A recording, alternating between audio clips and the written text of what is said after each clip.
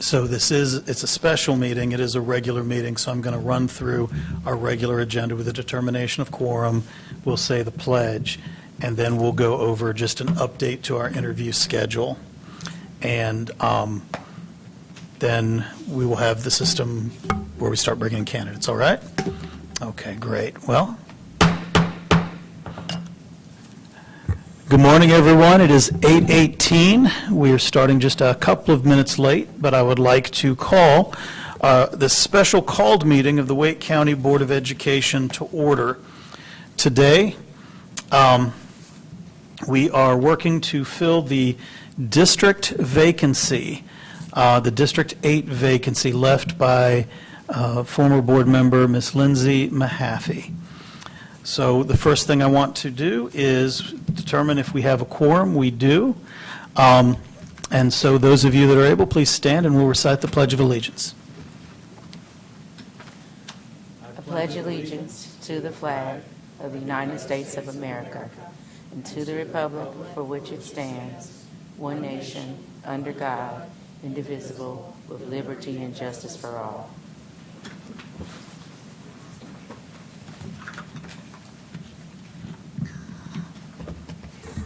All right, thank you, everyone.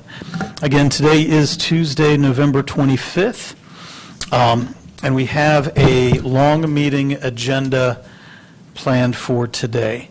However, it is not quite as long as we thought it was last week. The first thing I'd like to do is I need to update you. The following candidates have officially withdrawn from consideration of the position: Balram Alfari, Heather Emerson Young, and Hardik Raval. So those three candidates, Balram Alfari, Heather Emerson Young, and Hardik Raval, will not be able to join us today, will not be joining us today. They have withdrawn from consideration. All right. If you had gotten any correspondence, we did have one candidate who was unsure if they could join us. He has confirmed that he will join us, Mr. Robert Dunn. He will be in the last interview position today. So we will proceed today and interview candidates for the vacant District 8 board seat.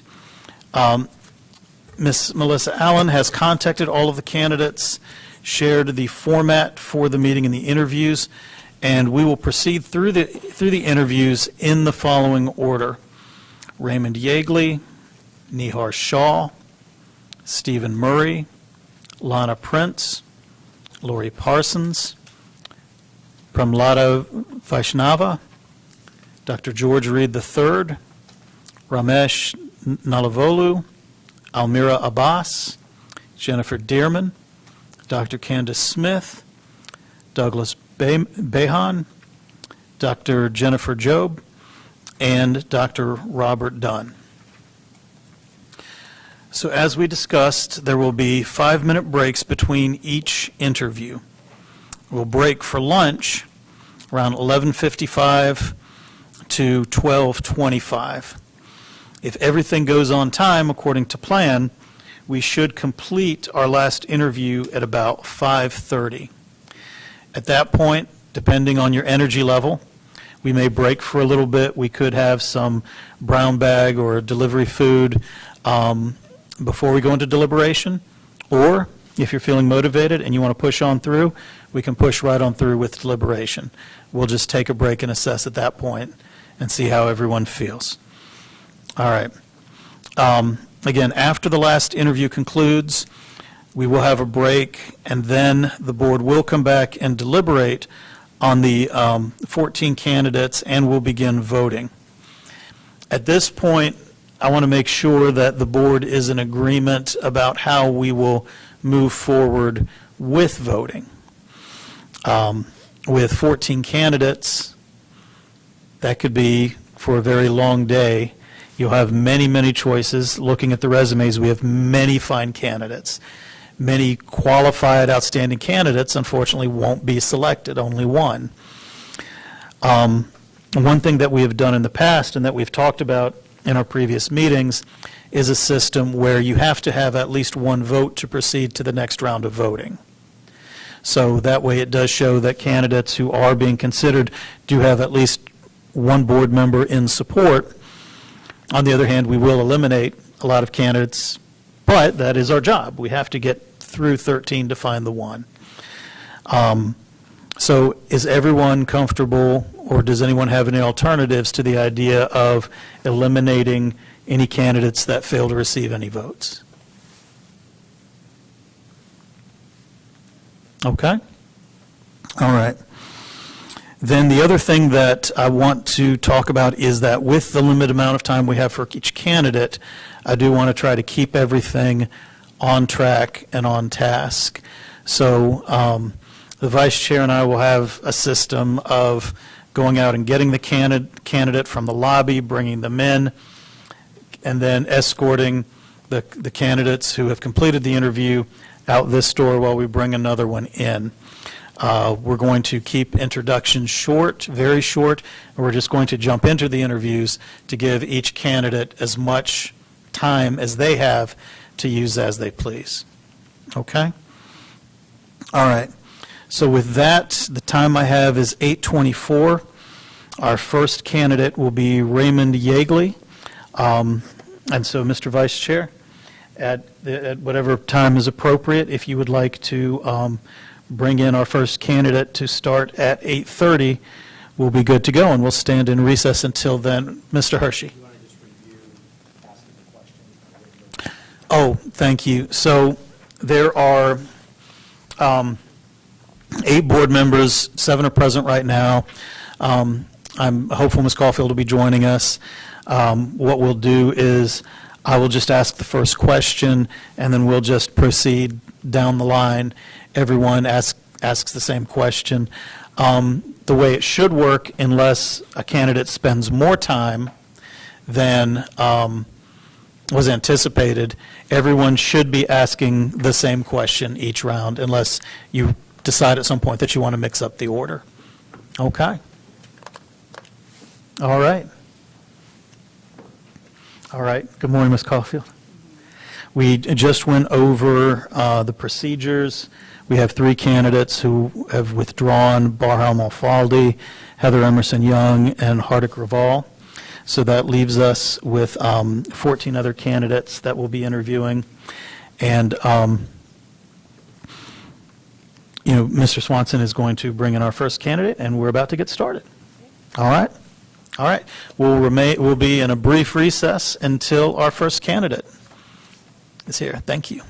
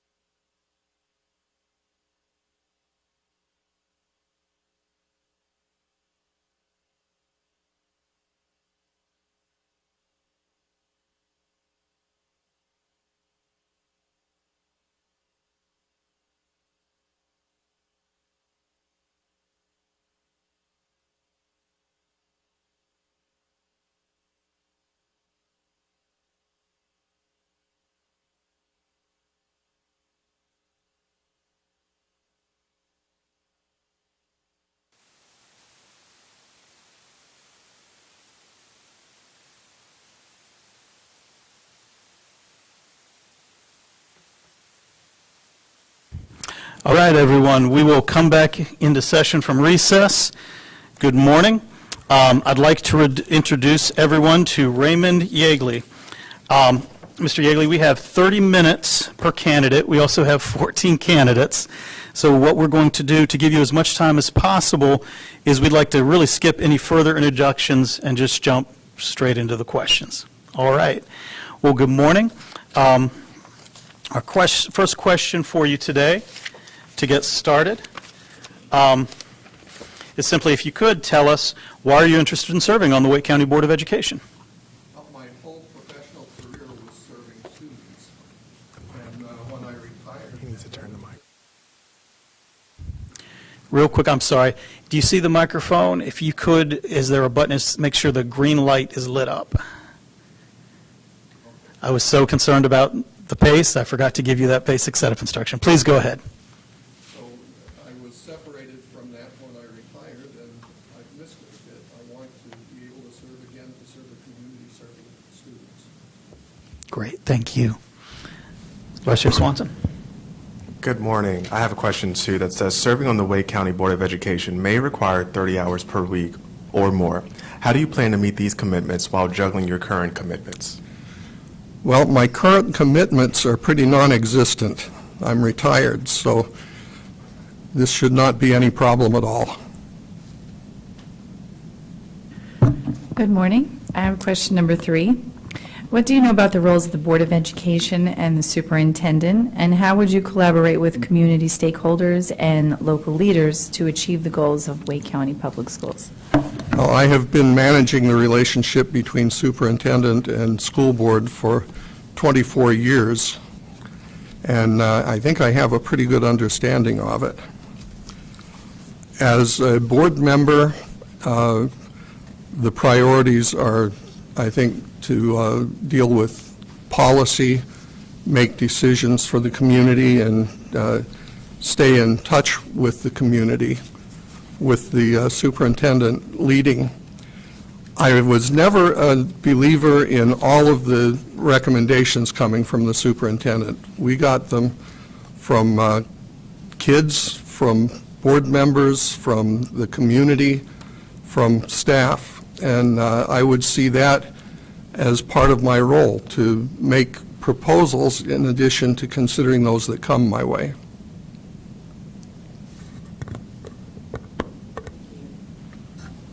Thank you. As you collaborate with other board members and the superintendent to develop a budget, what do you think are the budget priorities that we should have to meet the needs of all students and staff? Okay, there are numerous things that school districts are responsible for, from transportation and student nutrition to extracurriculars. But I think there are 2 priorities that really stand out. The first one is keeping the students safe. The second one is maximizing the learning opportunities for students and make sure that they are learning. So I think those 2 things need to be foremost in our mind as we're considering the budget. We don't want to shortchange that. Now, even those 2 go into some of the other areas. So, for example, safety requires, I think, that we not leave too much deferred maintenance. We have to have safe facilities, safe playground equipment, and a safe environment for the students to be in. The academic excellence part of it, I believe, requires that we have both a competitive salary and an environment that is inviting, that is supportive of teachers and staff members and students. With safety, we may need to coordinate with police. I don't know whether we have school resource officers in Wake County or not. That might be one of the things that would need to be budgeted for.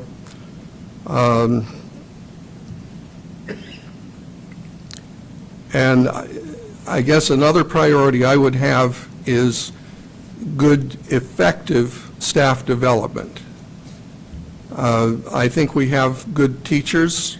like any other profession or any other school district, there are probably some who are not performing up to standard, but all of them come from a diversity of preparation programs.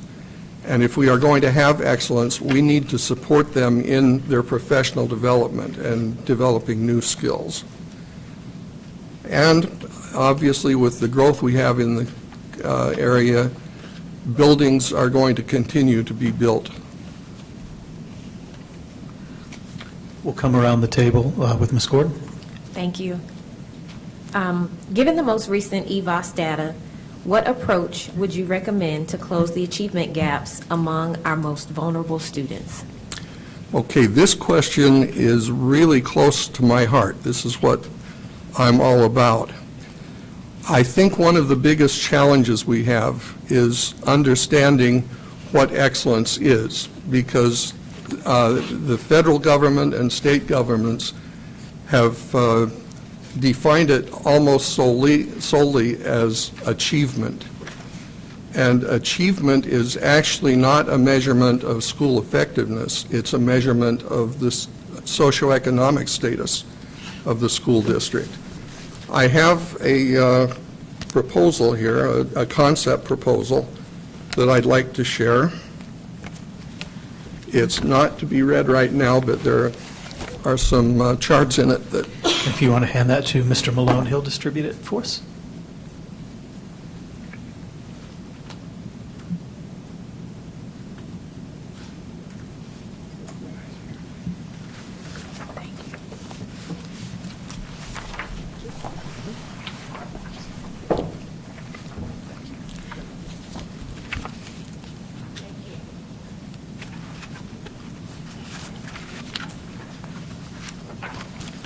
if you will go to page 5, there are two figures there that are apropos to this question. The top one shows achievement with socioeconomic status, and you can see that it's a nice tight line, that as the affluence goes up, the achievement goes up as well. The second one is learning rate, or academic growth of the students, and you can see with that one that it's spread all over. In the first one, Wake County is fairly affluent and is a high-achieving district.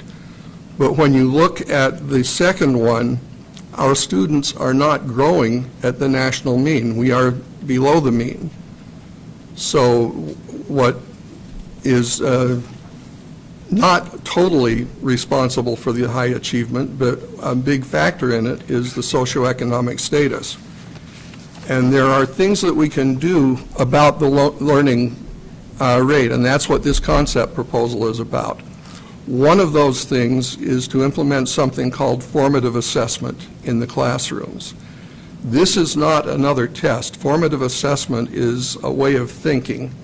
It's the teachers asking questions, using instructional strategies that allow them to get a sense for each student in their classroom and what they are learning, how they're understanding it, how they are moving forward. And in this environment, students do grow faster. Now, the question asks about the most vulnerable students, and a lot of the research on this shows that there is a large effect with formative assessment, and that the effect is greater for the students who are more challenged than it is for the higher students, higher performing students. So that is one of the things that I would strongly recommend, and I hope that you will look at this and consider this at your leisure, but whether I'm selected for board membership or not, I think this is something that you may want to look at. The data, by the way, on those two paragraphs came from the Stanford Education Data Archive, and it dates back to 2019, so the data are not exactly up to date, but I don't think there have been any significant changes in the relative performance in those years. The embedded formative assessment in this proposal involves a 2-year professional development program, which is not particularly expensive, but is highly effective.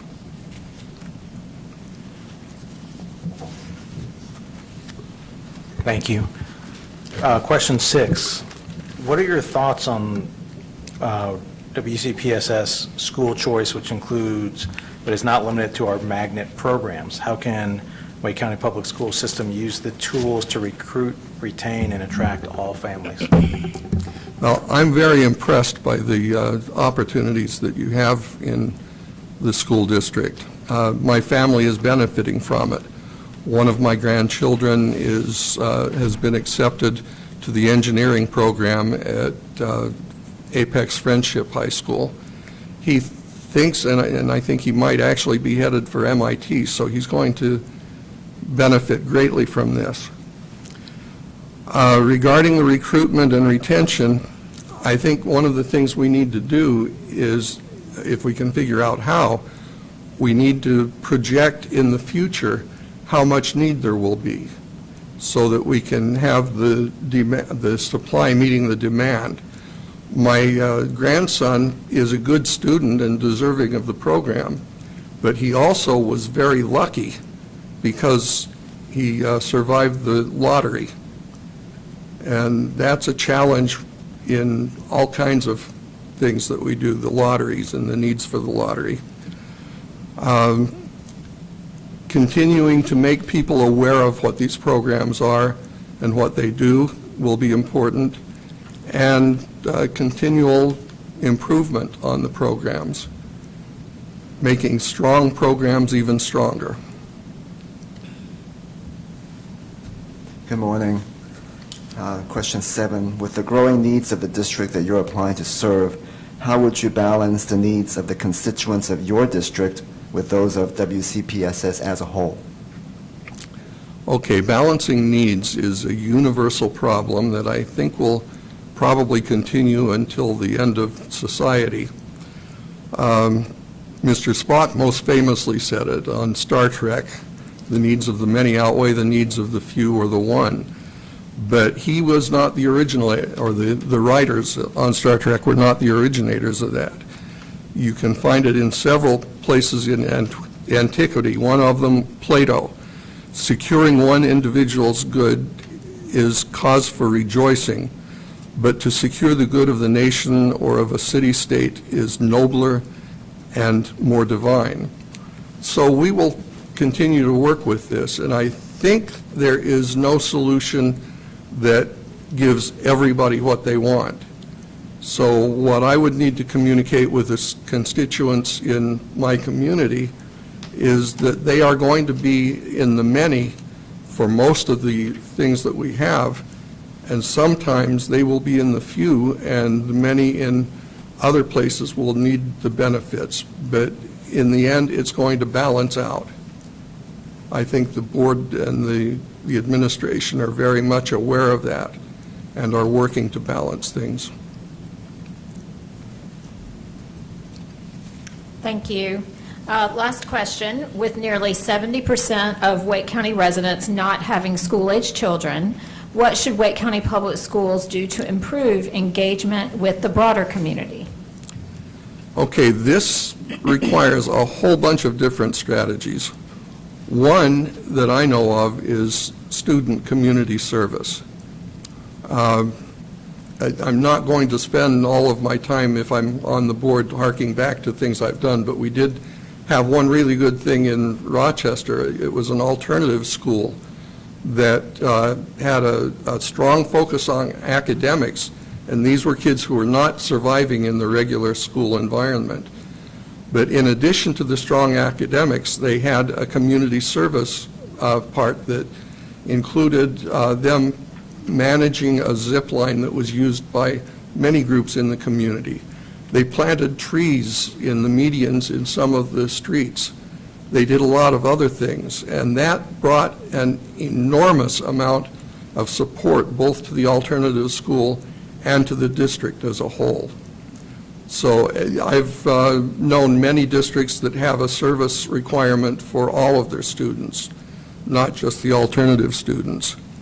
So that, I think, is one thing that we can do to bring support. After all, the students are what this is all about. The second one is to be responsive to inquiries and give genuine respect and consideration and attention to every citizen who approaches the board. You can't please everybody. There are times that we're going to have to do things that will be negative. There are teachers who will have to be fired, students who will have to be expelled, and parents who will have to accept the answer no. But I would hope that doesn't become a big part of what we do. We need to recognize and try to honor the requests that we get. And I think a key to this is that if people feel like they have been heard and understood and respected, they are more willing to accept a negative outcome. All right. Mr. Higley, that does conclude all of the questions that we have for you today. We will make a decision this evening. I will call all of the candidates who have come to interview, and I will notify them of the selection. We don't know exactly what time that will be. We anticipate it will be sometime after 5 p.m. Okay. I will say we had 14 candidates. We have many highly qualified candidates. However, 13 will not be selected. But we do appreciate you putting your name out there. It takes a lot, and we will review the information that you've shared with us. Thank you very much. All right? So thank you very much, and have a great day.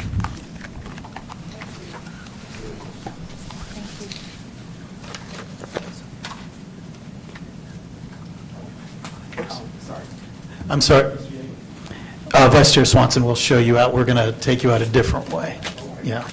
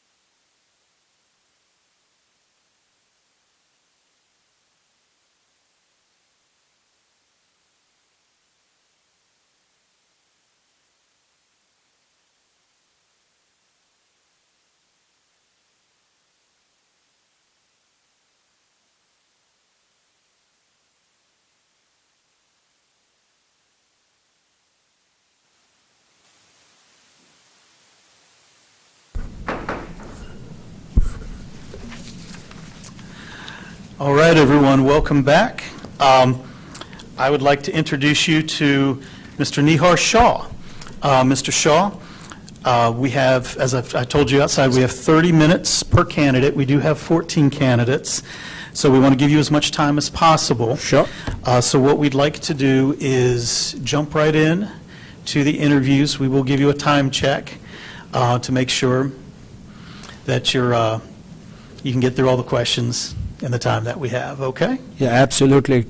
Thanks, Board. Good morning, everyone, and I appreciate allowing me to come here and share some of my thoughts process. I'm sure it will be a busy day, so I will not try to repeat myself on the repetitive answers on some of the questions, and feel free to ask me any questions. Thank you. Let's jump right in. So tell us, why are you interested in serving on the Wake County Board of Education? Absolutely. Being a Wake County resident for quite a period of time and father of 2 high school kids, it's always, I believe that the strong schools will bring strong communities.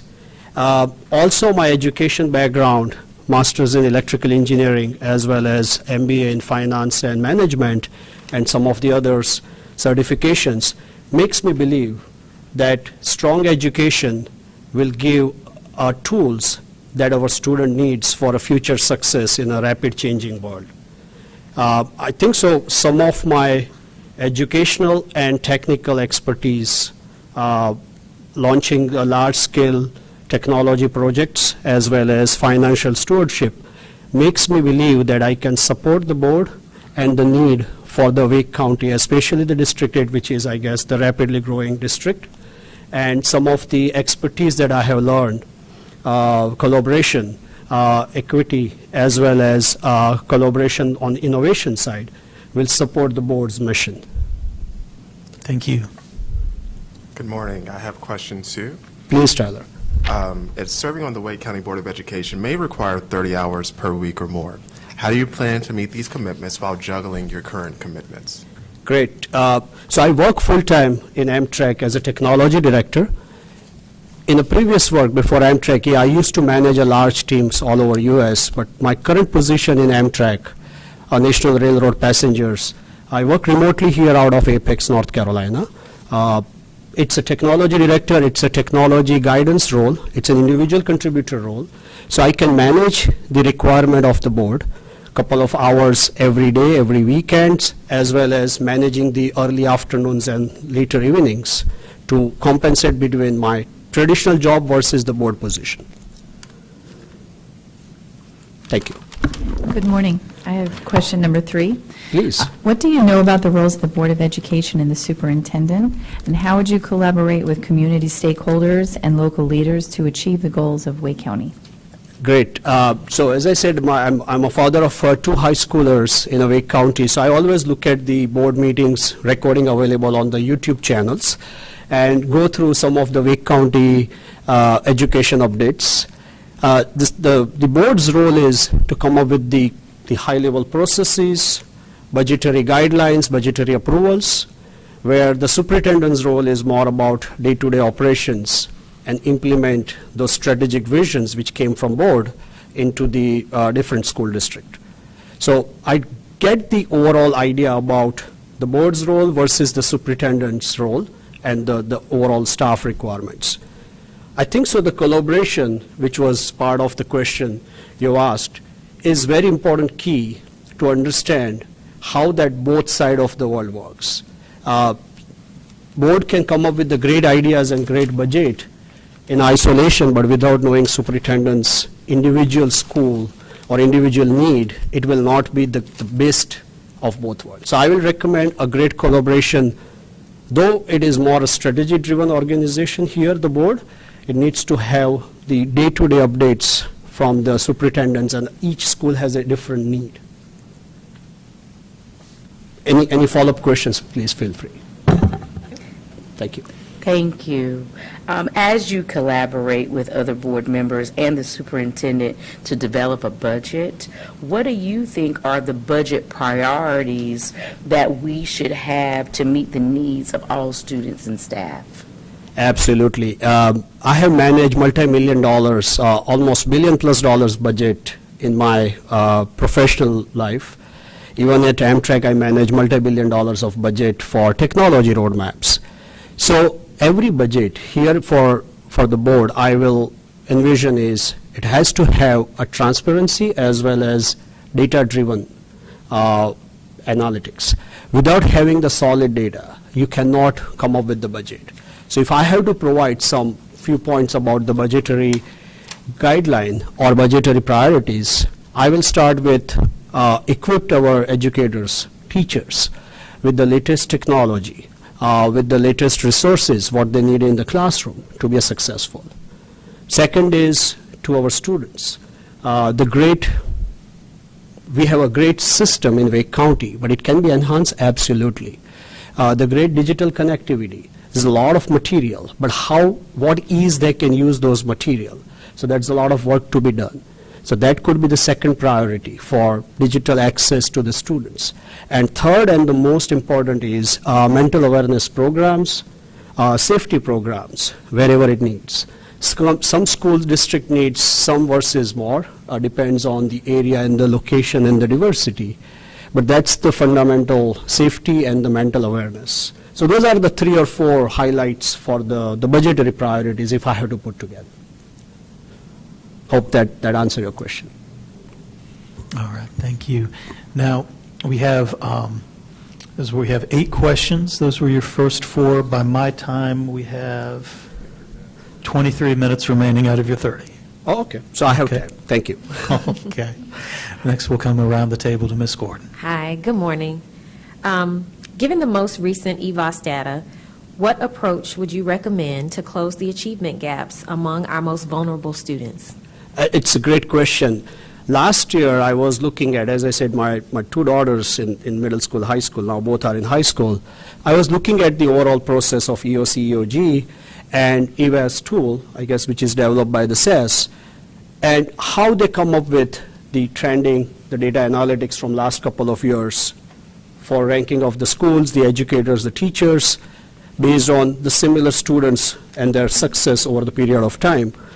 There are multiple ways. EVAS and some of our vulnerable students, I guess that's the question. I will say that we should start proactively before even those tests earlier in the year. Those vulnerable students, we have to provide an additional help. A specific subject, specific topic, if they are lagging, there is an opportunity. The targeted help will be very useful to reach to the level and help those lagging students. That's the first. Second is, I think so, I have provided that we have a lot of different material, but it needs to be organized. So some students where they don't know where to look for those materials. It's ease of access and ease of looking at that specific topic if they are lagging in that topic before the EOC, EOG, or any other standardized testing for EVAC data. And third is, being a technical background, there are a lot of different softwares and applications, even for our teachers or educators, where they can come up with a very targeted study plans for those vulnerable students.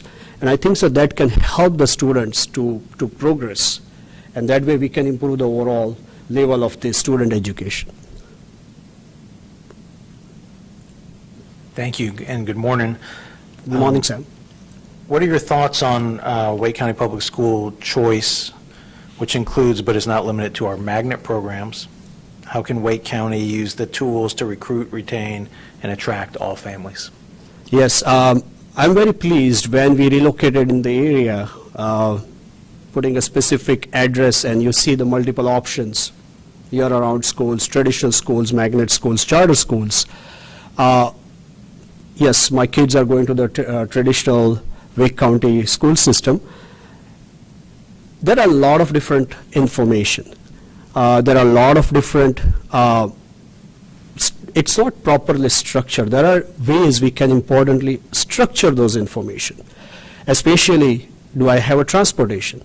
If I go for this specific school, is the transportation available, or I have to arrange my own transportation? I think so there are multiple ways we can still attract the families from outside to the Wake County if we have more ease of those tools and information. Information is there, we have to just make it more systematic. So being a product manager or product launch in my previous roles, I want to make this as a product where it is very ease of access. And whatever the information you think as an end user, it's readily available. Second approach I will think is share the success stories. There are a lot of great students in Wake County, and they have done fantastic, either at the county level or at the national level. In the field of engineering, STEM, medical, there are a lot of different students which you see on the media every day from Wake County. We have to share those success stories to attract the families. And one more thing I will add is some of the other school districts like Massachusetts, New York, and Orange County, California, especially Tustin School District and those, they're using for magnet school, they use like a summer volunteering or summer internship program for high schoolers, which is not very common. You have heard summer internship for the college kids, not for the high school kids. I think so that can also attract more families to the magnet and other programs. And other school districts are using those methods to attract the families into that school district. So if that helps. Good morning. Morning. With the growth of the growing needs of the district that you're applying to serve, how would you balance the needs of the constituents of your district with those of WCPSS as a whole? That's a great question. So if I put my corporate hat, I will follow the corporate mantra and follow the district first and then system always methodology, which means that I will give priority to the needs of District 8 as a board member, but same time I will align with the broader board's mission before we take a final decision on those. And there is always, in governance, there is always a difference of opinions. But I always believe collaboration and database discussion, pure data analytics discussion will come up with the conclusion what is right for the overall school district and right for the specific District 8 if we are talking about. Thank you. With nearly 70% of Wake County residents not having school-age children, what should Wake County Public School System do to improve engagement with the broader community? Yes, this is also a very classic question for a lot of school districts, how to balance the taxpayers who are paying for the school as well as the taxpayer who don't have the school-going kids. I will be in the board in 4 years. I will not have kids I will be empty nester. So if I look at that specifically topic, it's more about awareness. I found Chicago, one of the suburbs of Chicago School District, and I don't remember the name, so I'll not quote for it. What they have done is they have done talking with the bigger homeowners associations whose majority of the kids are not in the school, and try to get awareness that the public school system will bring the overall pricing of their houses. It will bring more workforce development in the area. So try to get awareness. That's just more collaboration part with some of those HOAs and community. And it has to be done regularly. It's not one time that you communicate those messages. Second is you show the statistical data about having a great public school system attracts more families into the area, and the entire ecosystem will develop. Because those families will bring in, if you look at economics perspective, they will need restaurants, stores. So eventually it will start bringing more economy into the area for that specific need of a young family. And that is great for the growth of the overall area, financial growth. So your house prices, your overall economy will improve if you have a great public school system. That's just one of the way of thinking. And being an HOA president of our community in Apex, I always bring that topic, though I don't have all the information, public available information to the residents of the community, that it's a great to be part of this area where we have a great school system. So that's a couple of ways we can manage that. But there is no silver bullet. It's always a tough question to juggle. Okay, so Mr. Shaw, that does conclude the questions that we have for you. Wanted to let you know that the board does intend on making a decision this evening, Oh, okay, that's pretty quick. Appreciate that. and I will contact everyone to notify them of the selection. Now, as I think I might have mentioned before, we have 14 candidates, so there will be many qualified candidates. Of course. 13 of the 14 will not be selected, but we're very excited for everyone who has applied, and we really appreciate you putting your name out there and submitting your name and your resume and your ideas for consideration today.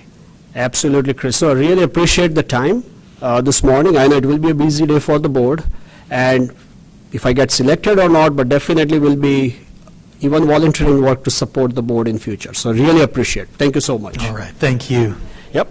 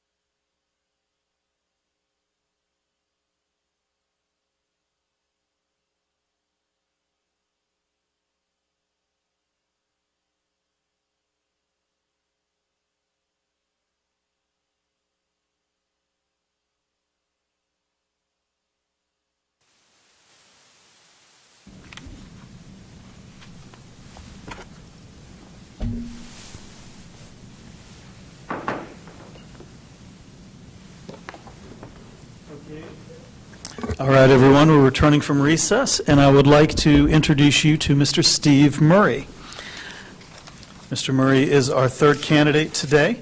I have instructed Mr. Murray that we have 30 minutes per candidate and that we have 14 candidates. We do want to give you as much time as possible, but we do want to make sure that you do have a chance to answer all of the questions. So halfway through, we will give you, after the first 4 questions, we can update you on the time you have left. And at any time, if you're curious, feel free to ask. It's no secret, and we can let you know how much time that you have remaining. All right? So if you are ready, what we'd like to do is just jump right into the questions. And our first question is pretty simple. Why are you interested in serving on the Wake County Board of Education? Certainly. Thank you for the question. I think it's a combination of my professional background and my commitment to public service and my lived experience as a parent. I've had some roles that require me to advocate for others in some complicated systems, first as a pharmacist and then as an investigator and a data analyst in North Carolina Medicaid. It's taught me how to listen closely to people and to find the root cause in situations, and how to use data to make sure that systems are working properly. I've learned that when systems fail, it's not abstract, it's an actual person that is being failed. It's actually shaped how I approach this role. I live here in Wake County, and I've lived as a public servant and as a public school parent. I have been impacted by one of the reassignments in 2012. There was a period of time there when our family was temporarily going to be reassigned to a location 6 miles away, and we organized and talked with the school board, and the school board actually went back and gave us a path to our local school. So we found out that you guys do listen and adjust plans based on how public feedback. But it is very personal to me. I have 3 kids. All 3 of my kids are neurodivergent. One recently graduated high school. One is still attending high school. And one of my children, my wife and I, had to disenroll from school and had to place in a therapeutic boarding school because that's what my child needed. We've had a range of experiences. I understand the reality of the system, both its strengths and its gaps, things that need to be addressed. I have had some experiences that are profoundly positive, and I've also had some situations where my children were either misunderstood or unsupported, but I don't think it's from a lack of compassion, but I think it's more from probably some inflexibility related to their neurodivergency. And I think it's the small decisions or policies that are set at the board level or at the district level that really can impact a child and ripple down to the child and impact their confidence, how they engage, and their sense of belonging. And I just want to ensure that the policies that we pass here work for the families that they affect, because I think that the policies that are created here are going to be around long after we're gone, and they really can change the lives of some people. My analytical background has taught me how to evaluate data and ask some really tough questions and identify patterns in the outcomes, definitely. My experience as a pharmacist has taught me how to build trust and explain some complicated information in very simple terms to people. And I can also problem solve with some pretty deep empathy, having worked in the community with people. Being a parent has definitely given me the determination that I need in order to do this role. But I think what motivates me most is just the idea of service. I've grown up, or my kids have grown up in this area, and I think the public schools are the foundation of the community, and I certainly want to make this foundation stronger. So, Thank you. Good morning. I have question 2, which says, serving on the Wake County Board of Education may require 30 hours per week or more. How do you plan to meet these commitments while juggling your current commitments? So fortunately, I have a supportive spouse, and I think that's going to be the key for me. Maybe many of you probably feel the same way. That's the first key. But I think what I really hear you asking, though, is how committed I am to the role, and do I have any barriers? Because that's really what the fundamental question that comes down to it is. And I am really committed to this role. I'm really excited about it and having the opportunity to do this. As far as barriers are concerned, at my job, my leadership is very supportive of this. They're giving me the flexibility to change the hours if I need to. I do work mostly from home, and the team that I work on is pretty agile. We can anticipate our work mostly, the work that we do, and we can plan around the board meeting schedules. The key is I just need to complete all of my job duties and the functions of my job, so you just stay within there. But the specific of question of how I would go about it, to be honest with you, I think I would seek advice from all of you guys as to how you guys do it, because you guys are the experts on how to manage all that, so. Okay. I have question number 3. What do you know about the roles of the Board of Education and the superintendent, and how would you collaborate with community stakeholders and local leaders to achieve the goals of Wake County Public Schools? Well, paint it with a broad brush. Everyone can say it. The board sets the policy, and the superintendent imposes and enforces or implements and enforces the policy. But I think the jobs are interactive, and they're almost overlapping in some ways, but their goals are always the same. The district certainly works the best when there's a coordinated effort between the two of them, obviously. I recognize that there's no power or authority as an individual. It's only when the board is collectively together making decisions that you actually have any power. But also, the board answers and is only accountable, or is accountable to the public, and the members are accountable specifically to their constituents. And the superintendent is accountable to the board in that respect. But for some examples of accountability related to the relationship between the two, it's essentially, it's like the school board. The school board's job is to use the student achievement data to drive the decision-making. It's the superintendent's job to collect the data and report the data to the board in order to make the decisions. And also to make recommendations to the board as far as to how to change policies. And another example I would give is related to climate in the schools.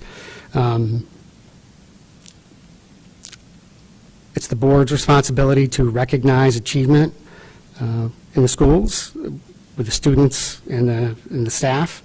So we would have to develop policies related to all of that, and it would be the superintendent's job to both implement and carry out the plan in order to do that. So. Then the second part of the question, as far as how would I collaborate with the community and stakeholders, I think they're two different questions. I think they should be 3A and 3B. But I certainly see collaborating as an obligation. It's not an option, obviously. There are several practices that I think are obvious. First one is you have to dress professionally, because if you don't look good, then the board doesn't look good. And it's a no-brainer, first of all. But I think the key is you have to do your homework. If you're asked to give any sort of speech or talk with the legislators, in order to do anything, you have to know what you're talking about, and you have to find out what they want you to talk about if you're going to be making a speech. You have to be knowledgeable in that sense. But I think one of the keys that you have to keep in mind is if you don't know something, you have to be able to say, I don't know, and I'll get back to you on that, or something like that. As far as specific methods, I certainly would say I would attend those the meetings with the service groups and with the local leaders and get to know them, and certainly continue those roundtable discussions with the local municipalities that Mr. Swanson's spearheading. I think those are a great way to foster ideas and relationships with the local leaders. I think that's one of the keys, is to try to identify where we have overlapping priorities and try to find efficiencies with them.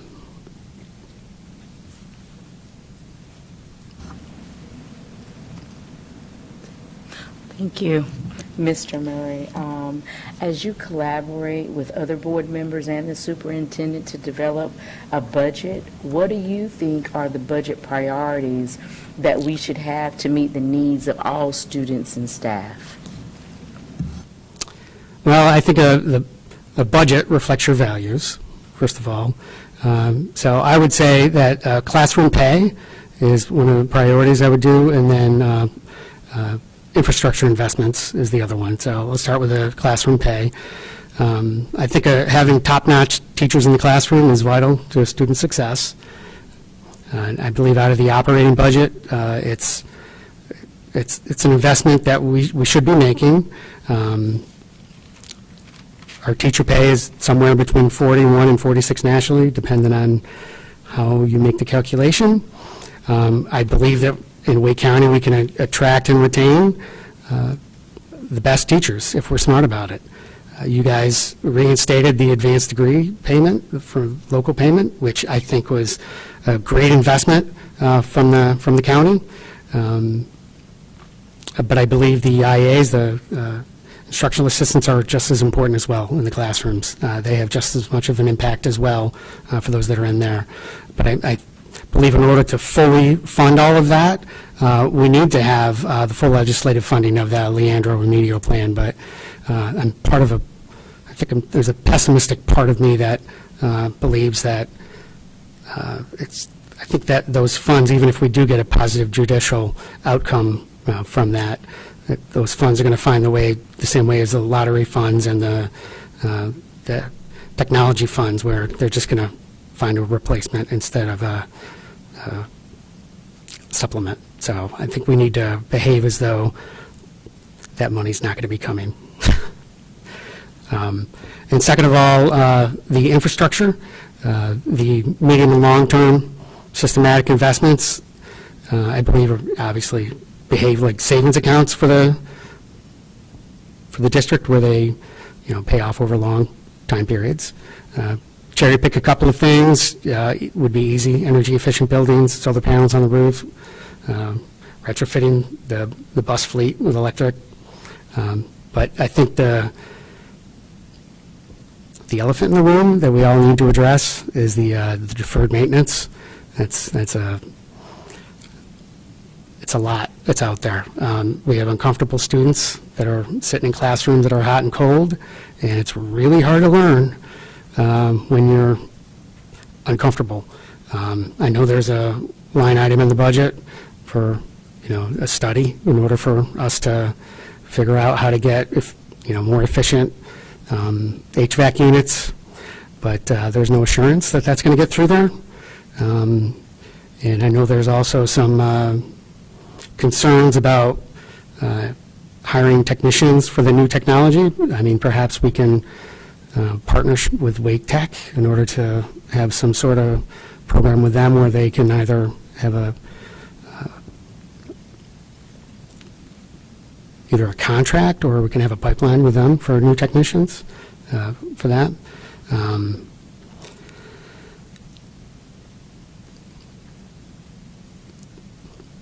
I know there was a thought process that there might be a state school construction bond, because it's been, 30 years almost since we've had one of those.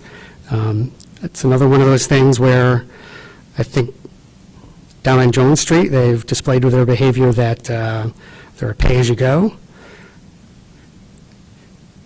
They've used the bonds as negotiating tactics the last couple of budgets, and I don't think we're likely to get those. So I think, again, that we need to make investments out of the capital budget, and you guys have done a great job going from $20 million to $40 million and taking bites out of that in order for the deferred maintenance, but maybe we need to do more. And you guys have done a great job prioritizing new buildings in the fast-growing areas in order to alleviate the overcrowding, but maybe we need to take our foot off the gas just a little bit. And I know that would impact District 8, but, if that alleviates some of the students that are uncomfortable, then so be it. At the end of the day, it's about the student achievement, and I think those are the two things that I think I would prioritize, so. Vice Chair Swanson, how are we on time? 14 minutes. Okay, you're right on pace. We'll come back around the table. Ms. Gordon? Thank you. Given the most recent EVOS data, what approach would you recommend to close the achievement gaps among our most vulnerable students? Sure. So the one that I focused on was early warning indicators in ninth graders. There's a study that's out there that's shown that a combination of good grades, focusing on attendance, and earning enough credits in ninth grade increased the likelihood of graduation by 4 times. So I think if we can fixate on those metrics in ninth grade and focus on those students, then it'll have an impact on the arc of people's lives. I know that we're not going to see the impact or the outcome for 3.5 years, and that's well beyond the next election cycle, but it's the right thing to do, and it's an easy one to monitor. But that's, again, where the separation of duties comes in, where we would monitor the information, and the superintendent would have to implement some sort of a policy to insert into the evaluation of principals and ensure training and all that stuff is in there in order to ensure that that policy is enforced. Also, I think reason and common sense tell me that you take the student data and identify the students that need the help, and you use the data to find the teachers that are good at it, and you try to put them together and find the ones that really need the help, and you put them in smaller classroom settings with those teachers. It's a logistics thing to me. You do that as best you can. Sometimes it's those simple things. You don't try to overthink it. And also, you bring the parents and the guardians in to try to develop a student-centered plan, and you support them around that, and perhaps redirecting some of the 1% of the Title I parental engagement funds to help close that gap. So what the board could do is, when they're writing policies, keep that principle that when they're writing new policies, they should always keep the principle in mind that it's like an invisible phrase. This will improve student outcomes by. And then every policy should be keeping that focus on the student outcomes. So this will improve student outcomes by. Thank you, and good morning. What are your thoughts on Wake County School Choice, which includes but is not limited to our magnet programs? How can Wake County use the tools to recruit, retain, and attract all families? So I love the school choice. The fact that parents do get to choose within Wake County from multiple different pathways for their child to learn. I think that Wake County certainly has a reputation as one of the best places in the country. And I think it's a direct result of the long-term efforts of this board. I know the magnet schools were created in the 1970s with the intent to promote desegregation, and lately there's been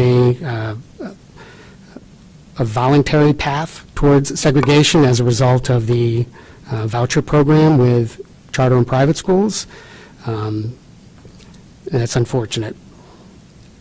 I think that the Board of Education over the years has done a great job with the different type of options and the number of options that we offer, and I think the board is definitely in tune with the different types of magnet schools that parents are asking for. I do think there's an opportunity that has a pretty low-cost solution. One of my children was part of the Academy of Information Technology within their high school. I think those could be expanded.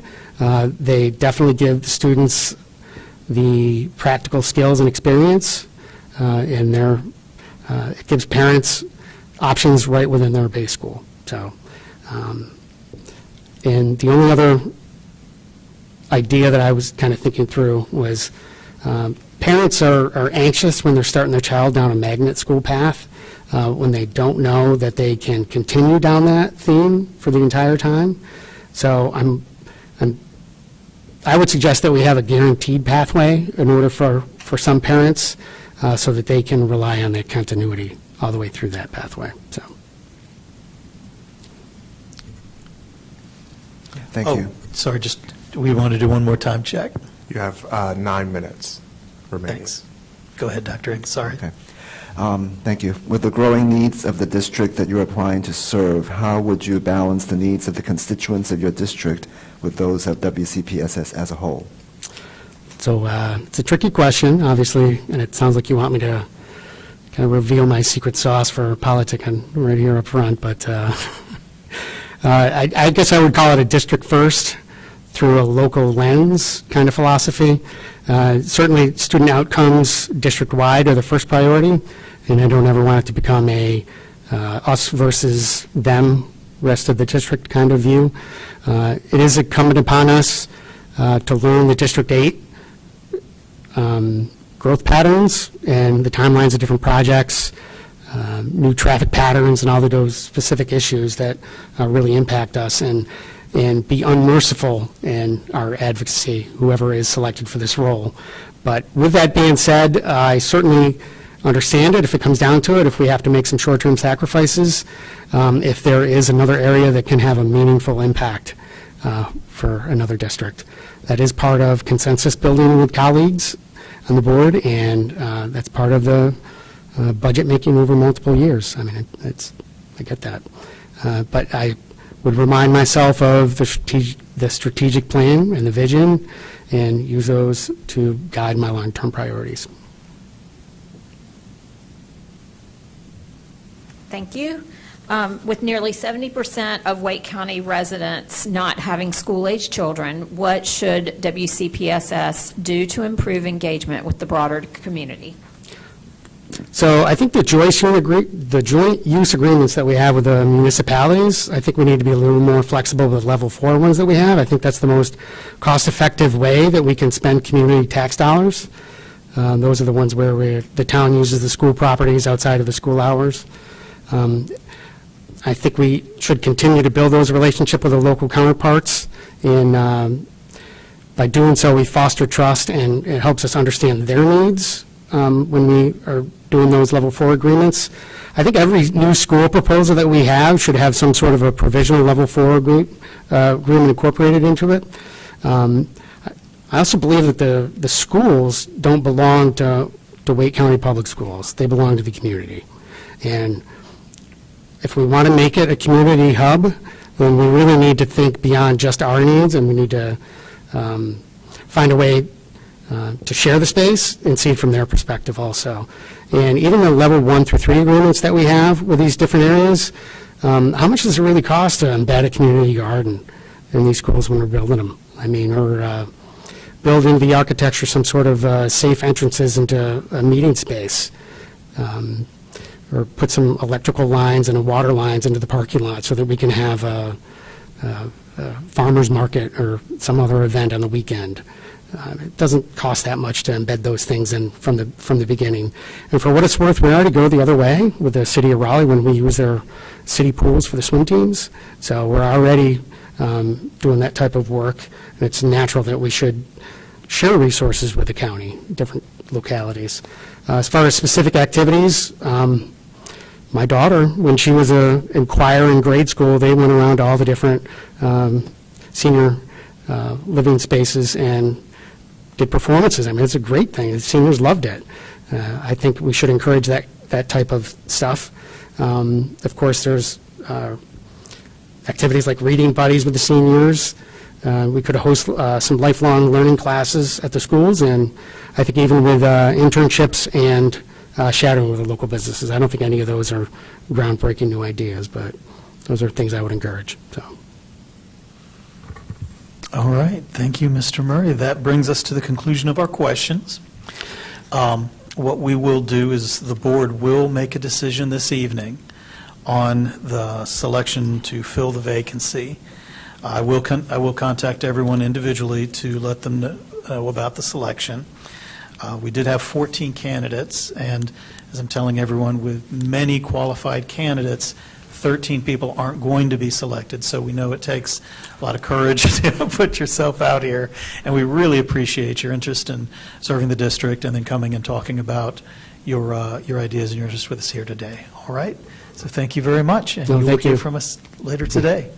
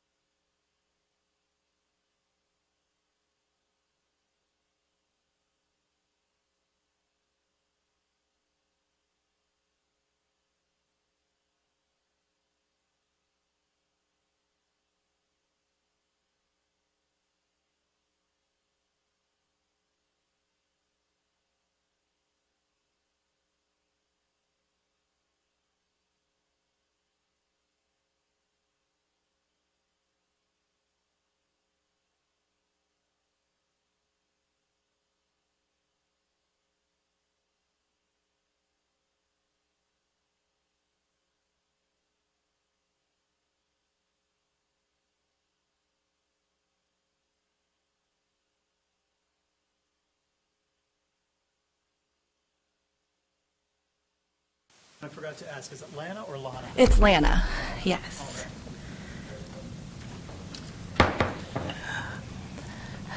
All right, everyone. As we just heard, I'd like to introduce Lana Prince to you all. Ms. Prince, we will have 30 minutes for the interview. There are 14 candidates who have applied for the seat. We want to give you as much time as possible, but take your time for each question. Okay. We will give you time checks throughout, just to let you know how you're progressing. There are 8 questions. Yes. We'll give you your first check after the first 4. Okay. And then depending on how close you are to the deadline, we may give you some others. All right. All right. Sounds good. All right, well, if you are ready, we will jump right in. Sure. And our first question is, why are you interested in serving on the Wake County Board of Education? Yes. Am I talking loud enough? I'll have to get used to the microphone. Well, my name is Lana Prince, and I have 3 young kids that are in the elementary school system. We have been working with them since they were in preschool to get them the help that they need. They were diagnosed with some developmental delays, and we have been in 3 different area schools in the District 8 area. So we've been at Buckhorn. Buckhorn Creek is where they did preschool. We did Holly Grove, and then we just got redistricted, and now we're at Rex Road, which is the new school, and we're having a great time settling in over there. But as the federal Board of Department of Education has kind of been dismantled and redistributed, that just brought a lot of concern for me that these programs that we have been living in the last several years might not get the funding that they need at our state level. So I'm here today to try and be a voice for that program. It was something that was vital for me as a parent. It's a huge learning curve when you have kids that have a lot of special needs. And I thought that was huge for me, and my kids are not the highest needs that are out there. We take care of a lot of different levels of kids in the state. We get exposed to that through the programs that we are in, but there's still sides of that program I still haven't even seen, and I've been in pretty deep so far. And these kids are awesome and amazing, and the schools have been pivotal to creating communities for parents, especially, where I can make friends and just say, hey, I'm not alone, right? And that is something that's really, really important. And I think that our state needs to really make sure that we can focus on that. So my interest in being here today is to say that there's a time and a place where we need to step up and be ready. And I think that this is a very important time and place. If we are not prepared to have North Carolina be able to keep these programs for these kids, if that money doesn't come from a federal level, then we could let down a large portion of our students. And I want to be that voice. I feel like I am in a position that I can be a community bridge. I can be that person for you that I'm in these schools. I've been in a significant portion of them already. I printed out the list of all the schools in the district, and you're like, to get 3 out of them, that, I'm here, I'm in it. And I'm somebody that can use those skills that I have gone through so far and bring that as something to give a different perspective. I think sometimes when you're in something for a while, you get used to the day-to-day, and sometimes you need a fresh perspective, and I feel like I can bring that. I made the decision for the longest time. I was like, I'm going to be a working mom, and these kids were born, and they said, hey, Mom, we need you. And I had to step away from that, and I did that. And what I feel like now, that's bringing me to here today. I have the time. I'm an advocate for my kids. I'm with them daily. I speak to their teachers daily, constantly.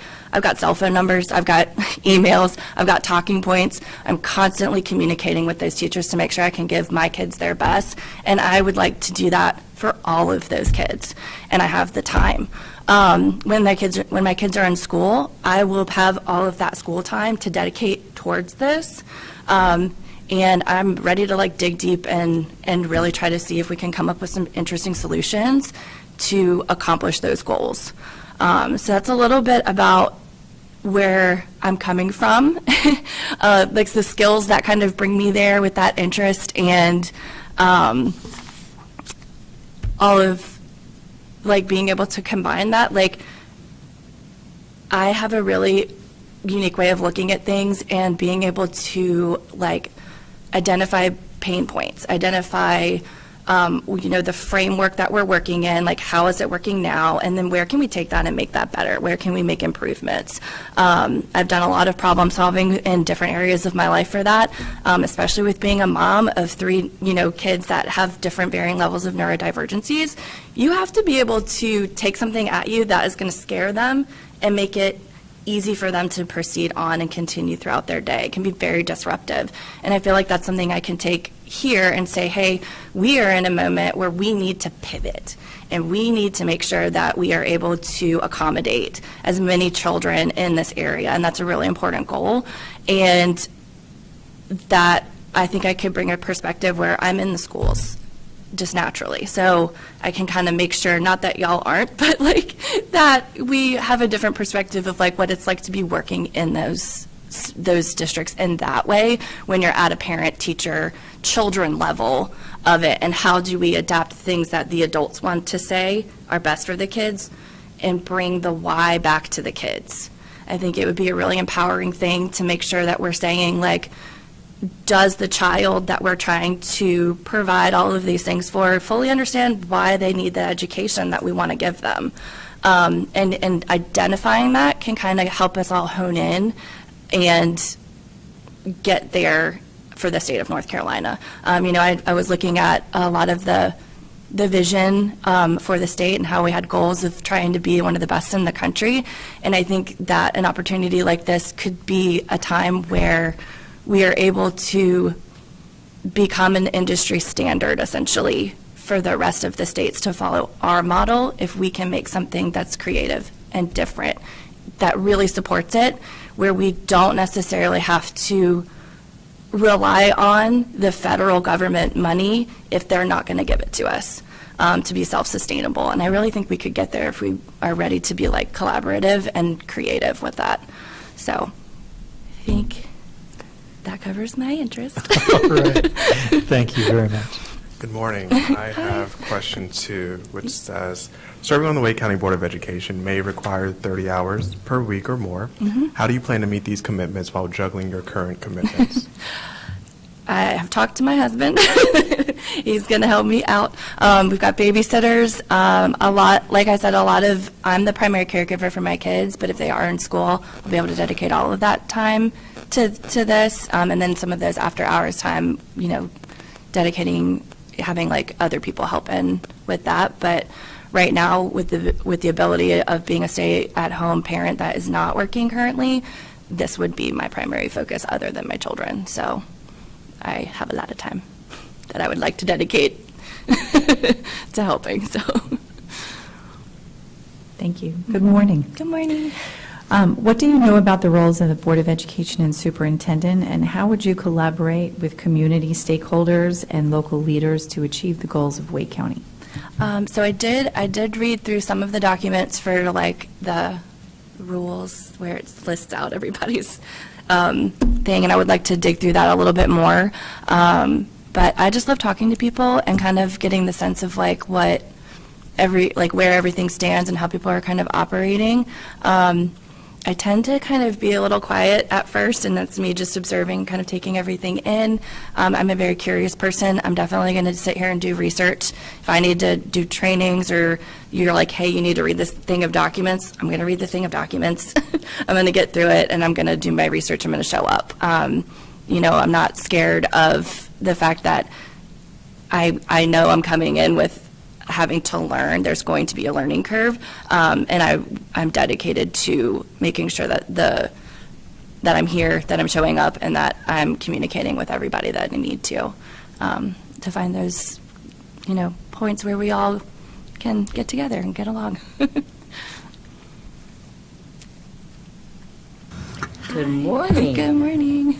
As you collaborate with other board members and the superintendent to develop a budget, what do you think are the budget priorities that we should have to meet the needs of all students and staff? Yes. That is something I definitely would love to dive into and really get a look of like how everything is working when it comes to the budget. You know, I obviously am very passionate about our special, you know, education programs and making sure that those are able to stay. And I think going back to some of my skills, I'm able to look at things like that and read through that and really say, like, how can we accomplish the goals that we're trying to accomplish in the most efficient and logical way possible? It's kind of a superpower that's like a little bit hard to understand until you kind of see it, but like I'm really good at that, where I want to make sure that we are putting the money where the kids can get access to it, where we can support our teachers. The teachers are also doing a ton of work, and you know, one thing about being at Rexroad and like having a new school is like we were at the beginning of the year be like, ooh, I think my child needs this thing, and then they would be like, we don't have the thing yet. And then I would, you know, be like, you know what, as a parent, my kid needs a thing, I'm going to get the thing to you and you can have the thing. I want that to be available.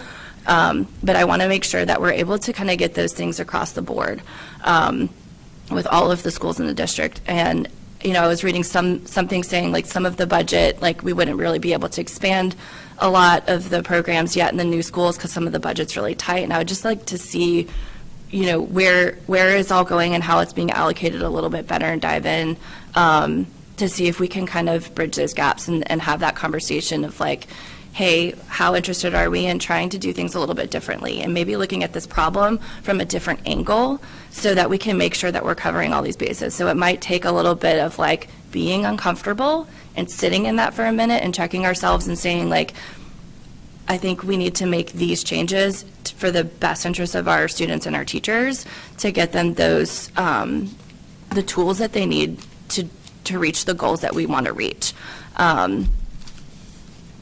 I hope that answers the question. I was trying to look at the budget, and every time I put it up, there'd be so many documents. I was like, you can't really comb through it in 24 hours, like, because a part of me was like, I wish I could sit here and like come in with a full plan. I really wanted to do that, and I was like, that can come later. But definitely, you know, here for it, here for the work.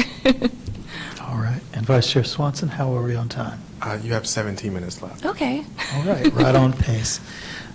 Go around Thank the you. side of the table. Given the most recent EVOS data, what approach would you recommend to close the achievement gaps amongst our most vulnerable students? Yes. So I was looking, I almost brought them the binders I have of evaluations that I have for my kids, of how many like data points that we are tracking for these kids. I'm getting a lot of those documents too as a parent. So I know that, you know, as the state board, y'all are tracking everything as well with those data points. And one thing that I'm kind of noticing is it's honestly a little bit of a roadblock to deal with some of the data points. And that's something that we may need to like have another opinion on to try and see like where are we really landing with the effectiveness of the data collection. You know, the things that they were tracking, I was looking at the formulas that they were creating, and these formulas are just not the children that I'm dealing with every day. And I think it would be an interesting thing to consider, like how much of that is important that we are tracking and how much of that might just be how can we take care of our children in a way that gives them the tools to still reach those goals where they're not just a number on a piece of paper. And I know that that can be kind of tricky because it is a system that we're investing in and like we're working with that. And if you want to talk other statistics, I know that I think there's some peers that actually work for the company that developed it that might be able to speak to the numbers directly a little bit better than I can. If I need to, I'll dive in. I'll learn the numbers. I'm fine with that. I'm not scared to learn something new. But one thing that came up to me that I thought was striking when I looked at this question, I also looked at the article where everybody had a little blurb about who was possibly being up for interview today. And one of the things that stood out to me that I noticed was every single person that's showing up today mentions in some capacity the mental health, wellness of our children and the social, emotional, behavioral component of our children. And to me, that just doesn't go, I don't know if you're measuring that in data. And so something that can be an area where when the kids are needing to learn social emotional regulation because they can't sit still long enough to perform the test of the data, or the data is requesting that the test be done in a certain way. I have a kindergartner. He's supposed to blend a word, and they do this thing on their arm where they start with the first syllable of the word, the second syllable of the word, and the third syllable of the word. But if they don't do the blending step, they just do the syllables, but then they say the word. They've said the word, but the data says we can't record that as a win because they didn't blend the sounds. And so then your child is on the data form getting all these numbers that say they're not meeting their goals. And then you're kind of going, well, how are they missing the goals? And it's maybe because the way that it's being taught and the way that it's being tracked is not necessarily what's most beneficial for the child. When you're in a preschool classroom for special education, the way that they have so many simple ways of adapting a learning model to make it accessible for a child is probably one of the most beautiful things I've ever seen, just simple picture boards. Here's a picture of the thing I'm asking you to do, and the child can understand that so much easier because they don't have the words for it. But once they see the picture, they can make that cognitive attachment and say, now I understand what you're asking of me, and I've also seen another student that maybe has a higher cognitive level, they're able to model the behavior. Now I can watch my peer model the behavior, and now I've successfully done the task that you're asking me to, and none of that can be recorded in a statistical analysis. So I think if you were to kind of flip the script and say, hey, what happens if we spend our time and our money developing and giving teachers those tools to kind of bring in little things like that in a classroom and let those things last longer in the elementary section. Like a lot of that stuff, kindergarten dropped. I go from preschool, fully adaptable classroom, kindergarten, half of that is gone. I got really lucky that my kindergartner, who has an IEP, has a teacher that used to be a special education teacher, and she knows exactly how to get him working, And so that is something that I thought was just an interesting thing to point out when it comes to doing this stuff like the data. It can make it really tricky when you're sitting in an IEP meeting and you're like, unfortunately, your kid is like 1 point, 2 points, 3 points lower than what's listed. And it's just not showing their full capacity, but now they're behind. And now you're like, for a child that needs to unleash after performing all day at school, they need to have relaxing time. I can't rein that child back in to get him interested in learning his reading words again that week. He's already been doing it all day at school.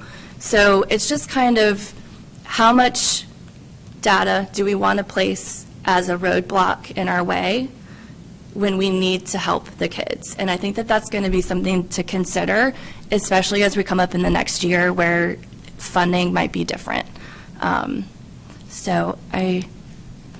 That is kind of my 2 cents on where we're at with some of the vulnerable kids. I think it could be something that leads to leaving them behind if we don't account for some of those things that are just outside the parameters. Math is cool, statistics are awesome, and it's cool that we have ways that we can track that, and I think it's an important thing to learn. But I'm not entirely sure if it's the greatest service to helping the kids the way that they need to be. And like I said, everyone here today, I think, is really passionate about making sure that we're taking care of the students and the teachers, mental health along the way, and whether or not some of this can be a deterrent in that. So that helps. Thanks. Thank you, and good morning. Good morning. Real quick, just a time check. We Sure. have 10 minutes left. 10 minutes, okay. Go ahead, Mr. Hershey. What are your thoughts on Wake County School Choice, which includes but is not limited to our magnet programs? How can Wake County use the tools to recruit, retain, and attract all families? This was a trickier question for me, I'll be honest. I've seen a lot of the recent magnet school stuff has been coming up, and I've been checking some of the emails for that.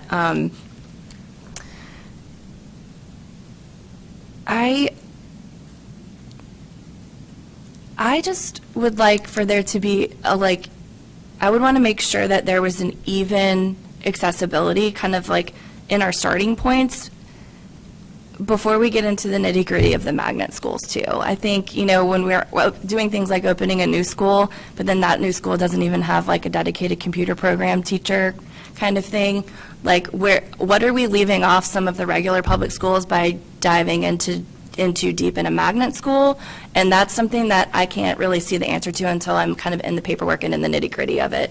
But it's a question that I think is worth posing and kind of considering. I don't want to leave any students behind. I love that magnet schools can kind of give you like a super diverse population and exposure to certain things, and that they can have certain programs that get like fleshed out in a way where I believe they called it niche exposure, where you had like exposure to more niche programs and like things that are out there. But I also would like want to make sure that all the schools are still being able to take care of all of their students. And especially, again, I'm going to bring it back to my special education crew, that I think, you know, making sure that is there an OT in your school? Is that OT being shared between two schools? How detrimental is that to your students that have trouble regulating their bodies? And then what does that mean when you're bringing in the magnet school programs?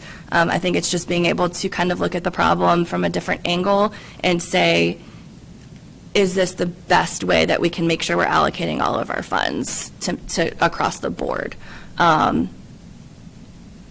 So I think that's kind of, I don't have as much magnet school exposure and knowledge at this time, but I'm willing to dive in and learn more, absolutely.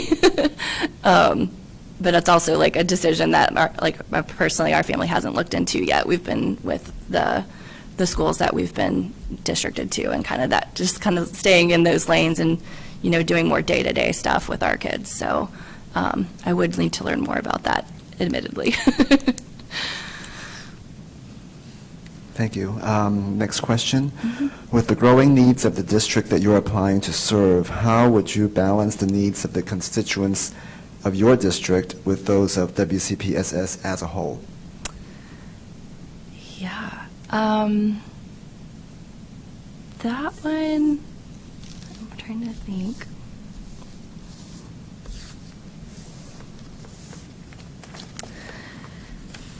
Get organized here.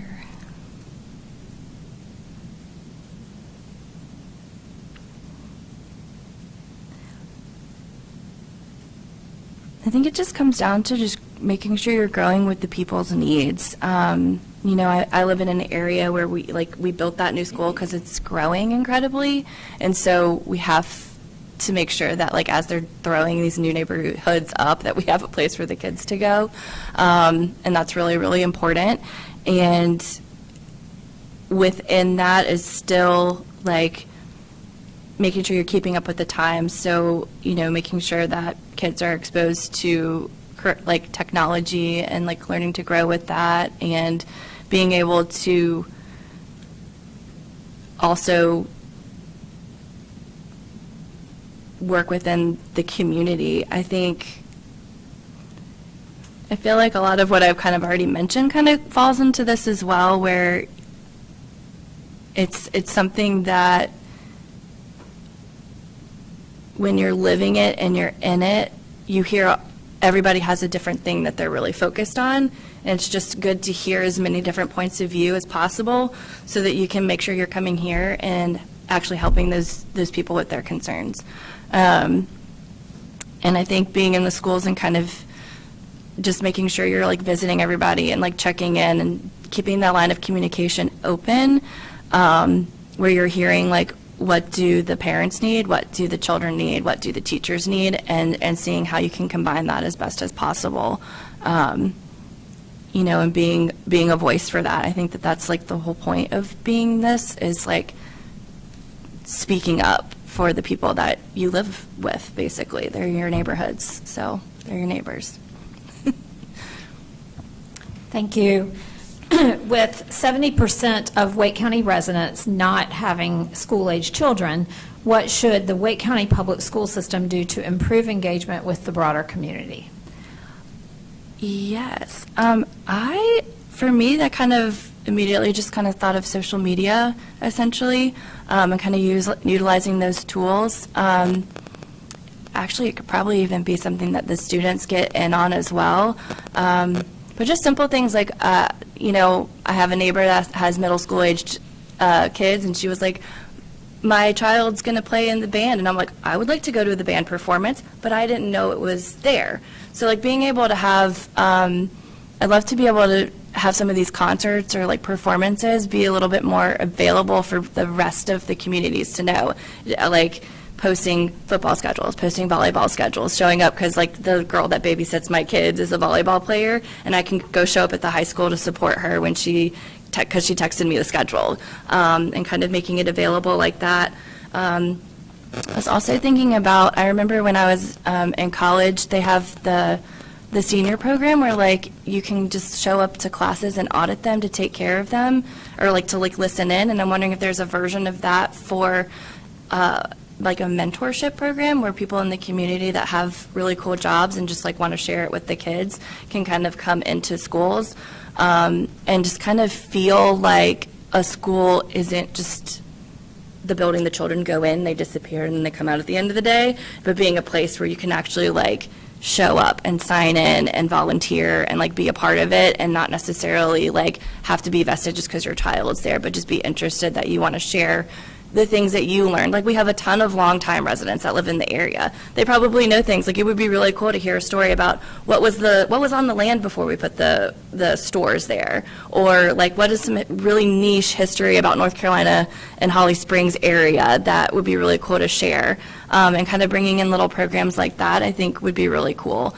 Just kind of like how any university would have like an alumni day or like career fair, we could essentially apply that to like a middle school or a high school level. I think that would be really cool.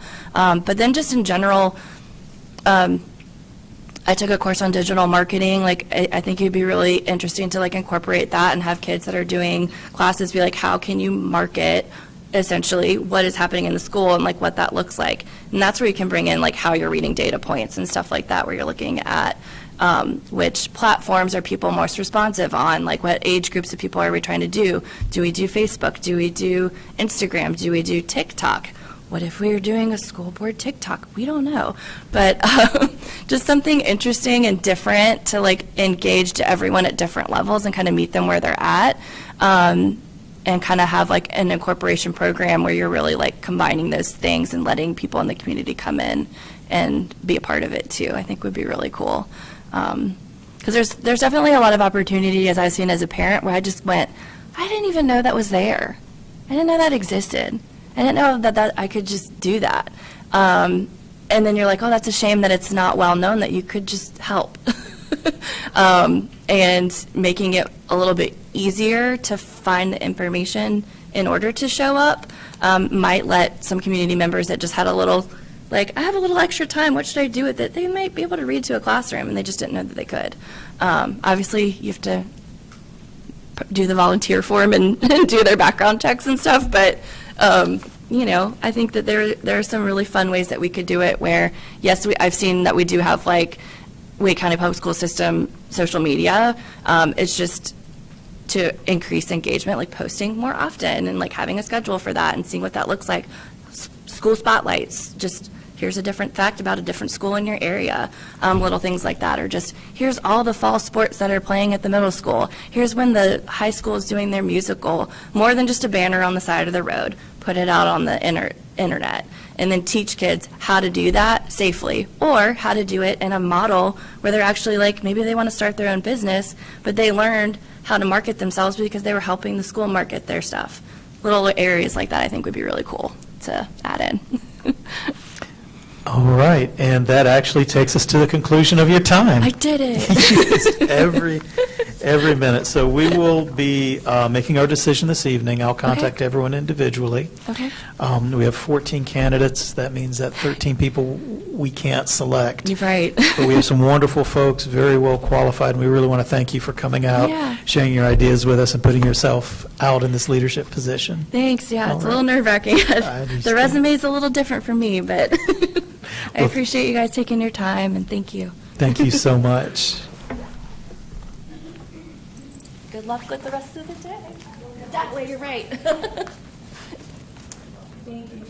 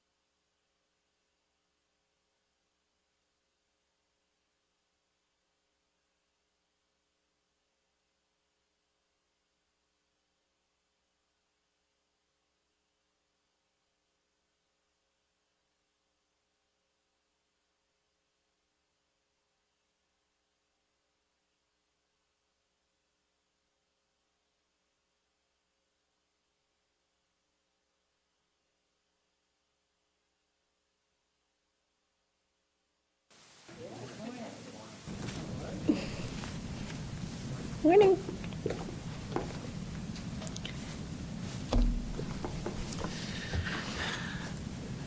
All right, everyone. Let me introduce you to Lori Parsons.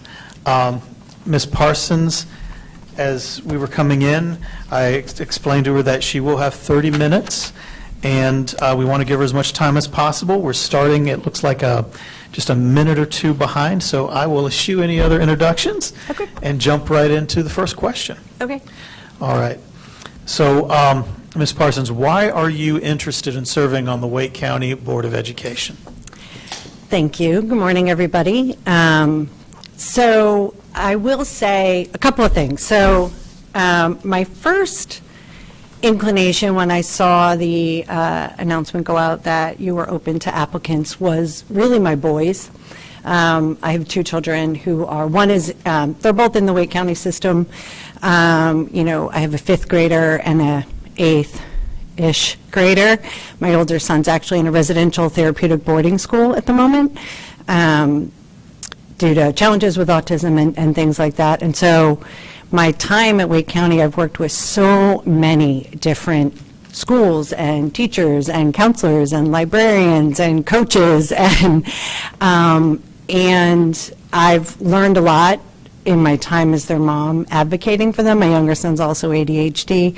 So if you saw my write-up, I'm kind of very focused on diversity and neurodiversity in particular. If any of you are parents, you know you lean in hard on the things you need to do for your kid, and this was new for me. So I've learned a lot through that process, and I thought, you know what, I think I bring something really interesting to the table because of the work I've had to do and wanted to do in support of my kids. But more than that, education's always been important to me. I'm the child of two public school teachers. Although I went into corporate America and I've been in corporate HR for 23 years, my dad and I used to have a lot of conversations when I was a know-it-all 25-year-old who thought, yeah, you could put corporate, performance management principles into place in schools. And my father would look at me like, you're crazy, kid. He was a high school teacher for math in an inner city in Hartford, Connecticut. And that just started this dialogue of oh, wait, there's all these different perspectives. And I've carried that, with me as I became a parent and started realizing, there's ways practices can come into play. And so in my time in HR, I've been an HR business partner. I counsel and advise the C-suite at SAS, previously at MetLife, and my role there really is to help them think about the people in their organization as they put business practices into place. And that lens of always looking at things through the people, in their organization, I think translates really well to thinking about how, as a board, you put policies in place, and it's all about the students and the staff. But a people-first approach doesn't always translate. As you roll that up, it gets lost, and then sometimes as you roll your policy down, you realize, we're having unintended consequences. So for me, I think just my varied background from just how I grew up and the cards life dealt me have really led me here. My son, who's home for Thanksgiving, but when I was on the phone with him, I told him I was doing this, and he said, Mom, thanks for advocating for me. And it just sort of spurs me on, to say, and I don't mean advocating in a adversarial way, just, he can see, that I would bring that perspective. So I probably didn't even follow my notes, but just sort of speaking from my, perspective, I think what I've done for a living contributes. I've also sat on, some nonprofit boards, very, very different, and they were about a volunteer organization I was a part of as a volunteer for 10 years. But in doing that, that was my first understanding of how do you merge passion and policy. And I struggled my first year on that board. It was another opportunity for me to realize, okay, I know this organization inside and out. I volunteered for 10 years. And yet I also bring all of this governance and org design and talent management skills to play from my corporate life. And merging that was it merged at different places and at a different pace than if I were just bringing passion into the workplace. And so I learned a lot in that time as well I had to step down from that board because it was very local to Connecticut, and at the time I lived in New York. And when we moved here, that just proved to be way too difficult to really be an active member of that board. But all of these things combined have helped me to realize, what it takes to balance all of that and bring the patience and open-mindedness. So that long answer, but that's a lot of, where my thought process was when I decided to apply. All right, thank you. Yeah. Good morning. I have a question too. Yeah. Serving on the Wake County Board of Education may require 30 hours per week or more. How do you plan to meet these commitments while juggling your current commitments? Yes, I did chuckle when I saw that question, because I was like, wow, yes, balance is always hard. But I will say I'm at a really, I think a couple of years ago, I would not have, even if I wanted to, I wouldn't have applied. My family and my work schedules were such that I definitely would have, something would have suffered. So I am at I'm at a great point in my family life and my corporate life where I have the capacity for this. So I've recently, in my role, I have a new manager joining my team, so now I only have management direct reports.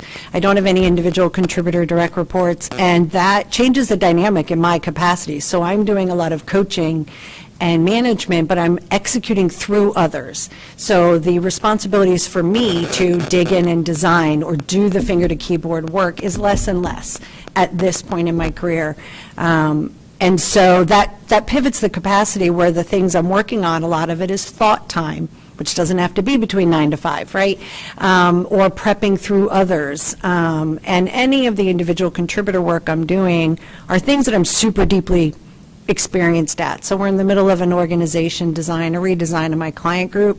That is my specialty in my work. And so I'm able to do that not only really well, but because I really like it, I can put all that energy to it.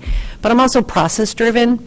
So in addition to feeling like my work capacity can be managed and flexed, I am just a process-oriented person. I like to find efficiency. I was a track runner in high school, and I just remember it was all about finding like the fastest path. I was cross-country. What's that shortest route, that line that gets me there the fastest? It's just how my brain works. And so I feel like I can balance it that way. But lastly, I'm hybrid and flex in my actual work schedule. So I don't commute to work on a regular basis. I go in when it makes sense. And so I'm not losing time to commuting. I think I learned a lot of efficiency, as we probably all did with the COVID years of having to balance things. So while I'm not saying it wouldn't be a large workload, I think I'm at a place and a time where I could handle it. Good morning. Hi. What do you know about the roles of the Board of Education and the superintendent, and how would you collaborate with community stakeholders and local leaders to achieve the goals of Wake County? Yeah, this question, I kind of came back to answering this one for myself, I'll be honest with you, because I don't have, as I mentioned, tremendous firsthand experience with, a Board of Education. I have the one experience on a volunteer board, which does give me that experience with kind of policy versus kind of in the weeds and executing through volunteering. But as I really thought about it and looked into it, I actually think that it balances really well with a lot of what I do at work around standard setting, guidelines. How do you think about something that could be applicable across a broad, that might have been me, a broad audience. So while this would be my first time on a much larger scale official board, it's not entirely unknown to me. I like, when I looked into it, thinking about the focus on the budget was one of the things that, and I know there's a budget question, so I won't go too far into it, but that's another place where I think the people get lost a lot, at least in my work. You can think about, okay, we need to do all these things for the people in our organization. So we have goals around, student achievement, and we have goals around teacher and staff and employee development and making this a great place for teachers and education staff to work. And then you pivot and you look at the budget and you're like, right, how do we get water out of a stone, right? And And balancing back and forth between those two perspectives is hard, and it can be really exhausting, and we're in the middle of it right now, planning for next year. So it's top of mind for me, and I actually went back and wrote some notes saying, you know, I used to, earlier in my career, be just wishing to get to the finish line on that conversation. You know, it just would get to a point where it was really hard. You're like, fine, whatever, you make concessions. And I've built a tolerance and a diligence for saying, no, I'm always going to be the one to come back and say, okay, I don't think that one rolls down well for the people, because that's my job on my client's leadership team, right? They run R&D. They have these massive budgets they have to manage, and they'll start talking about these huge investments in technology, which makes sense, and then they're going to go lean back on something over here, and I'm like, but for a fraction of that cost, we can roll out a more global management training program. Let's really focus on where we are not hitting the root cause of what's the point in rolling that out if we don't have the right skills in our team. And it requires a deeper level of understanding that sometimes gets missed. And I think being the HR person on that leadership meeting, I hold myself accountable for always bringing that stuff up, right? And not in a challenging way, in a let's not lose sight of it way. Do you have to compromise at the end and make decisions? Sure, decisions are hard, but it's important to always look back and make sure I can feel, you know, we can feel comfortable. Okay, we leaned in as hard as we could on the things that really drove the value. Good morning. As you collaborate with other board members and the superintendent to develop a budget, what do you think are the budget priorities that we should have to meet the needs of all students and staff? So the first place I go is obviously, you know, support for teachers and staff, whether that's salaries, whether that's work-life balance initiatives, whether that's, you know, support needed in the classroom, in the schools, for the administrators. I have had the privilege of working with or partnering with as a parent, so many amazing people my sons have been through 3-4 different Wake County schools, and that is such a variety of individuals. And there are some who really were critical at very important turning points in my family's history as we dealt with challenges my older son was facing in particular, or my younger son who, you know, was in kindergarten during COVID and really struggled to join, as most probably did, right? First grade was hard for that group. And I unfortunately ran into folks who clearly you could tell, best intentions, really amazing, but boy, was I the recipient, where I was the thing, you know, I was the thing that made them snap. What I was raising, the challenges my family brought to their day, and I could tell, you know, in hindsight, I could tell it wasn't personal, right? I know that they were, you know, the reactions and the interactions were because they were stressed. And so I will always lean in on, you know, it's an undervalued globally, right, role that I think we always it needs to be first. But also beyond that, I lean a lot in on knowledge. I've learned so much about, and this is where I kind of come back to the neurodivergence, you know, the ways I've explored my son's biology, you know, before we knew he was autistic, really understanding his autism in particular. We've explored the PDA profile. We've explored all the different, you know, facets of what make him him. And in doing so, I've really realized that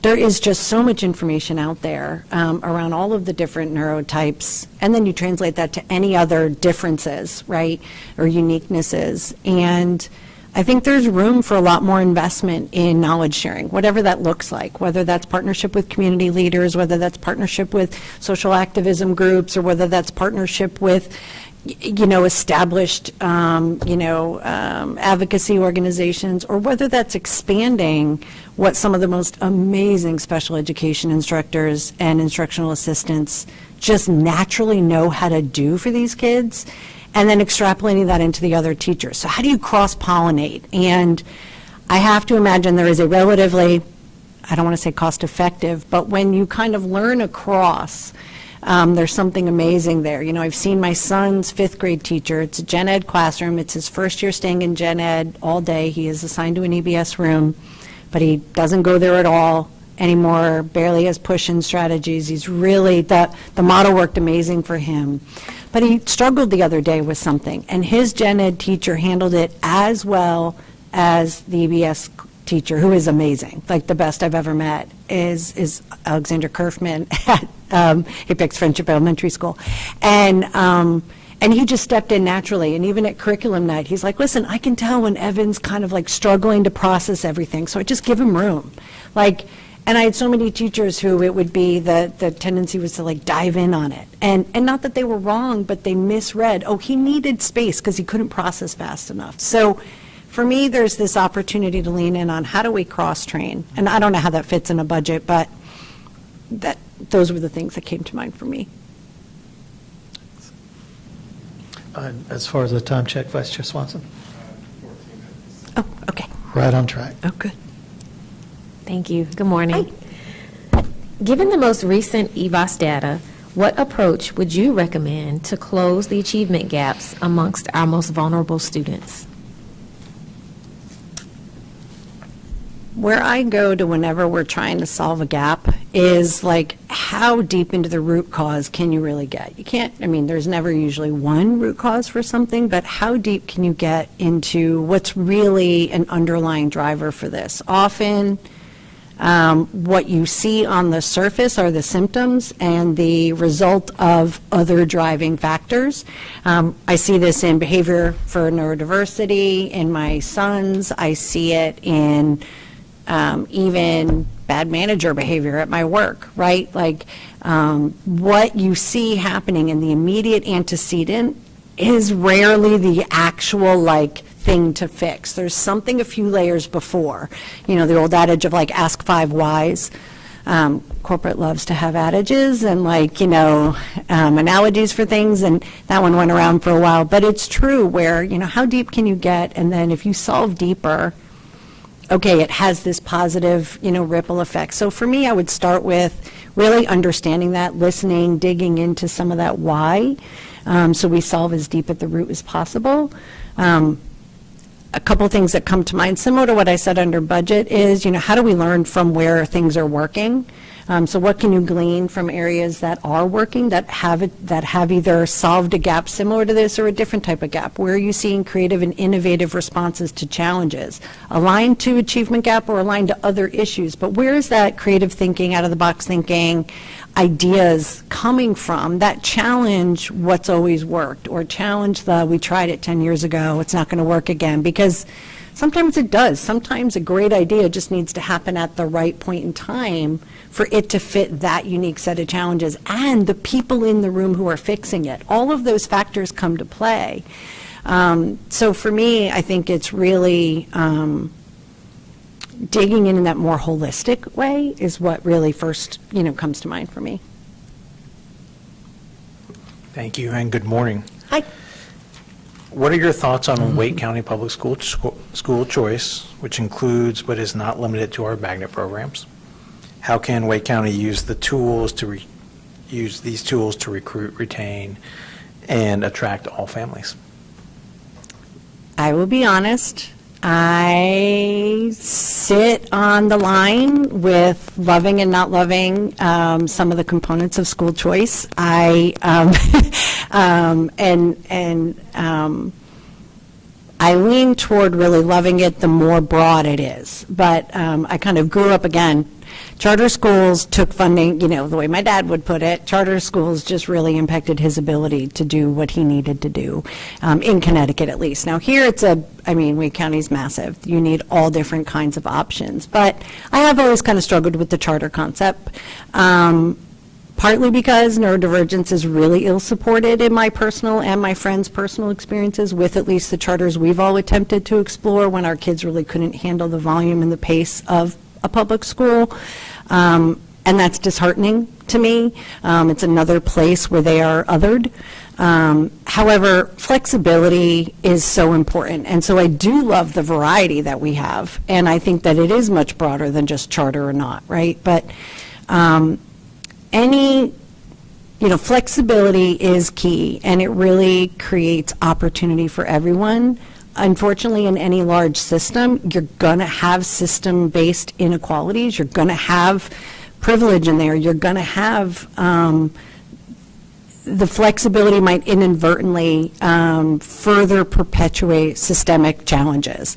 And so unless it's actively worked against, it's just going to keep happening, right? So where do the opportunities exist, and how feasible is it really for those who, for everyone to really access all of those different options in a way that really achieves the best for their kid, is the bit that I struggle with. I think it can obviously be managed, but this is where I think for me, managing it with an awareness toward the potential systemic gaps it creates, and then fixing those in addition to, heralding and supporting and growing the flexibility are what's important. I had other thoughts on that one. I think at the core of it, the balance is hard, but for me, families thrive, and therefore any of the options thrive when your family feels like you fit. A place feels organically built for you versus you have to, you seem kind of separate from that environment. And so I think bringing that into any options makes sense. Thank you. Next question. With the growing needs of the district that you're applying to serve, how would you balance the needs of the constituents of your district with those of WCPSS as a whole? Yes, I am floored by the growth rate where I live. It is amazing, and frustrating at times, I'm sure. But I think, in my experience, there can be a tendency to lean all in on where the growth is happening, and they can have a disproportionate amount of time and attention, brain time and attention, thought time and attention, in addition to funding time and attention. And so really making sure that, again, we kind of have a check and balance to make sure that that it isn't disproportional to areas that maybe aren't on that growth trajectory at the moment. But I also think that when you have a growing area, you end up with a lot more diversity of thought occurring. That's just a driver, right? When an area is growing, it draws people. So it's going to draw different staff. It's going to draw different families. It's going to draw different community leaders, businesses. And that can really then create really innovative and creative ideas that then can be brought back through the rest of the districts. So I think also taking advantage of those ripple effects or those like unexpected ideas or learnings that can come out of a growth environment, and then applying them as broadly and as widely as you can so that everybody can really, take advantage of that. Thank you.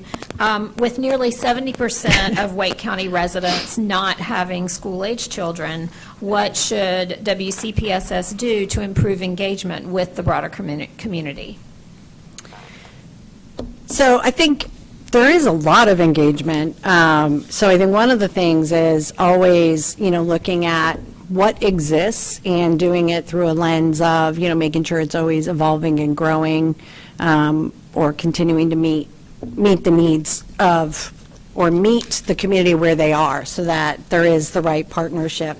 But if I think about it, obviously coming from the corporate world, I think about a lot of different opportunities for partnership for just, whether it's events or programs or sponsorships or unpaid internships or, I work at a software firm. So the stuff that comes to mind is like hackathons, or how do you solve this business problem? There's things that are done at like a collegiate level that I think is starting to be done at a lot of the high school levels, but how do you bring that even further down into all the other levels where there's projects or programs and the things they're working on are based in real life? So I was working on a worksheet with my son yesterday, and it's amazing compared to when I was a kid, right? The way the work is put in front of kids, it's more holistic. But the story he was reading to then do the math work, word problems was generic. And I can imagine where you have an opportunity to tie it to a community organization or a business and make them about real challenges. So how do you have a bunch of middle schoolers solve some challenges that maybe the Autism Society is facing? Or maybe that, some of the different food pantries are facing? Or maybe some of the corporations are, you have a whole bunch of small business owners in Wake County, tons of CEOs of, 50 to 100-person companies, and, they are innovating all the time, and they have to be utility players. So how can they partner with schools, and whether it's administrators or different pockets? So I kind of lean in that way and think, okay, there's so many different ways in Wake County to partner where you're mutually beneficial, I guess. And then lastly, you want people to graduate and come back, or graduate and stay and contribute in this county, right, as, adults, contributing adults. And there's a draw for that, which is very different from where I grew up. Towns were too small to want to stay. You kind of left and stayed gone. But here, a lot of my, friends and colleagues who've got older kids who are graduating college are coming back and building their lives here. And so that's another opportunity where, okay, it's a positive cycle if we're building the right relationships. So how do we make sure that the broader community sees that this is that next generation to help grow the town, right? These are the people who are going to be your town leaders, or they're going to bring business to this town. If you're growing and going to need elderly services or community services, you want people who grew up here to want to make it better here. I think about the mayor of Apex. I mean, his story of kind of growing up here and having been, in the police and now being the mayor. I find it fascinating, to want to contribute so much back to where you grew up. And I just think with the volume and pace of growth here, there's tremendous opportunity for that storyline. All right. Well, Ms. Parsons, that does bring us to the end of the Oh, great. questions. And almost to the end of our time. So I want to let you know that the board will be making a decision on the vacancy tonight, and I will call and notify everyone of the selection. Again, we have amazing candidates, I very bet. well qualified candidates, but we're going to have to say no to 13 of the 14. Oh, wow.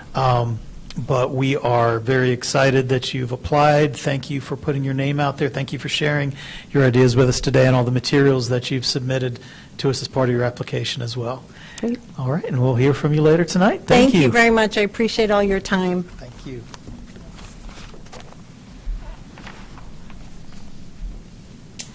Whoops. Good luck with the rest of your day.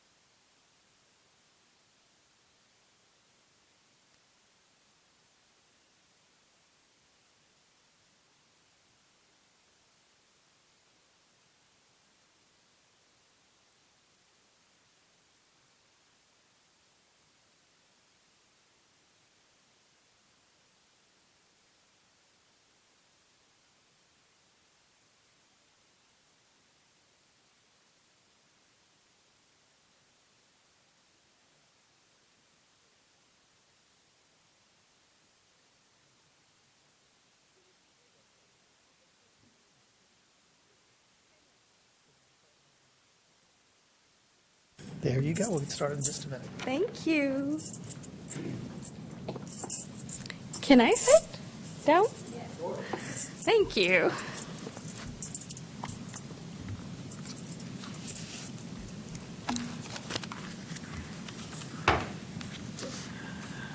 All right, everyone, please allow me to introduce Pramlata Vaishnava, Pinky, as she is called.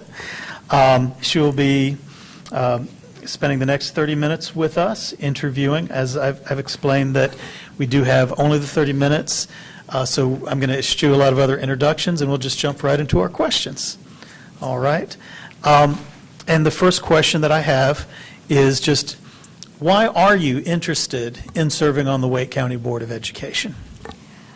Because, well, good morning, everyone. I want to serve here, Wake County Public Schools, because my kids go to school here. I am substituting for about 4 or 5 years, and I am a teacher by heart, by training, and by my energy and my mind. And I like teaching. I have been in university teaching for for 20 years, actually. I don't look that old, but I am old. Indian secrets for the skin.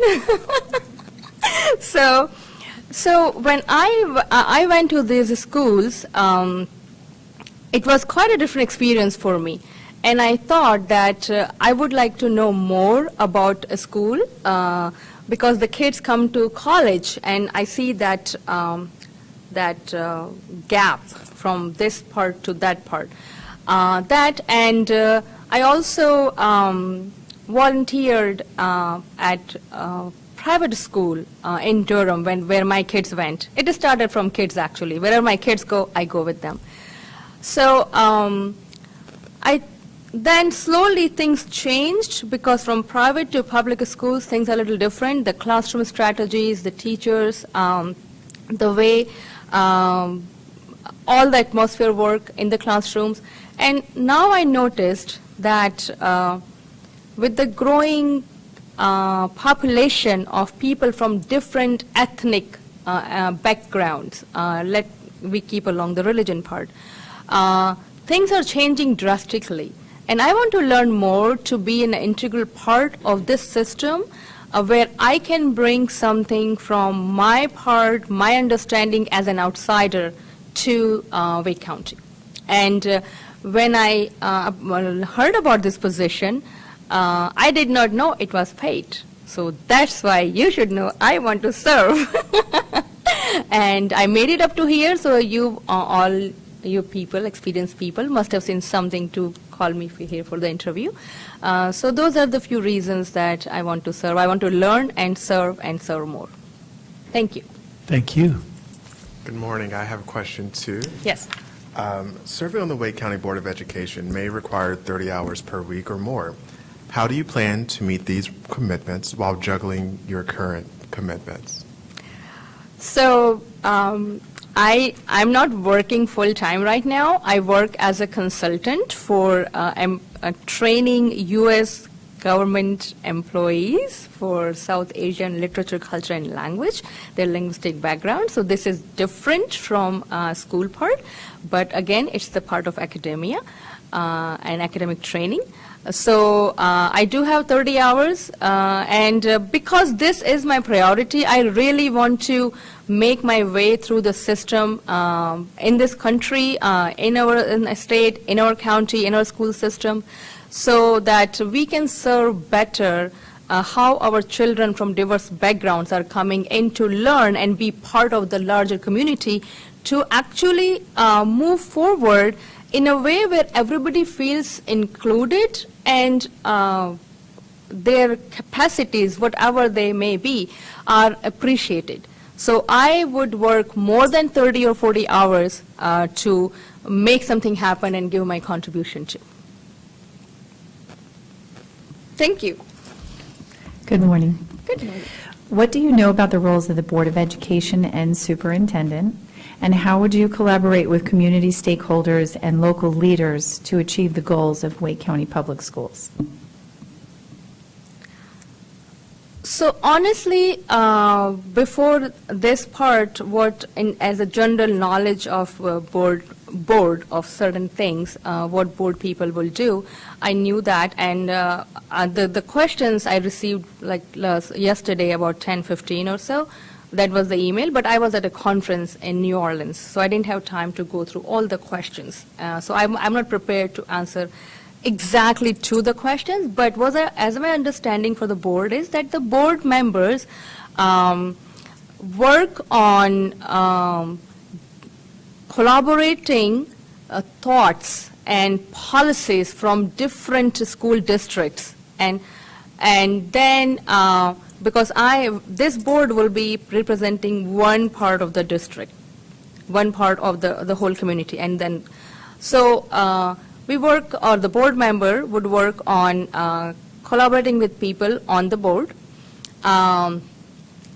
bringing in new ideas, how to serve the children better, what would work better for, or to make policies, or to brainstorm policies, bring the thoughts together, that what would work better for our students, our children, Wake County children, to be competent enough to represent us on a broader picture, a broader spectrum.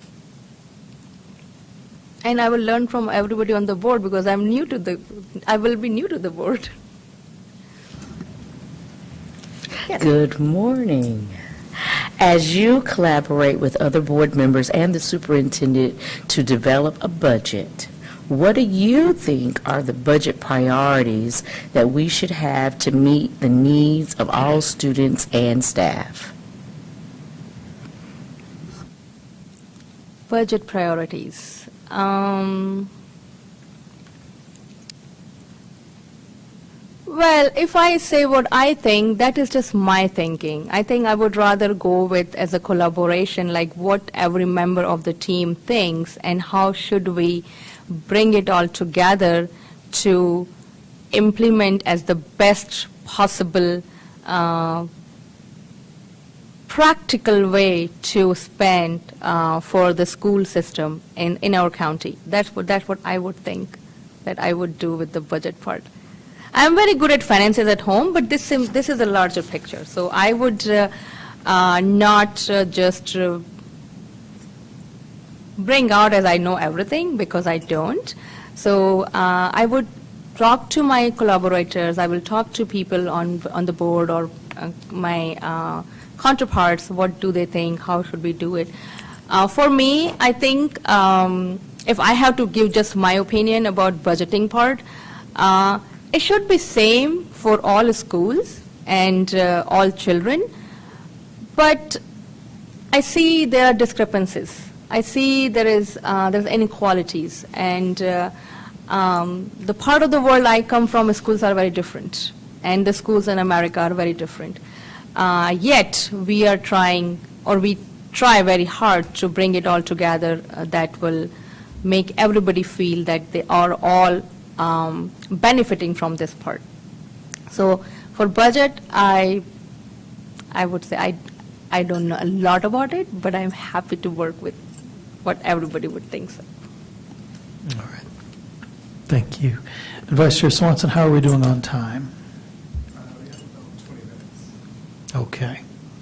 All right. So we'll come back around. We'll have 4 more questions. Okay. Okay, and you have, like Vice Chair Swanson said, 20 minutes. So we'll go to the side of the table with Ms. Gordon. Good morning. Good morning. Given the most recent EVOS data, what approach would you recommend to close the achievement gaps amongst our most vulnerable students? So we go through this same thing without the data being published for the college students, but we have the same thing that some people perform, outperform, or underperform, or don't perform, things like that. So I would say that it is a difficult target or goal to achieve when we are dealing with many different people, or students rather, from many different linguistic and cultural backgrounds. The learning and teaching in their part of world is different because the families they come from, we need to understand that part. do we have resources and time for every teacher to understand that background? I don't think so. Can we make it happen? Possibly. How do we make it happen? We need to have the community people come in and then help us learn what are the differences that we don't know. Everything in the book is not just that we can apply to the real world. Practicality is a big thing. And as a teacher, I know that when we do practical things, they make bigger and better impact than something like coming straight out of the book. So this data about performance for students, we cannot possibly have everybody achieve A+ in every single thing. It is just humanly not possible. But if we are going to go that way, then we are doing something wrong. So we should be looking at what is the children or the students' specific interest and which part of the interest the energy is driven to. We should work on those things. And it will take time, but it's not impossible. And I work around, so I think these things are possible. Because in one class, I think the government policy was everybody should move forward. I'm forgetting the exact words.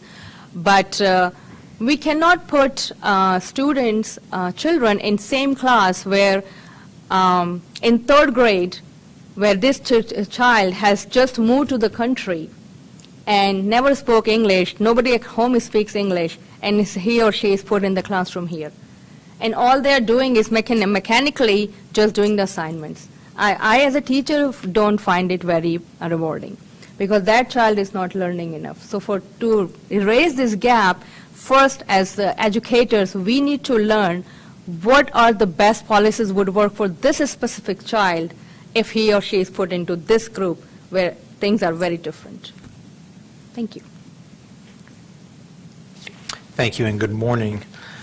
What are your thoughts on Wake County Public School System school choice, which includes but is not limited to our magnet programs? How can Wake County Public School System use the tools to recruit, retain, and attract all families? I think Wake County schools are doing pretty great in terms of schooling or attracting families for a school, for classes and schools and all those things. So again, when I walked into this building, or when I walked to the school first time and I saw something written in Hindi and Urdu languages, scripts I can read, I was like, wow, they know this. And then on the Wake County site, there is a button that says, if you want to read in your language, click this. So it comes there. However, it's not correct. And I volunteered myself that I will make it correct, the spellings and what exact word would work in that situation.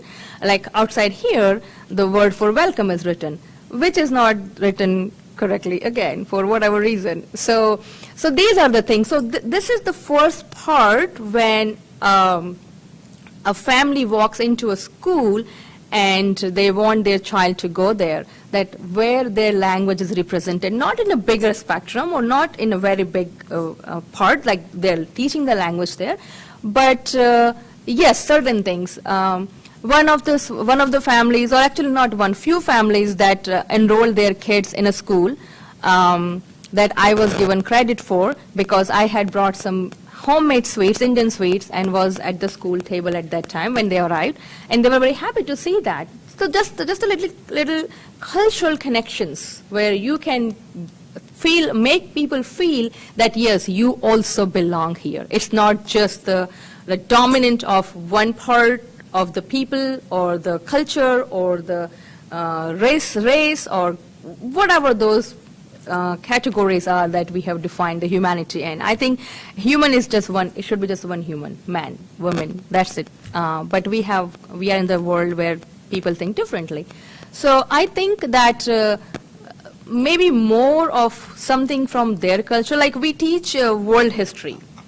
And at one of the schools I saw somebody teaching world history, which wasn't really exactly what the thing is, because that was from different part of the world. And I understand that nobody knows everything. I don't know everything. So certain things if we have representations of different cultural ambassadors on the ground. That way we can do it. Thank you. Good morning. Next question is, with the growing needs of the district that you're applying to serve, how would you balance the needs of the constituents of your district with those of WCPSS as a whole? So again, this is because this is my district, and as I said before that, then there are other districts all coming together and we're working together as a team. So getting what their thoughts are, what their policies are, how they're working together, and then bringing ours in there as a part of the team. Because I don't have all the policies, all the strategies in front of me, but once I have it, then we compare, bring it all together, compare, and then we implement as a whole.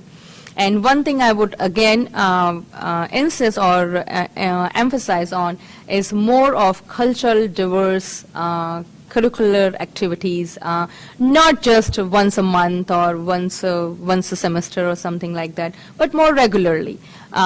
If you go to say Detroit Airport, you will see signboards in Japanese and Chinese.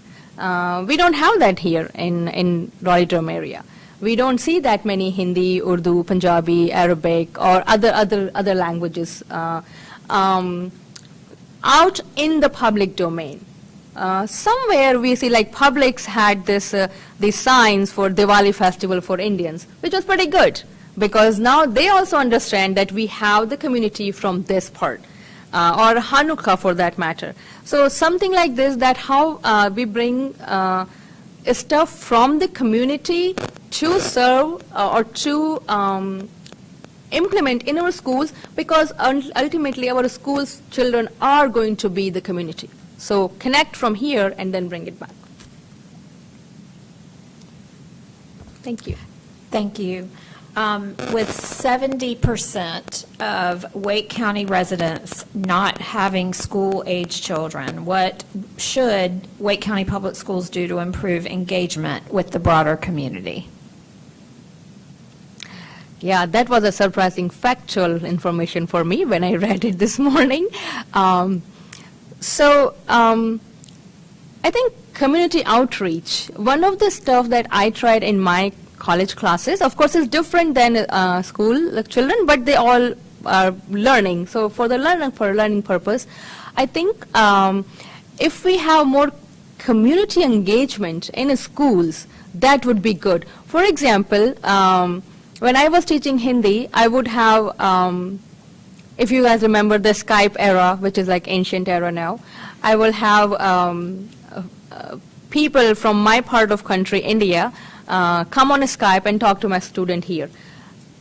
It's so different. What we teach here, it's like, for some reason, it is fed to our brains that, okay, this will be the question and this will be the answer. This will be the question and this will be the answer. But in the practical world, it's not like that. So when I did that, the students really learned more, because everybody's grasping level is different. Everybody's, they attract to certain syllables, certain letters, certain expressions, and then they bring it to them, and then we discuss in the classroom. And I think the small children do because they're very active brains, they do the same thing. So community engagement, maybe we put somewhere professionals, not just like higher level jobs, but well, not higher level, but jobs that are, higher paid.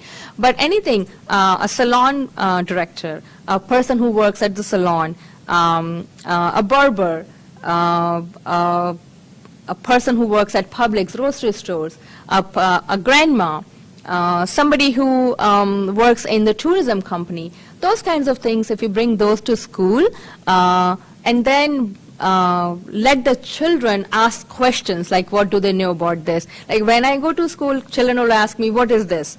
And this guy in 3rd grade, he's so interested in knowing about my culture. He doesn't know anything about what Indian clothes are, Indian food or something, but he asked me so many questions after school because he was waiting for bus and I was there with him. So something like that. How do because we are living in this interculturality of this new era where we need to learn from each other and teach each other and survive with each other, co-survival. So I think that's what we should do when we have so many people who don't have children to come and talk to our children, because they had children somewhere, maybe not here. Thank you. All right. Well, that does bring us to the conclusion of our questions. Okay. So I know before, outside, I told you we would take you out the side door. Yes. But because we're going to have a break, Yes. actually, Ms. Luton on our staff would like to talk to you about some of the language translation issues that you had seen. Yes. Just outside. So we'd actually ask you to go back out the way that we came to the lobby. Okay. And so Ms. Luton will talk to you about that. The board will be making a decision on the District 8 vacancy today, this evening, and so I will notify all of the candidates on the selection. Thank you. We have 14 people Very here nice. at the process, but that means that we'll have to tell 13 no. That's okay. And so we really appreciate you coming out, putting your name out to us, sharing your ideas, your leadership, and your interest in this role. So thank you very much. Thank Okay. you. Thank you, everyone. Can I go? Thank you.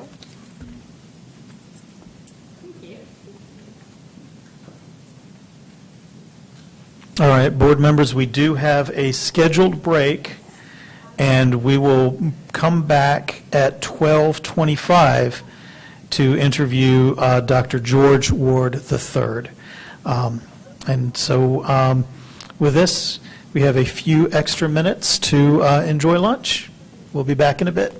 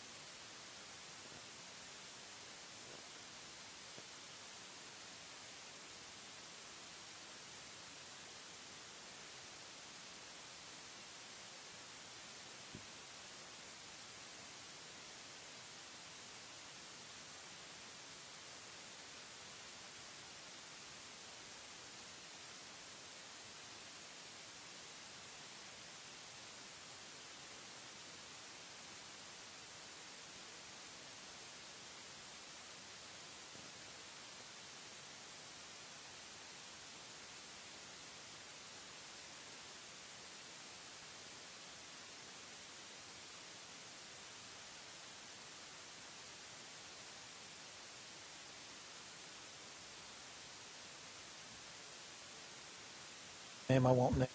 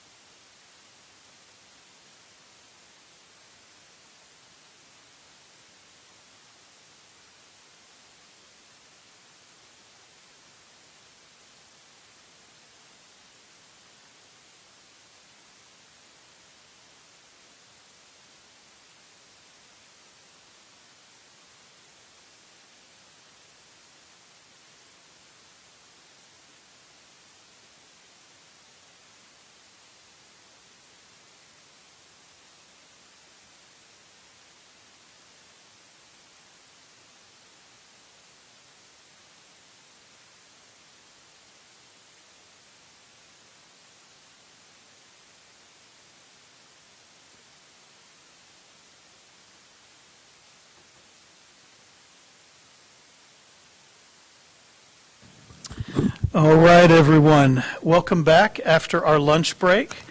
I am pleased to introduce you all to Dr. George Ward III, who is interviewing for a District 8 vacancy. I've let Dr. Ward know that he has 30 minutes, like the other candidates, and we're going to jump right into our questions. And I believe you did get the questions in advance. Yes. All right, fantastic. So we'll start off. Our first question is simply, why are you interested in serving on the Wake County Board of Education? Thank you. And shout out to all the family and friends listening. Thanks, Dad.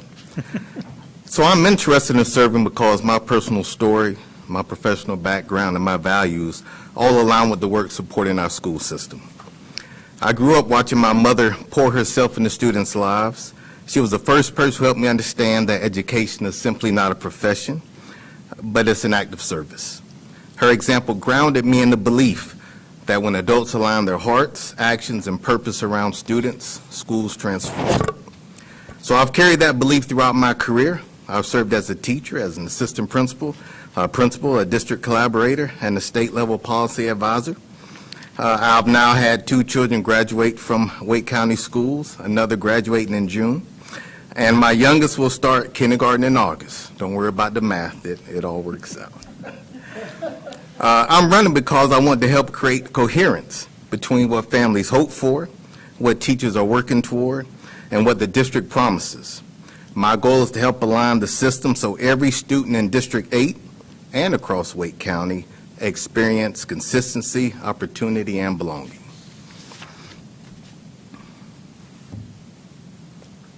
Thank you. Our next question will come from our Vice Chair, Mr. Swanson. Thank you. Good afternoon. So I have a question too. Serving on the Wake County Board of Education may require 30 hours per week or more. How do you plan to meet these commitments while juggling your current commitments?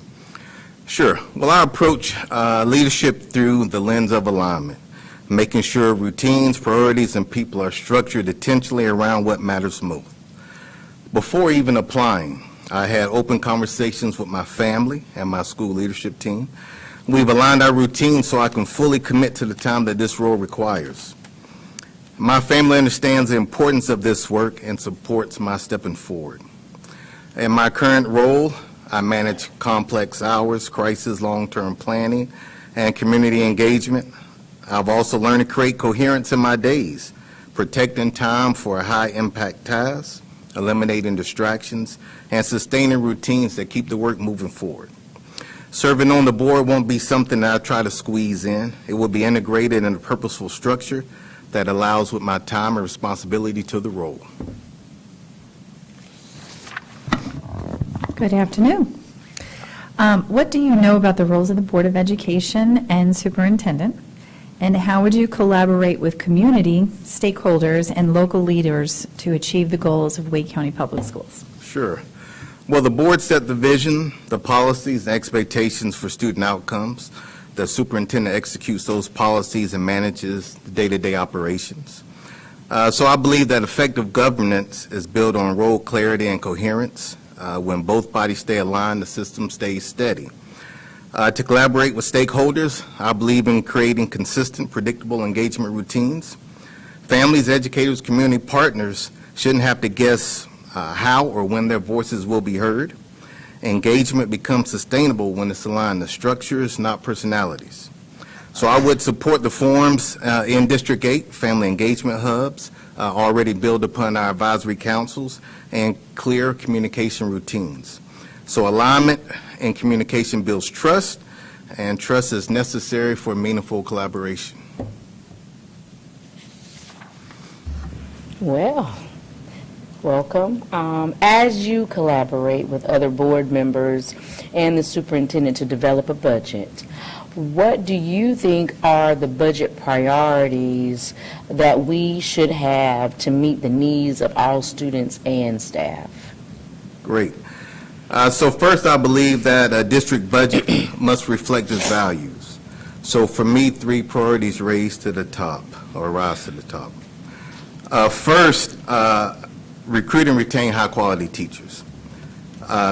So the teaching force is the single most powerful lever for student achievement. So that means investing in strong induction, mentorship, and leadership pathways so every educator, especially those who are now entering through non-traditional routes, receive their report they need to succeed.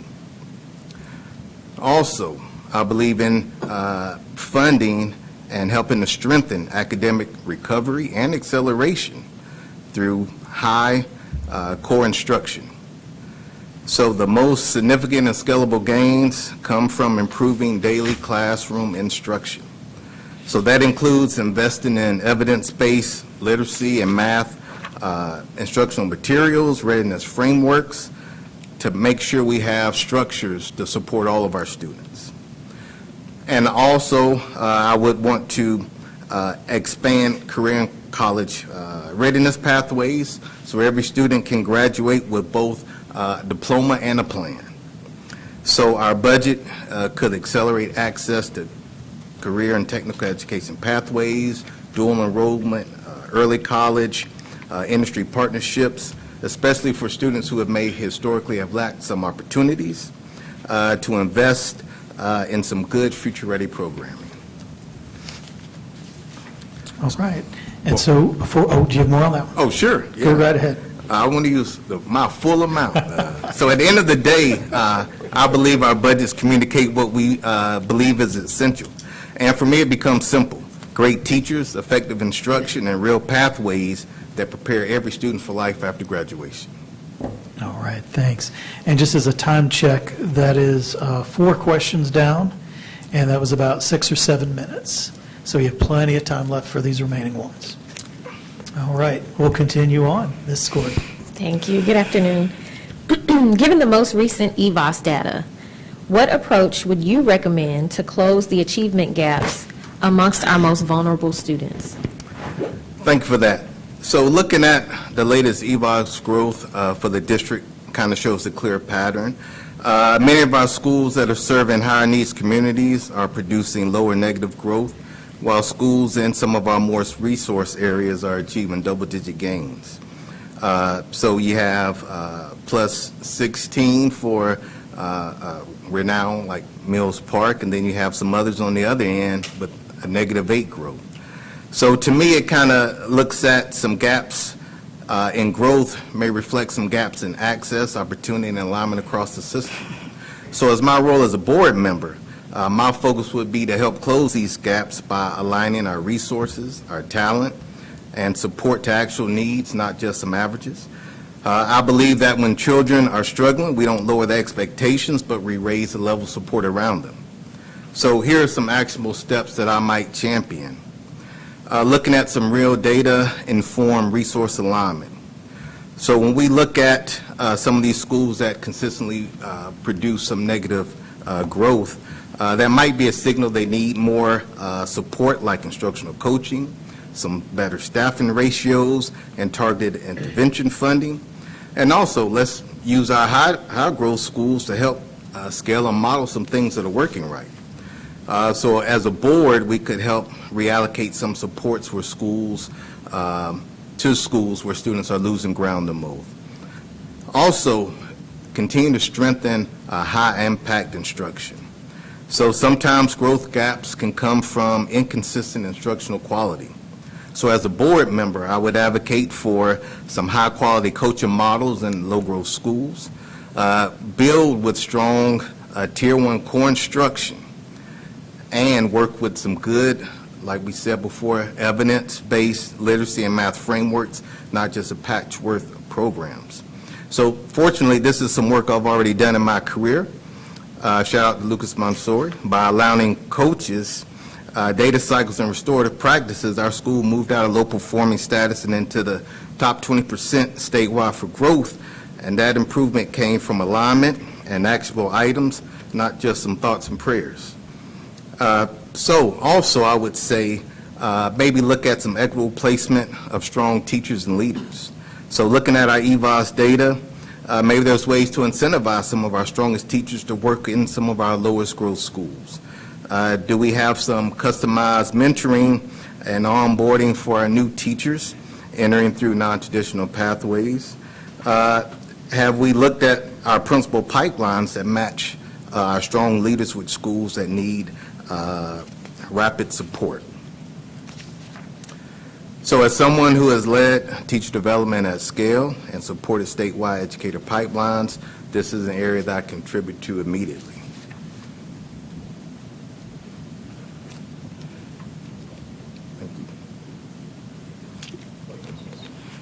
It was so much, I was like, you're right. Good afternoon. Thank you. What are your thoughts on Wake County Public School System school choice, which includes but is not limited to our magnet programs? How can we use the tools to recruit, retain, and attract all families? Thanks for asking that. I believe that school choice and magnet programs can be tremendous assets when they strengthen but not splinter the district.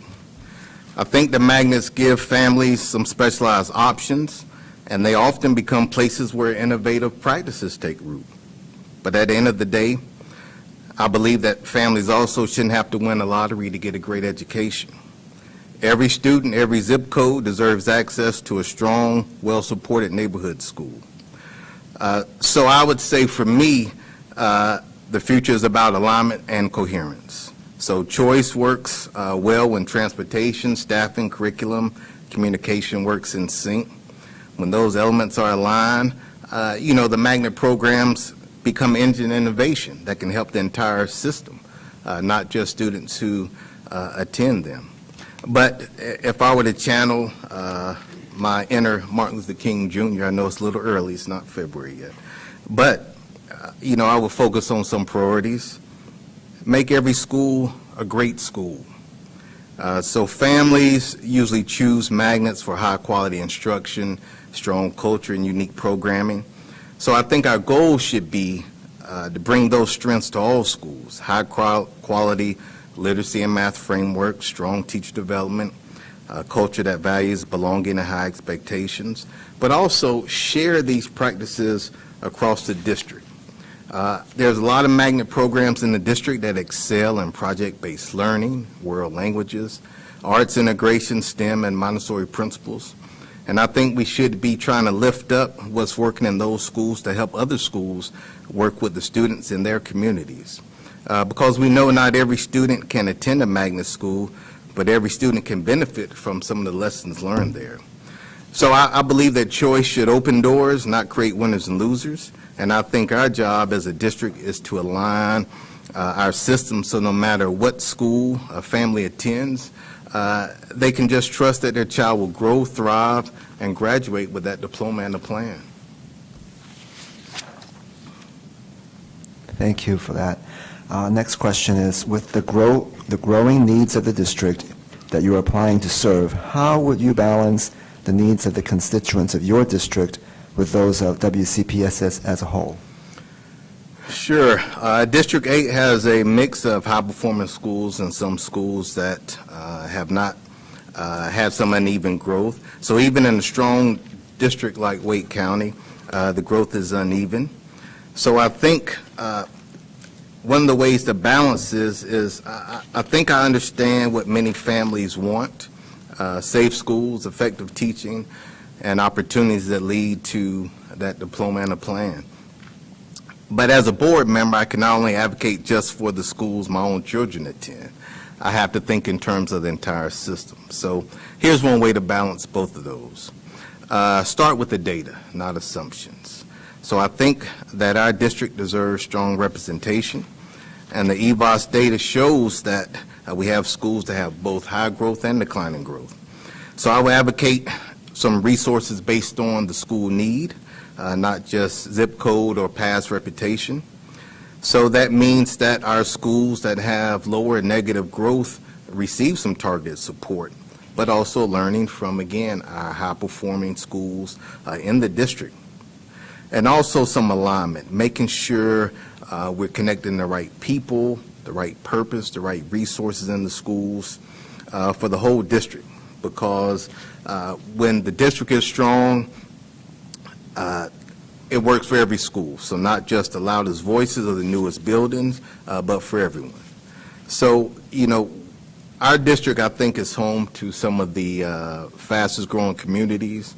And I think our families want just reassurance that that rapid growth won't compromise quality.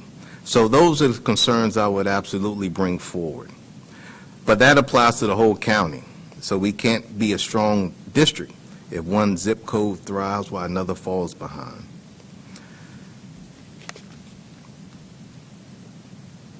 Thank you. With 70% of Wake County residents not having school-age children, what should Wake County Public Schools do to improve engagement with the broader community? Sure.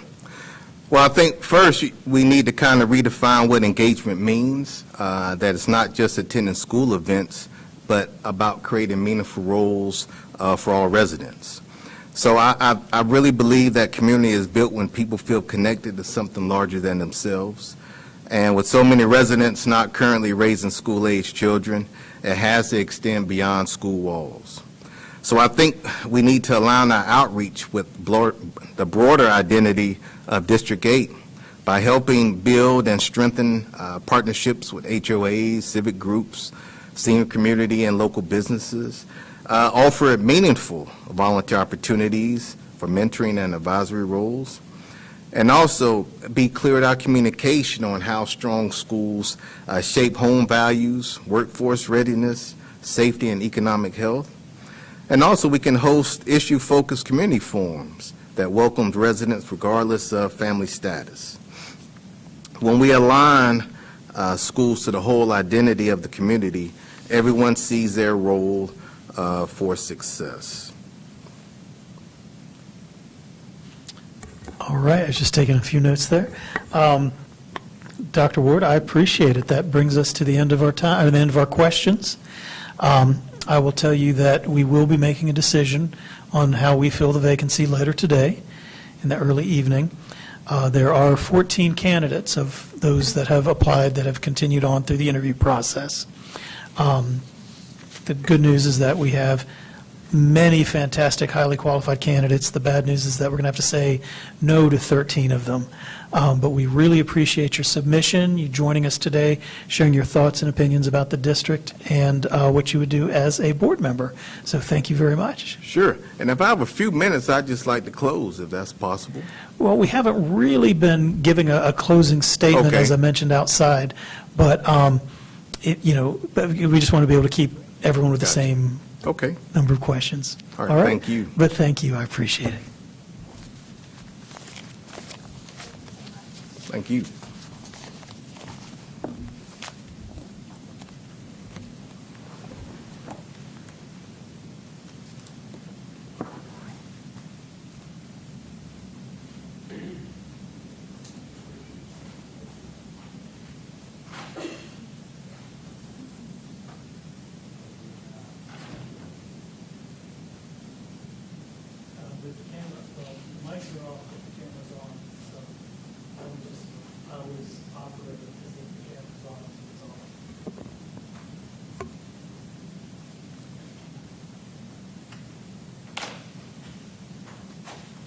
Our next interview would start at 1 o'clock.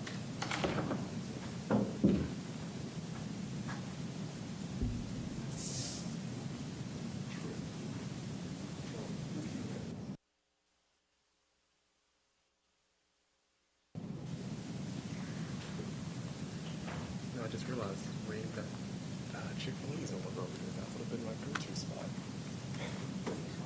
No. Yeah, so the closest one would be Harrison.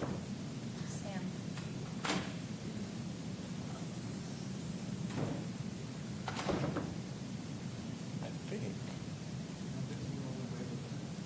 that is true. Let's see. I don't think I can make it in time. That's true, once you get there. It'll be 10.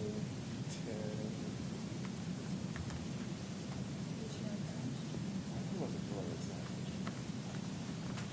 But I might just wait till after all of this. Just like.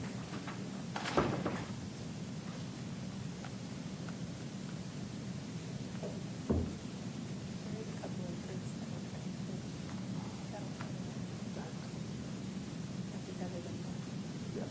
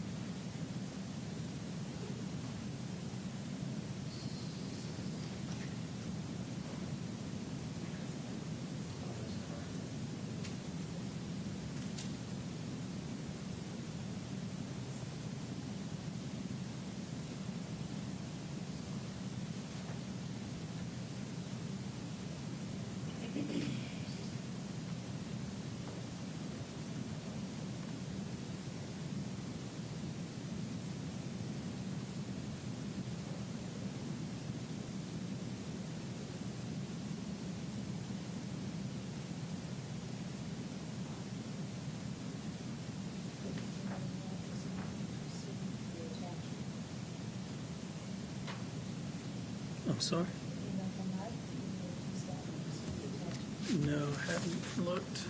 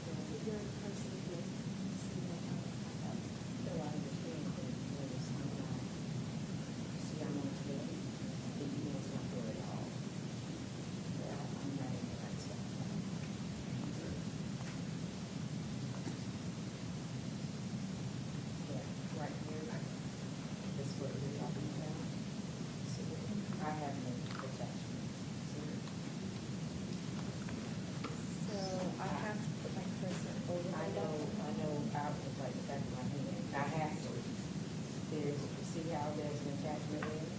There's no attachment. So go down to her. Okay, so it wasn't in Roz, it was in her. Yeah. Okay, I haven't looked at it.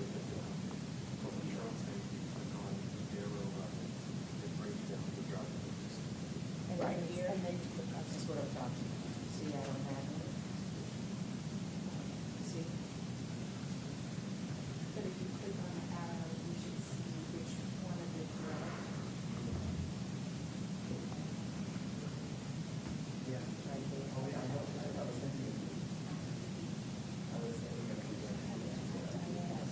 yeah, that's, I had to click on Diane's actual image. It's not in the list.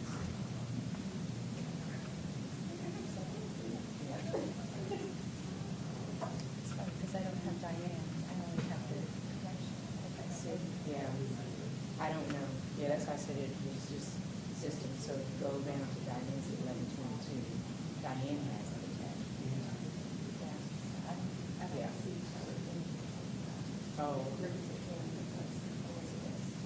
Yeah, it didn't do it for mine. So, yeah, that's why I was asking. I was like, because I didn't see her. Yeah, I'm able to open hers. I can see hers without a problem. But I just couldn't see these actually.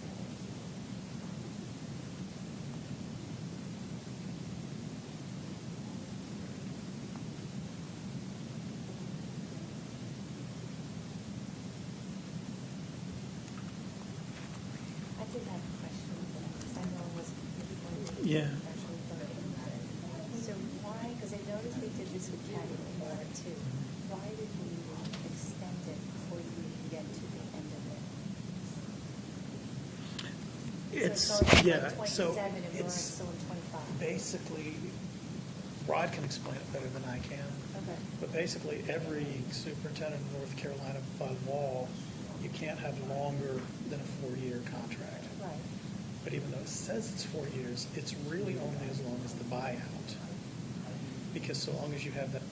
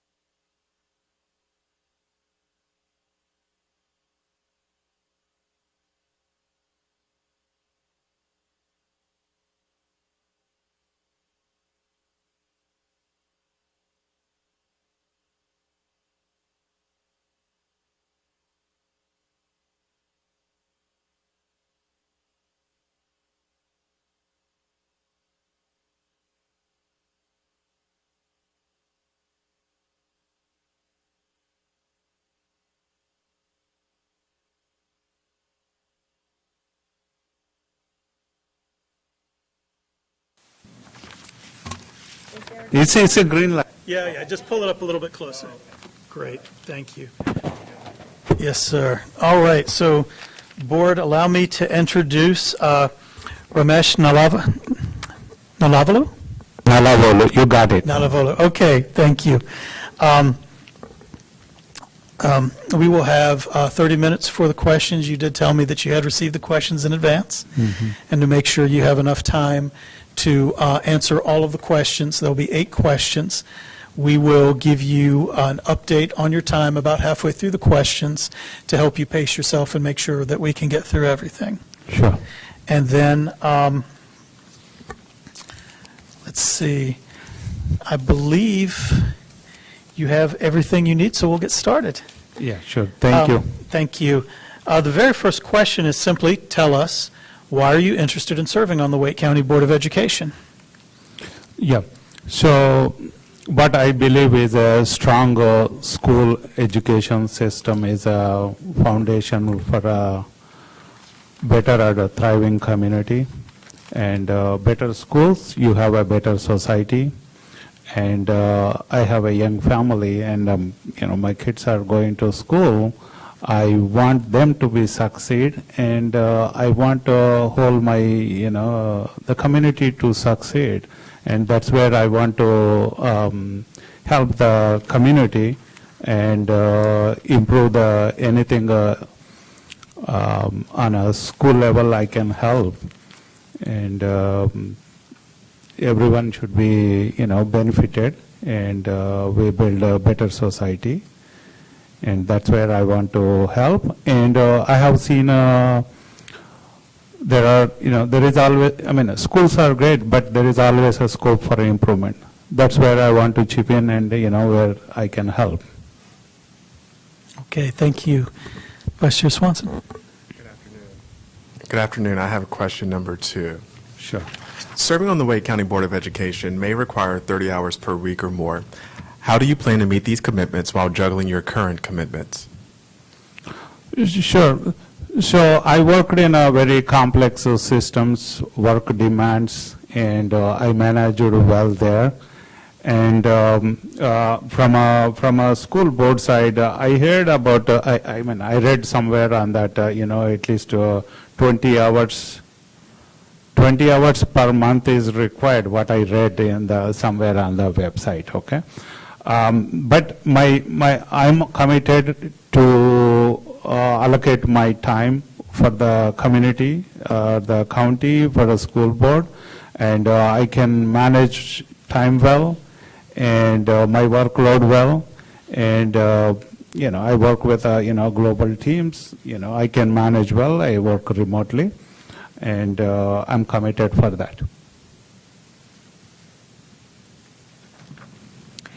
Good afternoon. What do you know about the roles of the Board of Education and the superintendent? And how would you collaborate with community stakeholders and local leaders to achieve the goals of Wake County Public Schools? So about the board, and the school board sets the vision, policy, and budgetaries, and accountability. And a superintendent is given and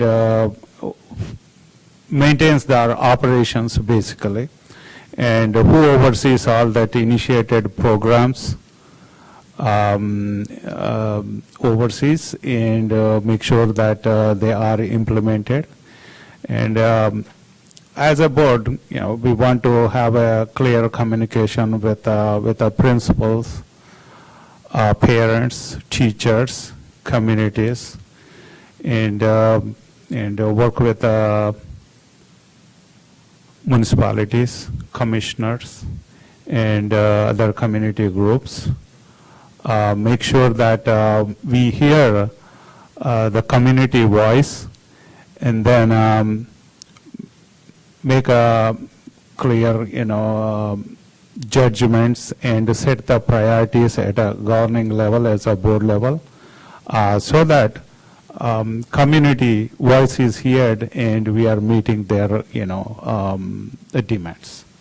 So that's where I want to help basically, and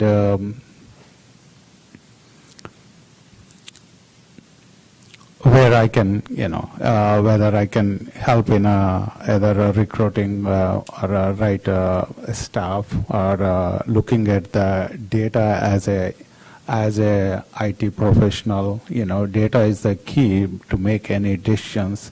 I can help the team to, these are the critical findings, to act on it. It's a board decision to set the priorities, but my job is to get that critical data, bring it onto the table, and think about it. Thank you. Good evening. As you collaborate with other board members and the superintendent to develop a budget, what do you think are the budget priorities that we should have to meet the needs of all students and staff? Yeah, budget is always challenging where you want to, spend more money or less money, and community demands something else. So I think one thing I noticed is somewhere you see notice boards, North Carolina teachers being paid less, and there are teacher shortages. And from a budget perspective, I think keeping them, meeting their livelihood and meeting the expectations is important. But the better talent you get, you have to pay more. So from budget, if you want a better schools, I would focus, a little allocation of a budget for get a talented staff, better staff, or make them better staff, basically. So that's one thing. And the student resources are also important for a learning perspective. They have a proper infrastructure, or the classroom material, or teaching material, or instructional material. And then other things also I have noticed a little bit of challenges, transportation also. And as a board, I think I want to have a priority-wise, you hear every voice is important, but as a board, we need to make the right choices on the budget-wise. But the foremost important thing is school academics are where students have to be successful. The first thing is you need better teachers, or good teachers, or skilled teachers, or whatever, the other terminology. And second thing is the schools will be made better, the community engagement. When I moved in one place in Massachusetts, and there was a, top school, then I was moving there, why people are like talking about, how does this schools becomes better? And one parent told me that, the community makes the schools better, basically. That's what So you build a right ecosystem, and the community is involved better, and we make it a better and successful, school ecosystem. So from a budget perspective, and based on the, whatever that brings the best, we allocate a more budget on that one. All right. If we can get a time check, Vice Chair Swanson. 21 minutes. Okay, so still plenty of time. So don't rush. Take your time as we go through the second batch of questions. So for these questions, we'll turn over to this side of the board, and we'll start with Ms. Gordon. Good afternoon. Good afternoon. Given the most recent EVOS data, what approach would you recommend to close the achievement gaps amongst our most vulnerable students? So kids are of different learning levels. There is always a challenge, identifying, which set of groups are, lacking in a reading or a math or any other skill set. And this EVAS data should, give you or pinpoint to, what are the challenges, the the data set, what you are seeing, okay? Whether it could be, they needed early literacy programs at lower grades, or do they needed any special education or tutoring? Every kid is learning capability is different, but we need to fill that gap. Or do we need any special programs or after-school programs or any other community engagements, or identify any challenges that they are facing? And I think looking into the data at a bigger picture, different districts, that should give some idea. And what is that we can propose, and how we can improve the school student learning levels. Thank you, and good afternoon. What are your thoughts on the Wake County Public School System's school choice, which includes but is not limited to our magnet programs? How can Wake County Public Schools use the tools to recruit, retain, and attract all families? So there is always people look for new technologies, forward thinking basically, and the young parents always looks for, hey, this is upcoming technology, and this is a future, basically what they say. Meeting that their thought process, having like STEM schools or magnet schools and other programs. Okay, so there is a need for improving labs, research labs. Right now, we do have AI is everywhere, and I'm seeing worldwide some schools they call it as a AI labs at the schools. Okay. So how can we improve? We look at we need to look at the globally. What is that transforming or changing? Are we ready to for those challenges? Are we equipped? Again, when we talked about this budget things, right? So these are the things, hey, this is a new thing, we don't have this AI labs, whether it's equipment or it's a software or the teachers, all those things you need to bring it to the table, prioritize. And recruiting I think this is one thing I have seen is recruiting. There are a lot of educated people are in Wake County. They are into PhDs, they are into master's degrees. I've seen them, but and I've seen like people,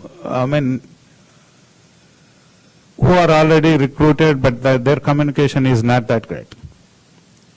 Okay, so my son also complained. Okay, I've seen it. So my point is, hiring, right resources locally. There are very good English communicators and with qualification. Master's degree and PhDs are available, and why don't we tap? And then the teacher qualifications, maybe a diploma or other certification. If there is such stronger rules are there, but we can at least we can prep a group of people, train them, and use them locally. That's where we need. I think that recruiting those available community, and their kids are going to the same schools around locally. So, and retaining them is also, a big factor if you have the right resources and qualified resources. But, you have to identify them, they train them locally as a Wake County Public Schools. They may not be ready at day one, but, at least, there are volunteer programs are there, but there are qualified people who are not able to work. As my point is. So where we should be engaging them, okay? That's what I can bring it up. And retaining and attract all the families. So such a programs, if you bring, such a programs or awareness among the communities, definitely they take care of their kids, and internally or externally, it is helping all the community basically. So, yeah, having recruiting the right, staff locally is much more important. Thank you. Next question. With the growing needs of the district you're applying to serve, how would you balance the needs of the constituents of your district with those of WCPSS as a whole? So I am part of, WPSS, and if I am successful from my district, I'm a part of the, whole district, I'm successful, and Wake County is also successful. And I will be available for principals, parents, staff, and local municipal commissioners, and municipal officers, and I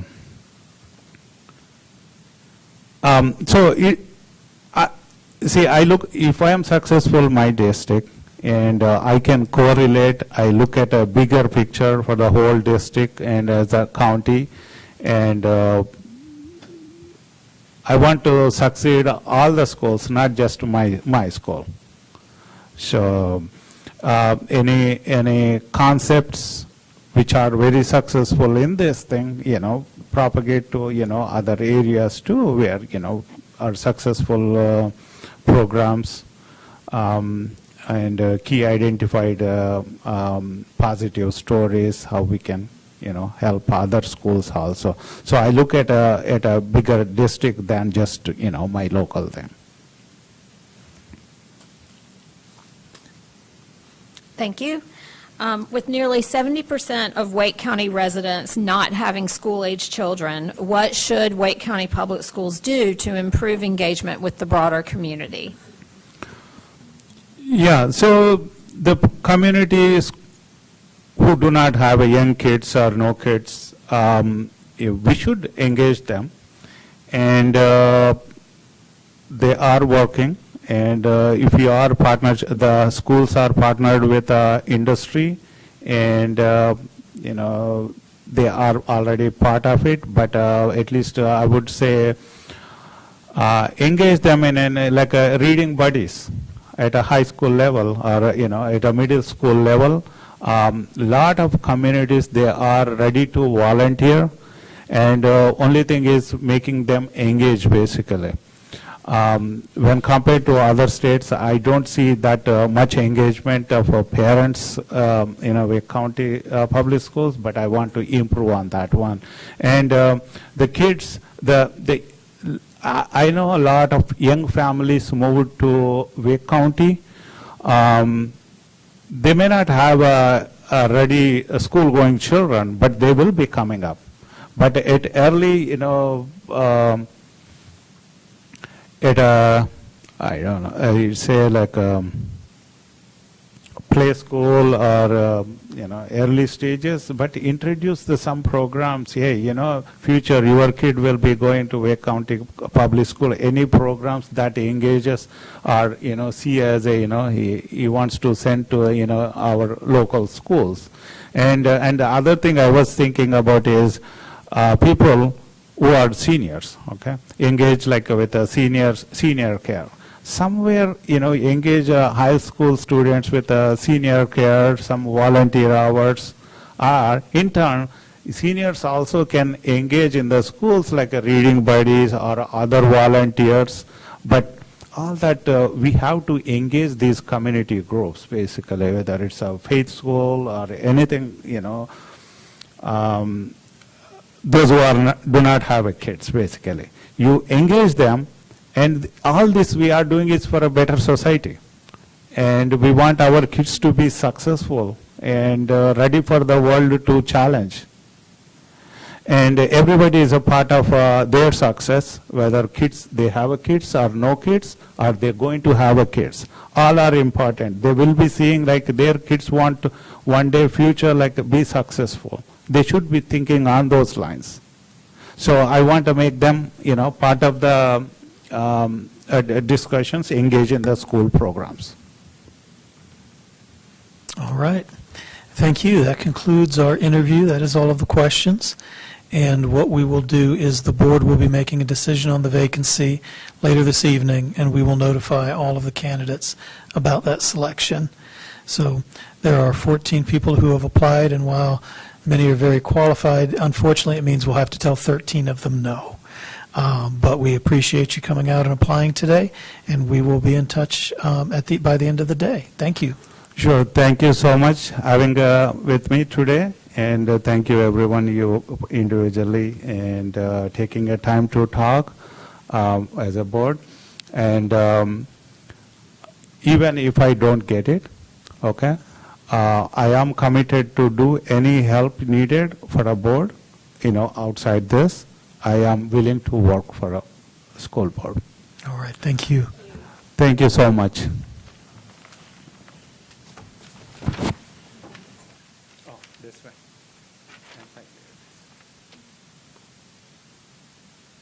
And board members, our next interview will start at 1:35.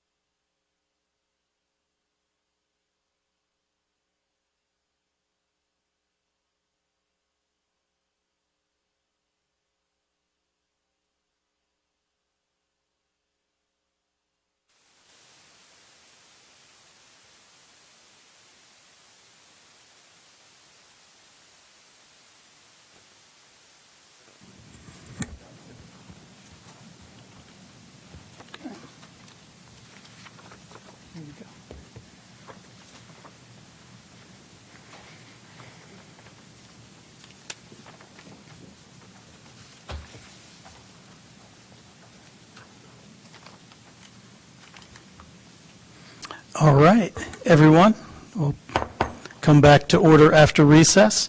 I'd like to introduce you to Almira Abbas, who is applying for our District 8 vacancy. I've explained to Ms. Abbas that we'll have 30 minutes for the interview and that we're going to jump right in using the questions that she had received yesterday. And so I will start the questions with the first question, question 1, which is, why are you interested in serving on the Wake County Board of Education? Yes. All right, yes. So the educational industry has always been a passion of mine. I feel like it's very uplifting. Actually, one of my first jobs out of school was working at the Wake Forest MBA school. I had worked on organizing a summer business program for minority students to take business course fundamentals and essentially get them interested in the business program and come back after undergrad to apply for the MBA program. As in my time as a stay-at-home mom with 3 kids, I have been very active with the PTA. So I had started out with the North Carolina PTA, which gave me a foundation for advocacy. And then this also helped me in my role. I ended up wanting to work more with my kids and stay a little closer to home, so I took on the advocacy chair role with Oakview Elementary School. And in that role, I did have to work with families, educators, and leaders to come up with ways to improve the school, as well as to inform them about different educational issues and legislative issues going on within Wake County. Now, as I'm looking to go back to work, I feel like the skills in my PTA role, as well as my education and my career background, will help to promote positive change within the community through the Board of Education position. I have a 13-plus year business career and in business, so I had taken done my MBA at UNC Chapel Hill, where I learned valuable leadership skills and strategic thinking skills. So I would love to apply the strategic thinking skills for the greater good of the community and support schools, support students and families to thrive. I also have, in my corporate roles, I had concentrated in marketing, but I have budget management experiences at the Washington Post, at Hanesbrands, and at Lowe's Foods, which was my last role. And so I do understand like the ins and outs of budget proposals. So I feel like with my career interests as well as my education, I could make a positive impact on the community through this role. All right, thank you. You're welcome. Good afternoon. Excuse me. I have question 2, Yes. which reads, serving on the Wake County Board of Education may require 30 hours per week or more. How do you plan to meet these commitments while juggling your current commitments?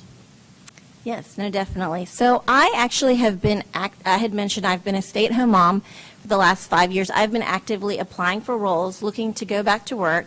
So this, job, it actually provides flexibility for me. If I had taken on, some of my previous roles were in office, so they were prior to COVID, 50 hours a week. This role would actually offer some flexibility for me versus those more corporate roles. And my kids, I have twin boys that are in 4th grade, and my daughter just started pre-K, so it's a good time to go back. I do have support from family to help with drop-offs and pickups and things like that, so that's a good thing. Good afternoon.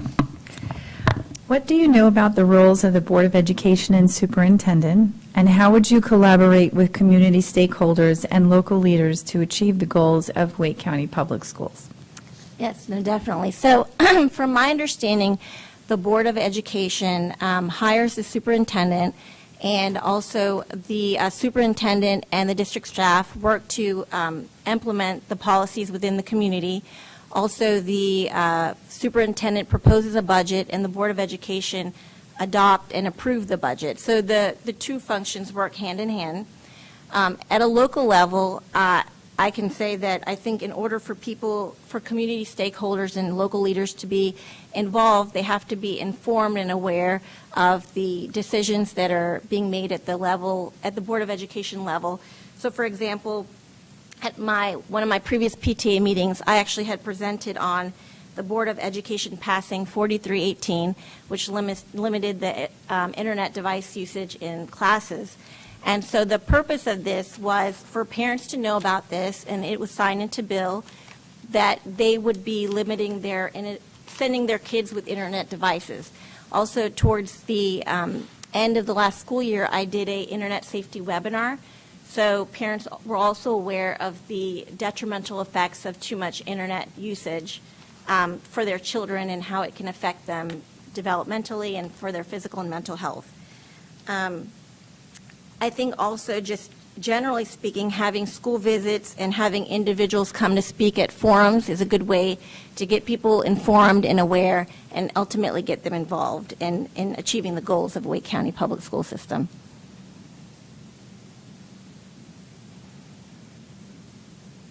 That's it. Thank you. Good evening. My question is, as you collaborate with other board members and the superintendent to develop a budget, what do you think are the budget priorities that we should have to meet the needs of all students and staff? Okay, great, thank you. I did review the budget, and since the operating budget, the daily operations include salaries and benefits, I just feel like in general, I think across the board, there needs to be a boost in pay for teachers as well as for administrative staff like principals. Just retaining talent is so important, and providing funding for training and development opportunities. It's easier to retain talent and develop them versus having a lot of turnover and having to spend the money and time rehiring and training people. I know that's how it's been in the corporate world. I'm sure it's the same issue. But, and also just having, I know at our school, when a teacher left, the kids are left without a teacher, and it impacts their development as well. Also, post-COVID, we've seen a rise in mental health issues within schools. So providing funding to hire more counselors, social workers, mental health staff, and implementing healthy lifestyles programs within schools will help to keep our schools safe, as well as to help with student achievement. So I think those are important. I also think that child nutrition should be a focus of the budget. Kids need to eat healthy and nutritious meals to thrive in school. Free and reduced meals should be offered to all low-income kids, as well as even if there's a way to reduce, the daily meal price so that all kids can have access to these meals. I know it help parents. They don't have to worry about packing lunches every day, too. But I think, so that's important. And then the last thing was facilities should stay up to date and safe for students with repairs. And the area that I'm in specifically, Holly Springs, Apex, Fuquay Arena, there's a lot of new construction, so we've just been seeing overcapacity within our school, and so it's great that new schools are being built as well. All right. Thank you. Vice Chair Swanson, can you give us a check on the time? We have about 21 minutes. 21 minutes. We have 20 minutes, 1 minute 21 left. minutes left into this conversation. Okay, so we're doing good, yeah. Plenty of time. So we'll go back to this side of the table to continue our questions. Okay. Hi.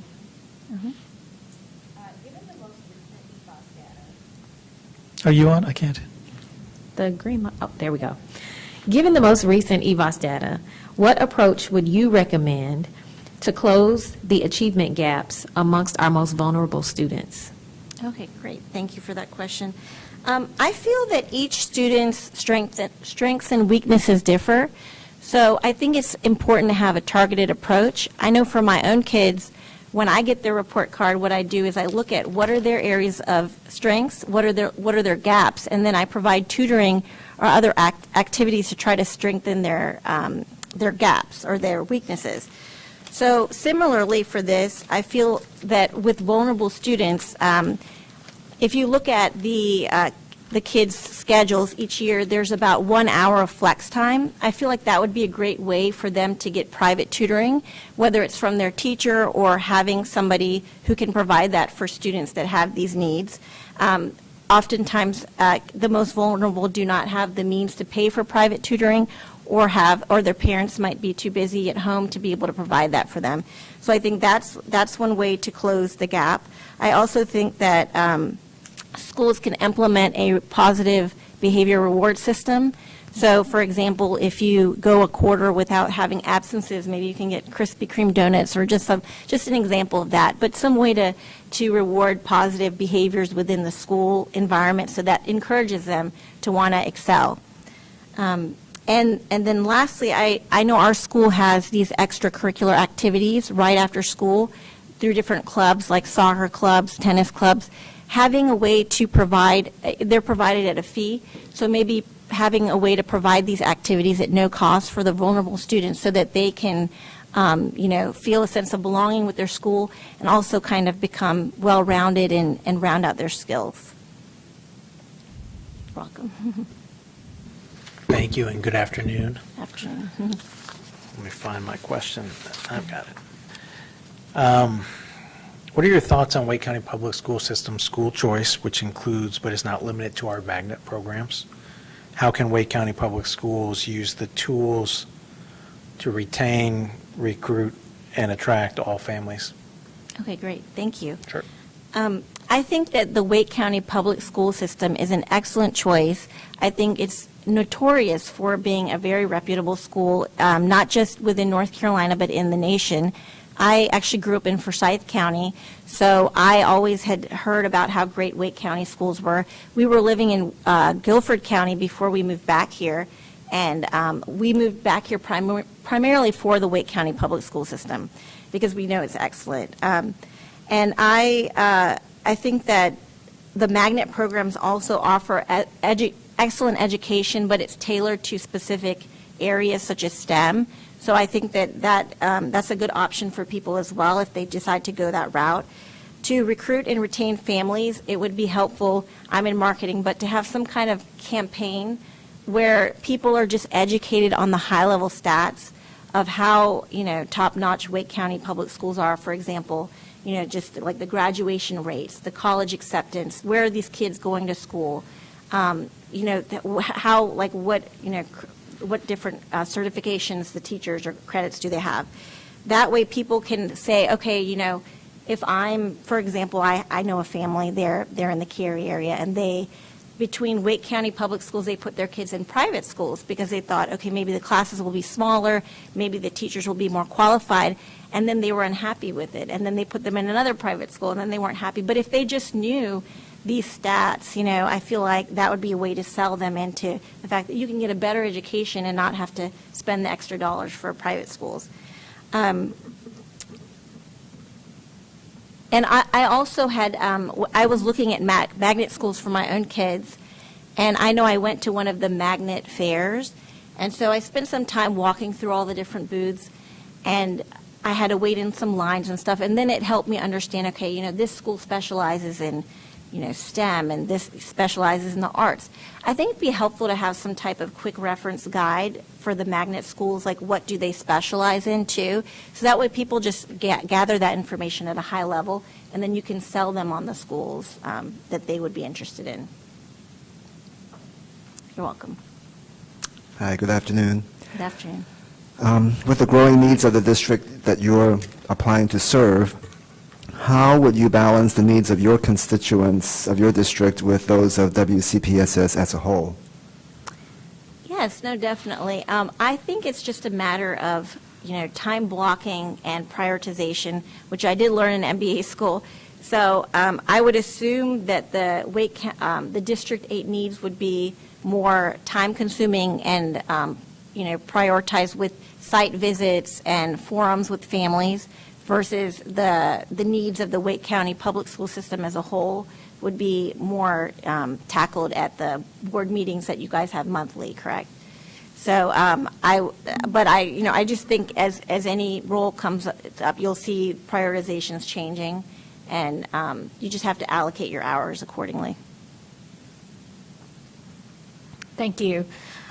With nearly 70%, I started to say just flat out 70%, but with nearly 70% of Wake County residents not having school-age children, what should Wake County Public Schools do to improve engagement with the broader community? Okay, great, thank you.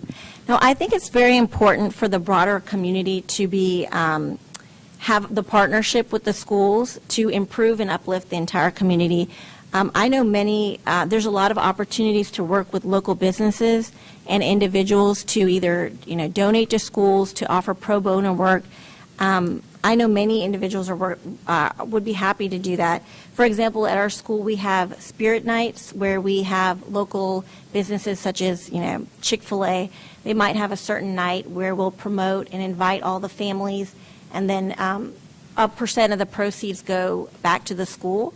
So that's an opportunity for the business to, advertise for their customers and also for the school to benefit for it. We also have events like fall festivals where we have different sponsors, local sponsors, pay for placements to get advertisement at the fall festival, and then they're donating, but they're also getting their name out in the community. So there's a lot of opportunities with businesses and individuals for partnerships. And then in my advocacy chair role, I did notice that I feel like people in general, maybe it's in the county and we're lucky to have that, they love the opportunity to get involved with schools and with the underserved. Just last week, we found out about this family, or a few families that needed Thanksgiving meals, or some students that didn't have winter jackets. So I talked to a few ladies, and they jumped at the opportunity and then we went together shopping and gave it to the counselors and social workers, and they handle that relationship. But it's just amazing to see how people love to be involved, even if they're busy. Like one of the ladies, she was hopping on a plane to go to Chicago. It was last Friday, but she went in the morning, bought the turkeys and everything, came to the school, gave it to the counselors. So I think you would be amazed how people love to give back. And I think, when you help others, it actually helps you get a sense of contentment and gratitude for your own blessings. All right. Thank you. Well, as we Thank you, discussed, yeah. that brings us to the end of the questions and therefore to the end of the interview. Yes, So definitely. thank you very much. Thank you. As I mentioned, we will be making our decision Okay. later this evening, and then we'll notify all the candidates. Okay. Again, the good news is that we have 14 excellent, highly qualified candidates. The bad Yes. news is we're going to have to tell 13 of them no. Right, But we're yeah. very grateful and appreciative of your interest, and thank you for the materials you submit in your application, and for joining us here today. All right? Great. Thank Well, you. thank you. It was nice meeting all of you, and I appreciate your time as well. Thank you. Have a good day, yeah. Yeah. All right, thank you. Bye. And board members, our next interview will be at 2:10 for Jennifer Dearman.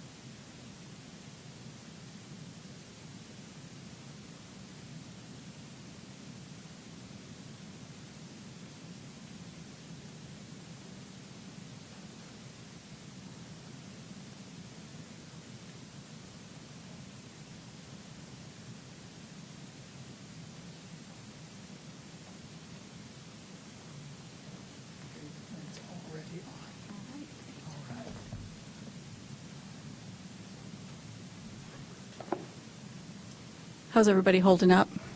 This is take 10, right? Take 10 for you today? Can you hear me okay? Is the audio working? Okay. Great. All right. Well, board members, I'd like to introduce Ms. Jennifer Dearman, who is another applicant for our District 8 vacancy. I've explained to Ms. Dearman about the time, about the microphone, and then about the flow with the conclusion of the meeting. And so just to make sure you have as much time as possible to talk about any of the questions that we're going to present, we'll just jump right in without any further introductions. Wonderful. All right. So I'll be asking the first question, which is quite simply, why are you interested in serving on the Wake County Board of Education? Well, thank you, Board Chair Haggerty. Thank you for the question, and thank you to all the members of the board. I appreciate the opportunity to meet with you all today, and you're making an important decision, and I appreciate the time that you're dedicating to the process. Wake County Public Schools has been an important part of my personal history and my family story. I graduated from Apex High School in 1986. That building looks a little different now than it did back then.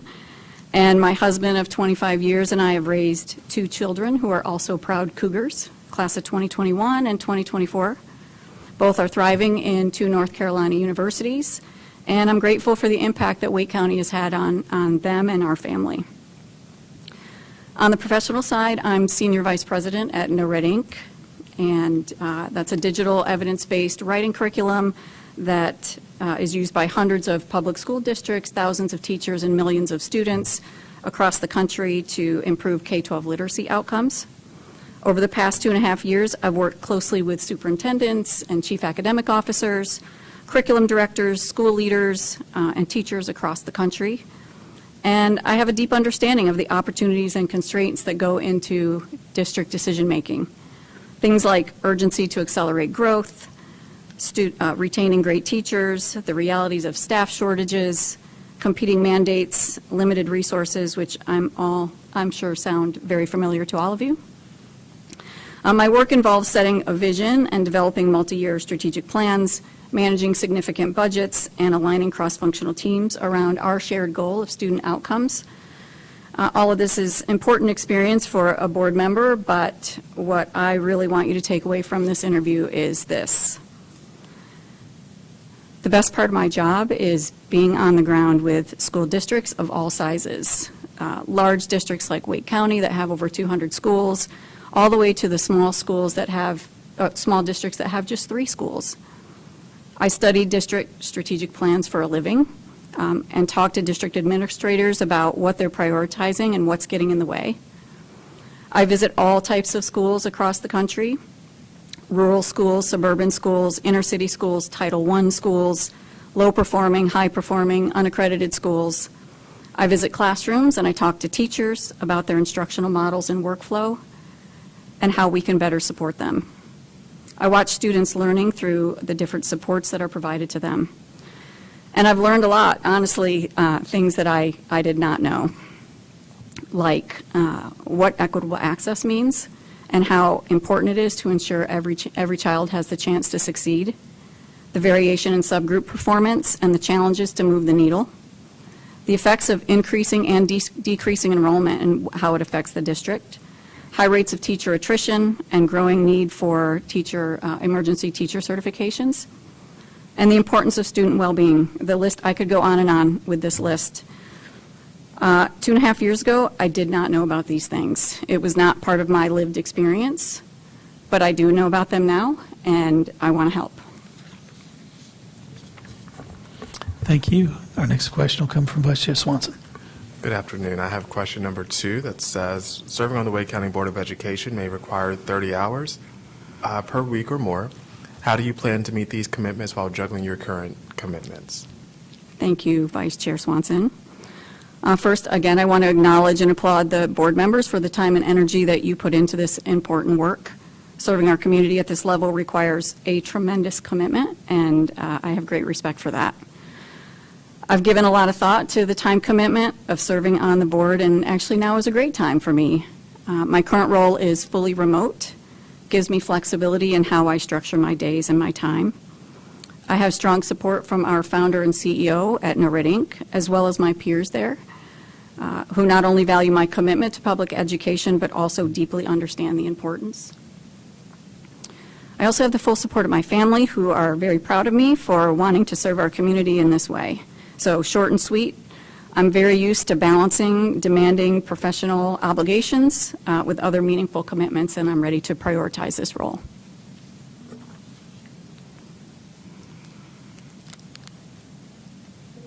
Sorry.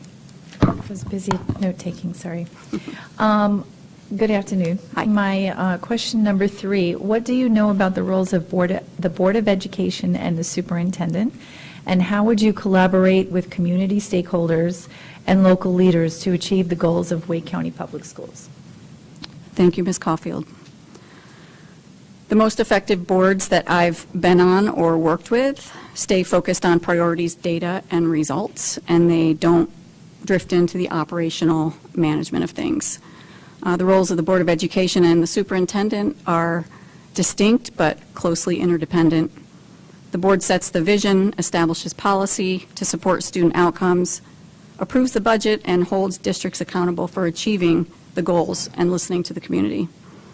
Superintendent Taylor is essentially the district CEO, and he's responsible for the day-to-day operations, managing staff, and executing the strategy that the board approves. When I think about collaboration with community stakeholders and local leaders, I believe it starts with building relationships and providing opportunities for conversation and listening to learn. I'd engage regularly with parents and teachers, school leaders, community leaders, because they often know things that show up before it shows up in the data. Being present and accessible is important to building trust. And I'd engage in a variety of ways, meeting people where they're at through forums or listening tours, surveys, working sessions, just to name a few. Thank you. Good afternoon.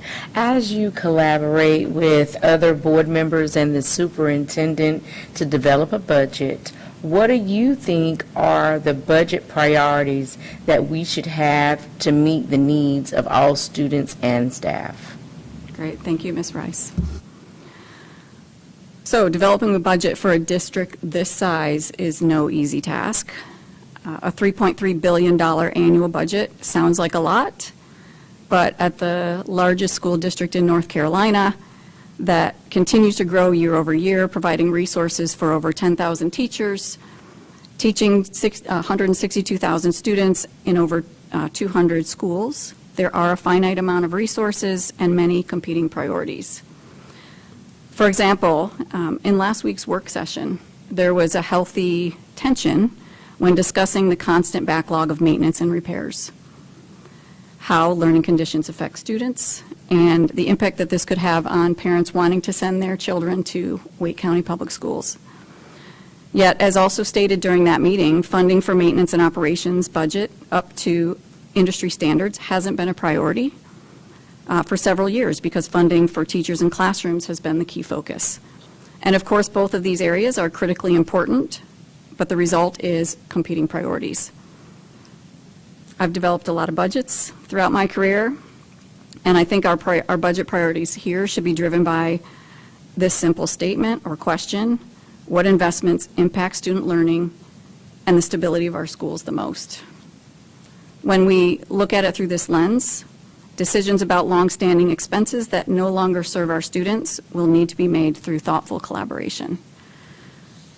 And having said all of that, a few areas of investment that I'd support prioritizing and that I proposed as initiatives aligning to the strategic plan are focusing on early literacy, because if we don't get that right, the gaps continue to widen. Retaining and supporting teachers, especially early career teachers, so we have stability in the classroom and a pipeline of leaders. Reducing chronic absenteeism, because we can't make a difference if kids are not in class. And as a bonus, I think it's table stakes to be investing in learning conditions like reliable transportation, mental health supports, and well-maintained buildings. Before we go on, we're going to do just a quick check of your time. Vice Chair Swanson. We have 20 minutes Oh, left. am I into talking this too fast? conversation. Okay, So you I'll pace put- myself. We have 4 more questions that we'll go Right. through. All right. Good afternoon. Hi there. Given the most recent EVOS data, what approach would you recommend to close the achievement gaps amongst our most vulnerable students? Thank you, Ms. Gordon.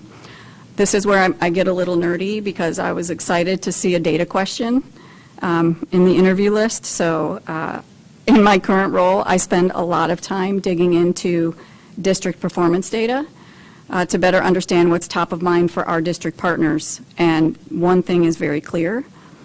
Achievement gaps amongst the most vulnerable students is a nationwide concern. It's not unique to Wake County Public Schools. Our EVOS data shows that the most vulnerable students are not growing at the same rate as their peers, with the highest unmet growth status coming from schools serving high-need communities. And there are pockets of growth, but not district-wide consistency. Students often fall into one or more vulnerable group, and the needs of each subgroup to close achievement gaps will vary. For example, students with dyslexia need different support than a student struggling to learn English or a student who is food insecure. And equity, of course, plays a role across all the subgroups. So I recommend working with subject matter experts to determine the best solutions based on the distinct needs of students and utilizing the most current research in the field. We have amazing research universities in the area, and we should seek out partnerships with them. What's important to recognize, though, is there isn't a one-size-fits-all approach, and the goal should be to make sure to address the specific needs of each subgroup. Thank you, and good afternoon. What are your thoughts on Wake County Public School System school choice, which includes but is not limited to our magnet programs? How can Wake County Public Schools use the tools to recruit, retain, and attract all families? Thank you, Mr. Hershey. Well, I see Wake County School Choice Program as a strength. I think it gives families options to choose a school that meets their child's needs and their family needs, whether that's a magnet school with the specialized pathways that we offer or the calendar option that better aligns with family schedules. Actually, many years ago, we took advantage of the application process to enroll our son at Turner Creek Elementary because of the calendar option. And I will say it's nice to see the stability transfer program that is in place now. I think to recruit and retain families, we need to make sure families are informed. They know about these programs, that we're highlighting what makes them special.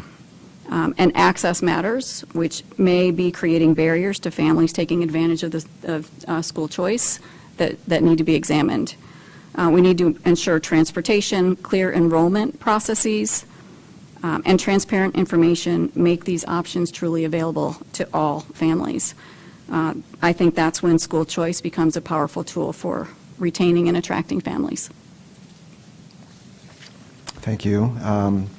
My question is, with the growing needs of the district that you're applying to serve, how would you balance the needs of the constituents of your district with those of WCPSS as a whole? All right, thank you, Dr. Ng.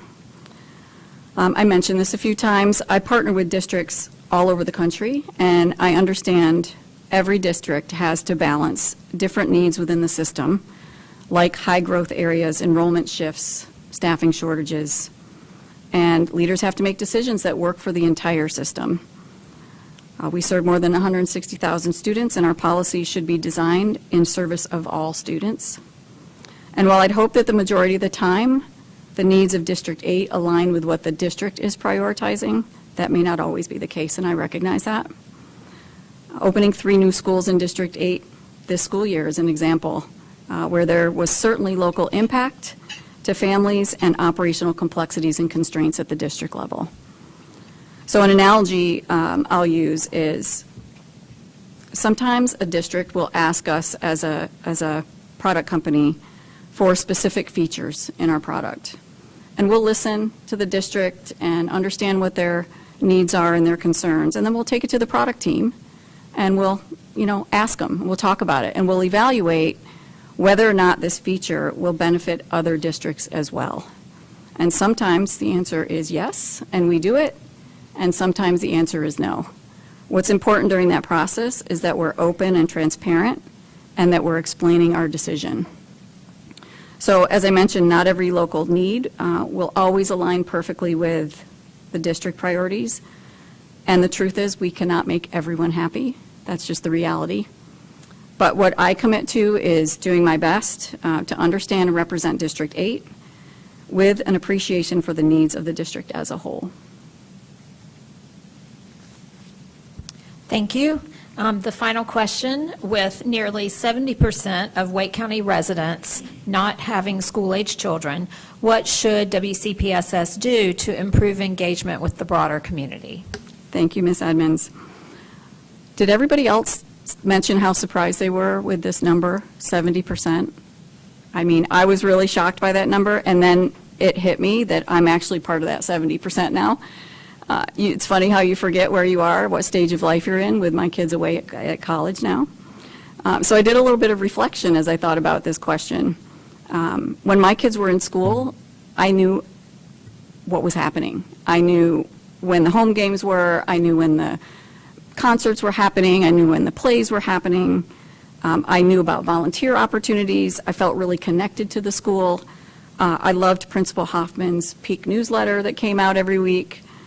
But once my kids graduated, that flow of information stopped. And I still follow a few of the sports teams, the softball team in particular, because my daughter was on the 2023 team that brought home the first Wake County softball title, little plug. But, you know, unless I go look for things, I don't know what's happening in my local school, Apex High School, very close to that school. So I do think people care about what's happening in their neighborhood schools. I know I certainly do, and want to know what the impact is that we're having on children in the community. But it's a little out of sight, out of mind when it's not part of your daily life. And so I have a couple of ideas. I thought about a quarterly community newsletter and also putting updates, school updates in town communications that are already happening. Running a community volunteer campaign with opportunities to be mentors or advisors, part of an advisory board. Hosting community events at the school is a great way to get people to come and participate and know what's going on. And there's a lot of space. Engaging with local civic organizations, of course, and then student outreach to retirement communities. Although it's important to note that that 70%, they're not all retired people. You know, they're just people that maybe don't have children or in different parts of the stage of their life. So I believe they have a lot to offer. I believe they care deeply about their neighborhood schools, as I do, and they're definitely a knowledge base that we should be tapping into more intentionally. All right. Well, Ms. Stearman, thank you very much. That will conclude our interview questions and our interview time. The board will make a decision on filling the vacancy this evening, and I will notify each of the candidates as to the outcome of that vote. There were 14 candidates. Again, that means having to say no to 13 people, even though we have some amazingly qualified applicants. And so we really appreciate you putting your name in, sharing your materials that you submitted with us, and coming out and answering our questions here today. So thank you. Yeah, thank you. Good luck with your decision. Thank you.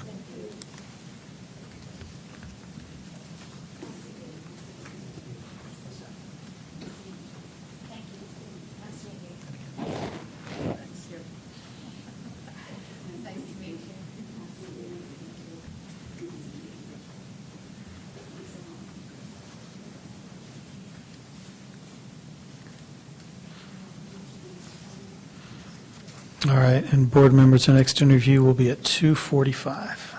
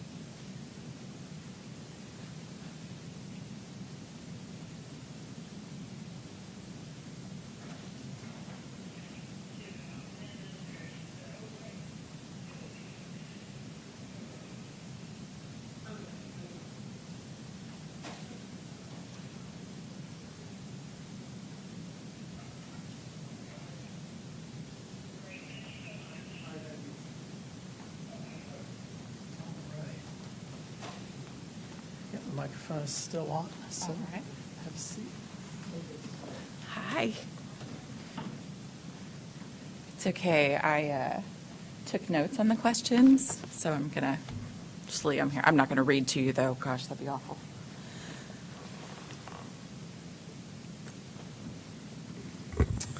All right, we'll come out of recess, and we'll continue with our candidates, our interviews.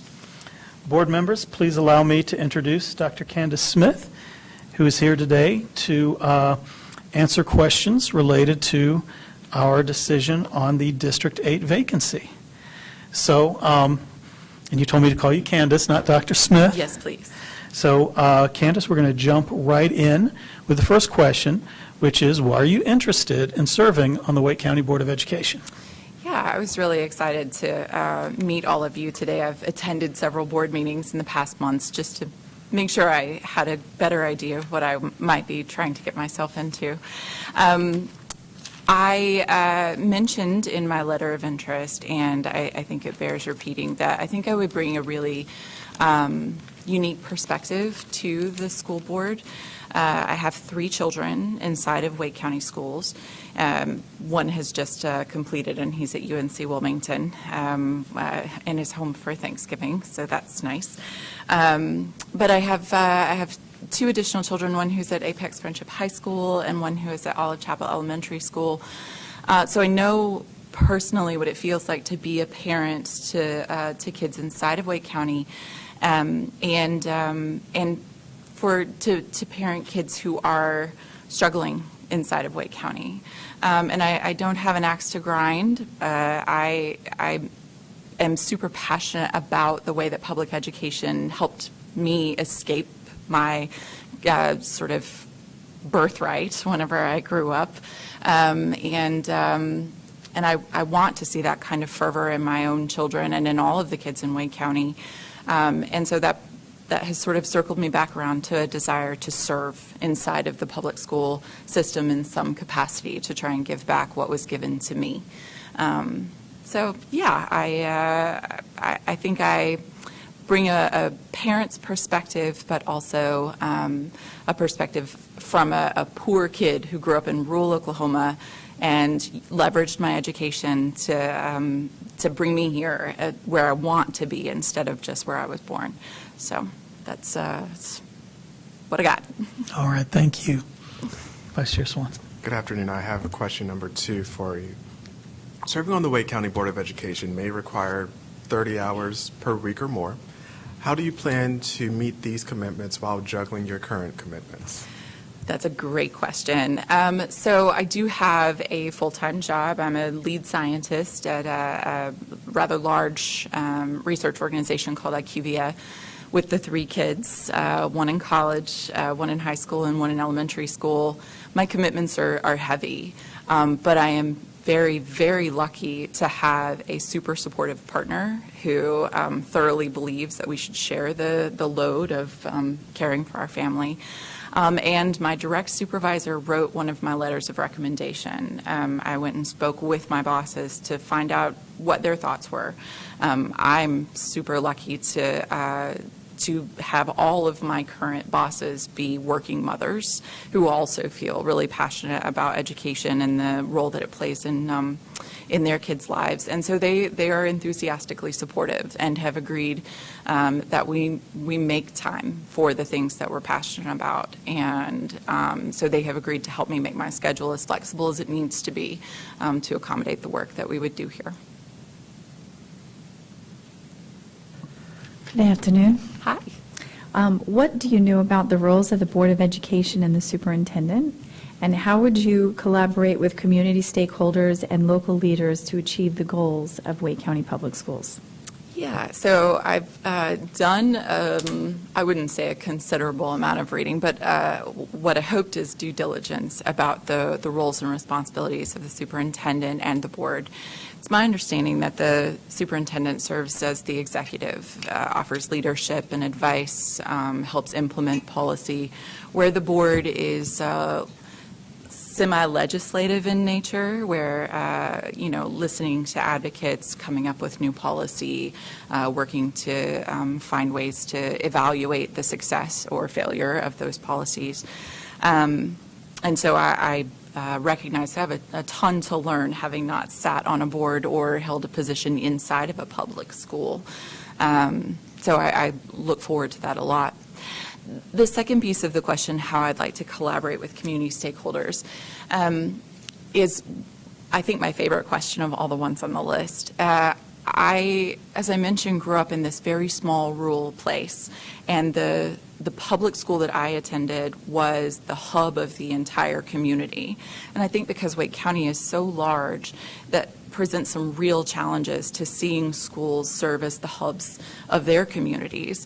And so what I'd really like to do is spend a good amount of time listening to the experts in front of me and talking to teachers inside my district to see what partnerships already exist, because I think that there are a lot of them that do currently exist that I got to sort of dive into when I served on the PTA at Lufkin. But also, I think that we have a real opportunity in a period of strife or upheaval. I think the political and economic climate right now is really driving people to seek out the things that matter most to them, to invest their time and their treasure into. And I think that our schools could serve as a home base for some of the deficiencies that we have in this really big county.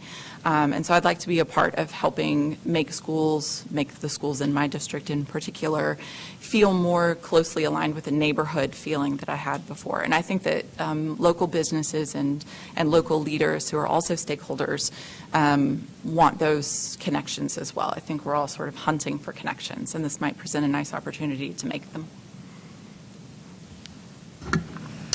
Good afternoon. As you collaborate with other board members and the superintendent to develop a budget, what do you think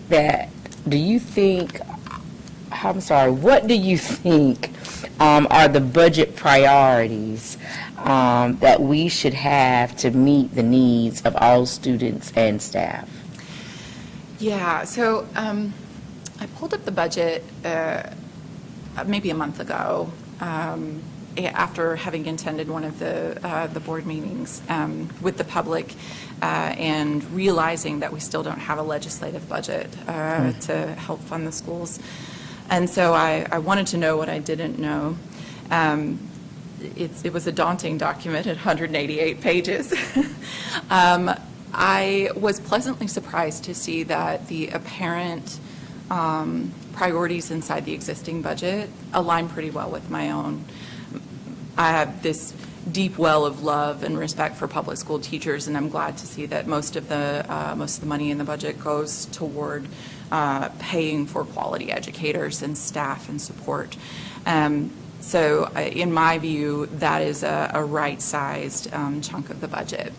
I also think that material support for children is one of my big passion projects. As PTA president at Lufkin, I spent time talking with our counselors about children who were experiencing food insecurity, who didn't have clothing, who didn't have school supplies, because I was that kid, right?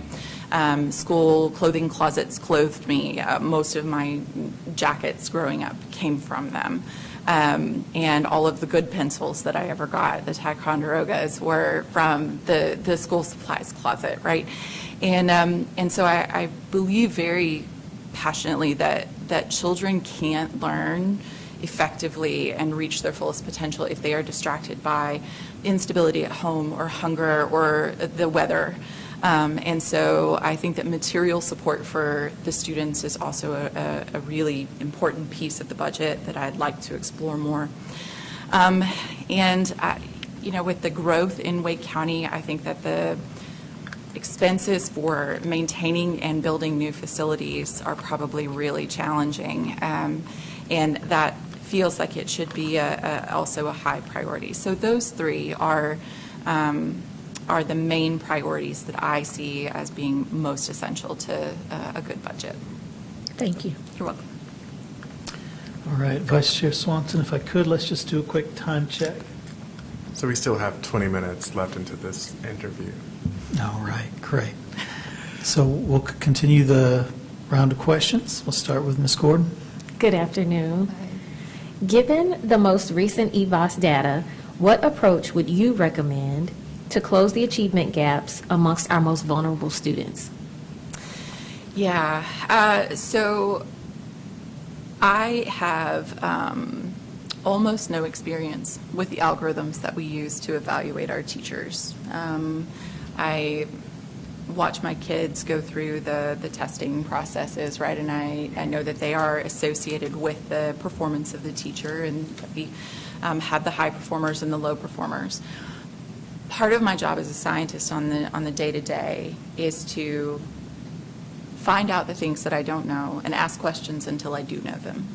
And what I would think that would be the right approach is to talk to the highest performers and to the folks who need the most help, and find out what their best practices are that are working the most for the folks whose students are performing really well. And also find out from the teachers themselves what barriers they face on the day-to-day that is resulting in a poorer performance. Because I don't believe that inside our public school system there are folks who come to work to willfully underperform. And so I think that remediation has to begin at a clear understanding of the problem.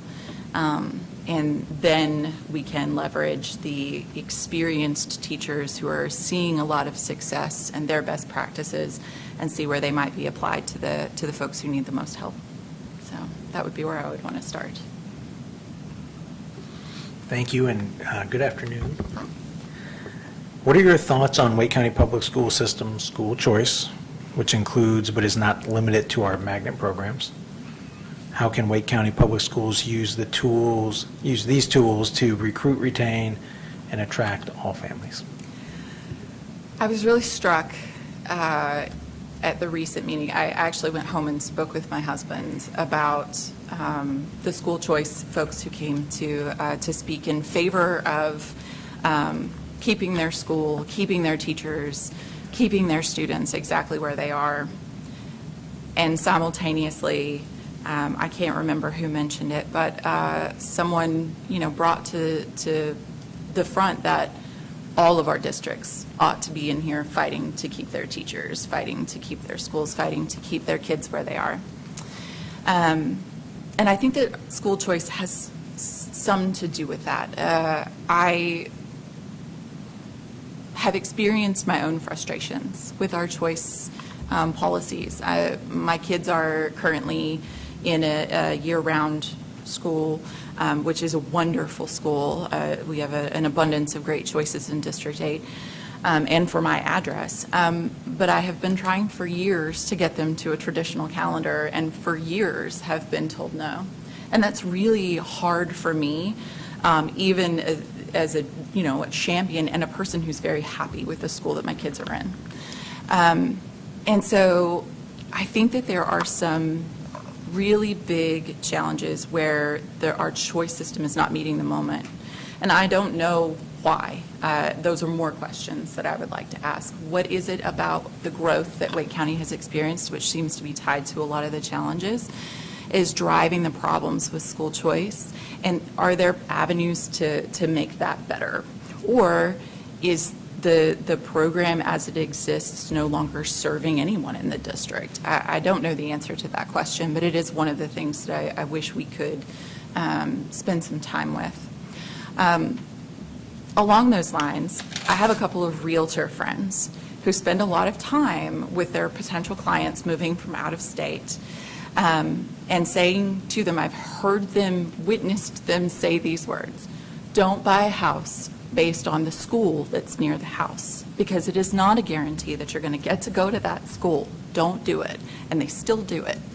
And I don't understand, but I do think that puts us in a position where from the jump, the county seems disconnected from the community, right? And so the expectation is, and I did it too, I moved to Apex so that my kids could go to Apex schools, so that they could have the best possible education my husband and I could afford to give them. And even we sometimes are just like, whew, should we just move to a much smaller place where we could just do exactly what we wanted? And I think that there's a disconnect in communication there. And so I believe in what school choice, particularly magnet schools, affording our students the ability to move into the avenues that interest them the most, so that they do their best work at school. But I think that that it is not serving everyone, and I'd like to better understand why. Yeah. Thank you. Next question is, with the growing needs of the district that you're applying to serve, how would you balance the needs of the constituents of your district with those of WCPSS as a whole? Yeah. I think that goes really well with the recent meeting with some folks fighting for their schools and some folks fighting to love their schools more. I think that we have a considerable well of untapped potential inside of our districts at large, right, across the whole county.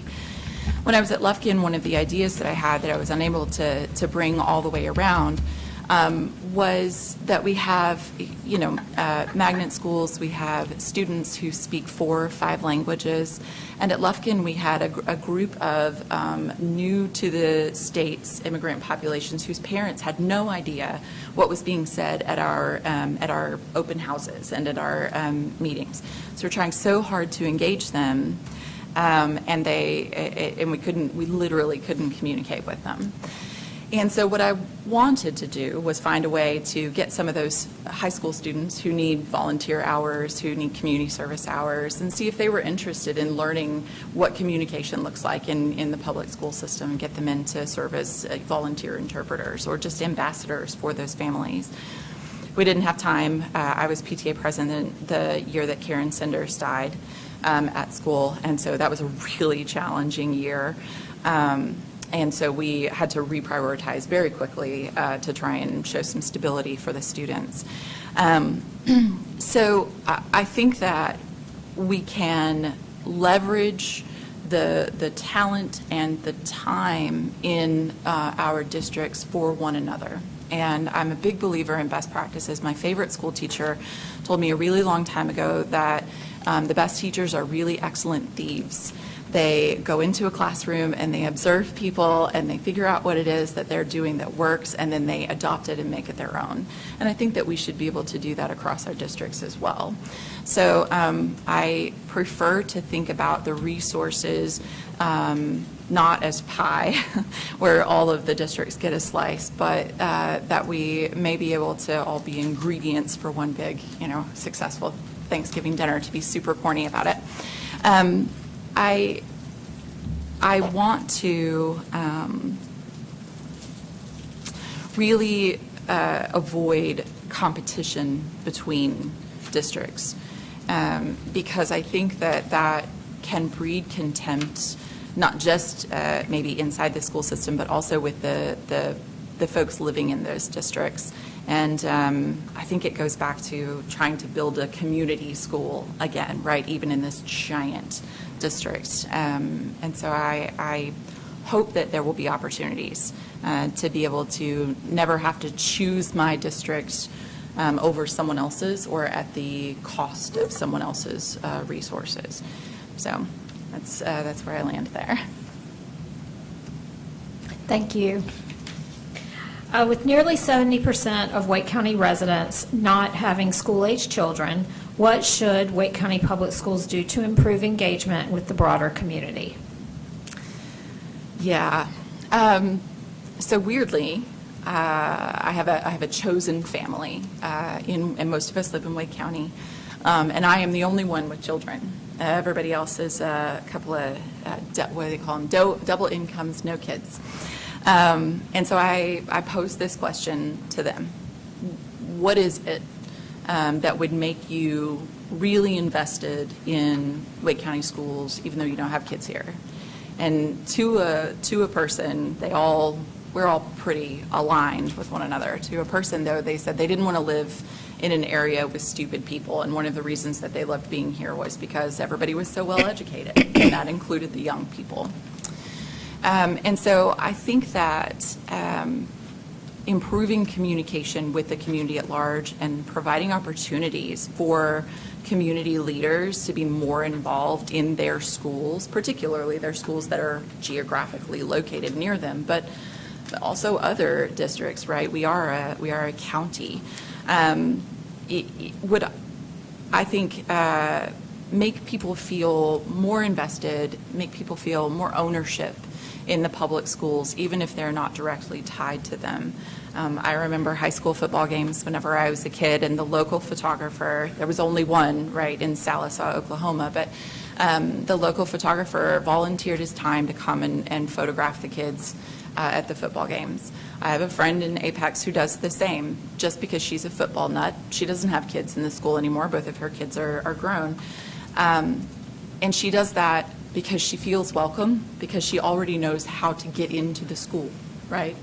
A lot of folks, I think, see schools as a fortress because they have to be a safe place for our kids these days. But that can be really intimidating to try and figure out how to just get your foot in the door. Is it okay to go and knock on the door of the school and say, can I pay for a new sign out front or something to that effect?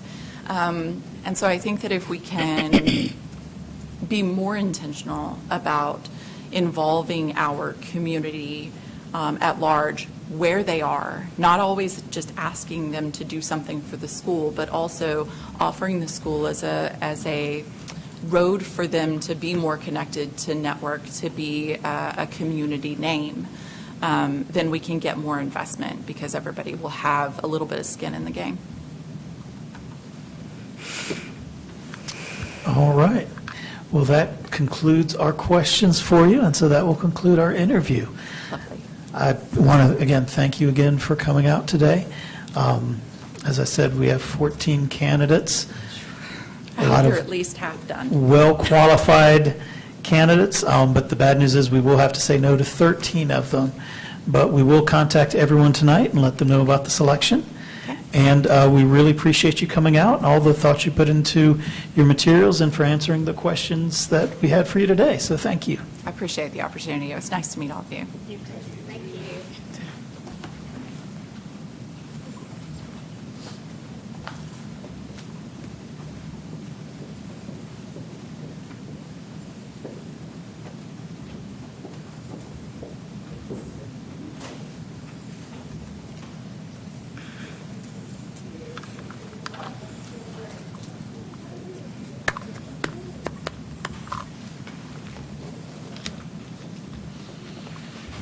All right, our next interview will be at 3:20.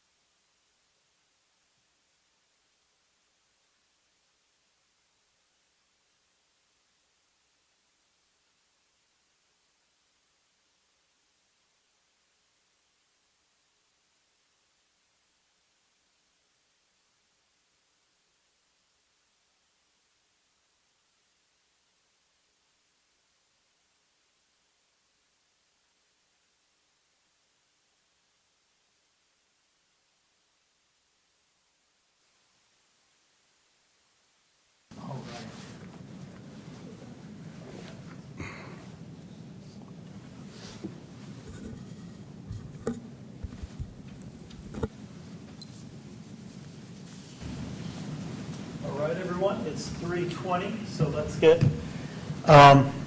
get going. We'll come out of our recess. And I would like to introduce all of you to Douglas Behan. And Mr. Behan is here to interview for our District 8 vacancy. He has received all the questions, knows the time limits and the structure for today, and knows that we're going to jump right in with our first question. So if you're ready, I'll go ahead and start with question 1 on your sheet, which is simply, why are you interested in serving on the Wake County Board of Education? Chairman Haggerty, I appreciate your question because it's something I've thought a lot about as my son is currently a 6th grader in the Wake County Public School System. I've done a significant amount of volunteering and service throughout my lifetime, things like Habitat for Humanity, and when I lived in your district, Ms. Edmonds, I adopted Westlake Road as part of the North Carolina Adopt a Highway program. I've been captain of my son's soccer teams and volunteered many times at school programs. More recently, over the last 5 to 10 years, I've started mentoring kids who are just about to graduate or have graduated from college to help them create resumes.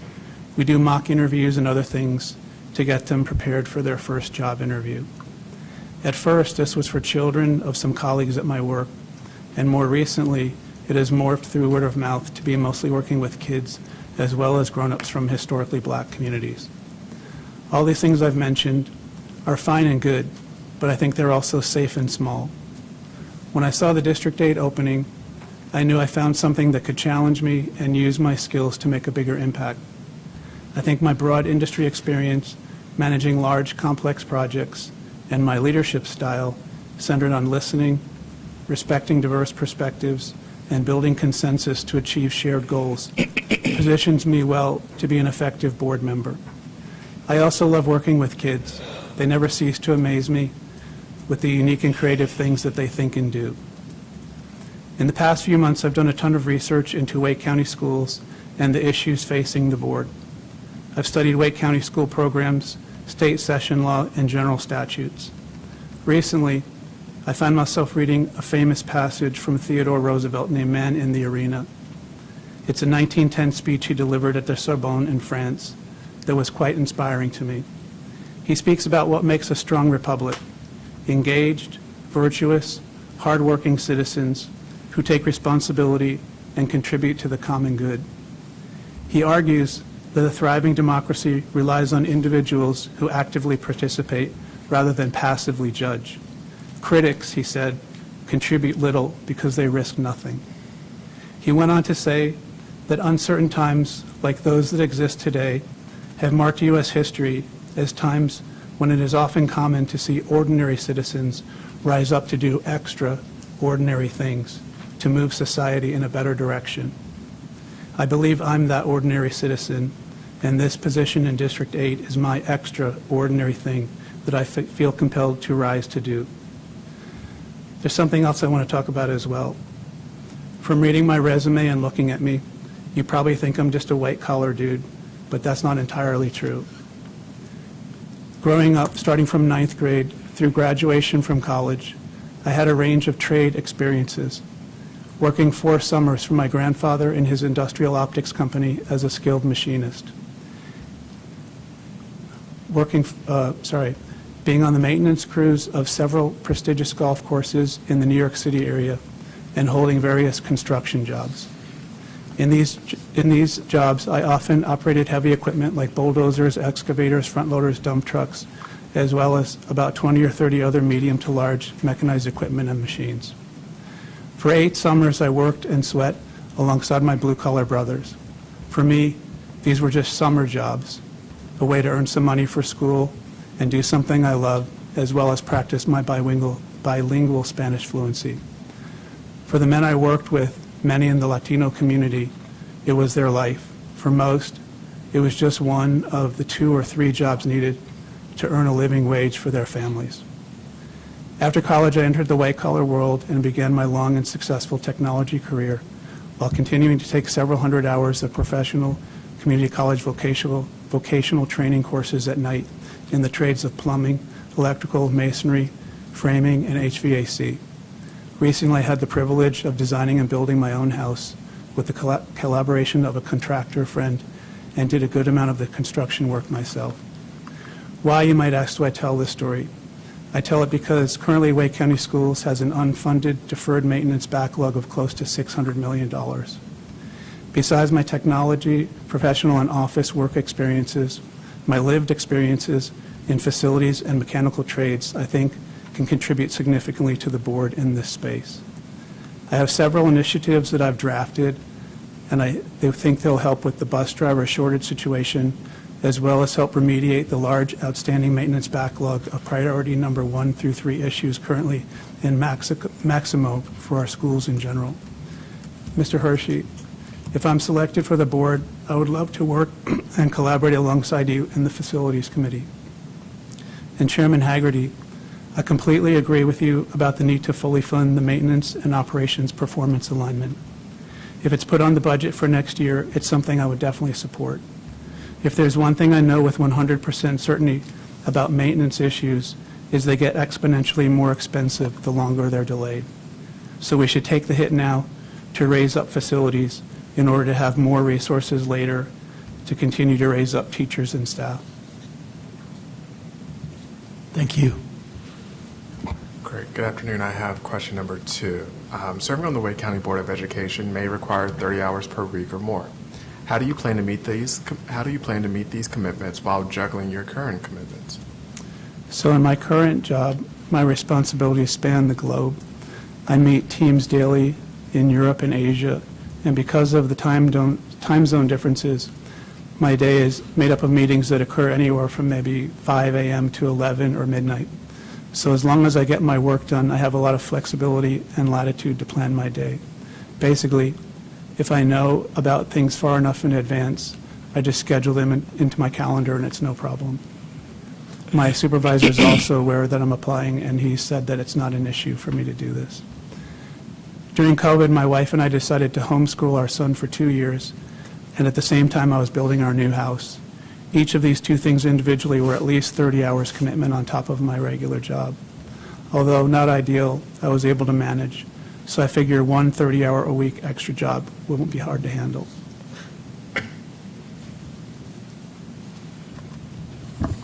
Good afternoon. Hi.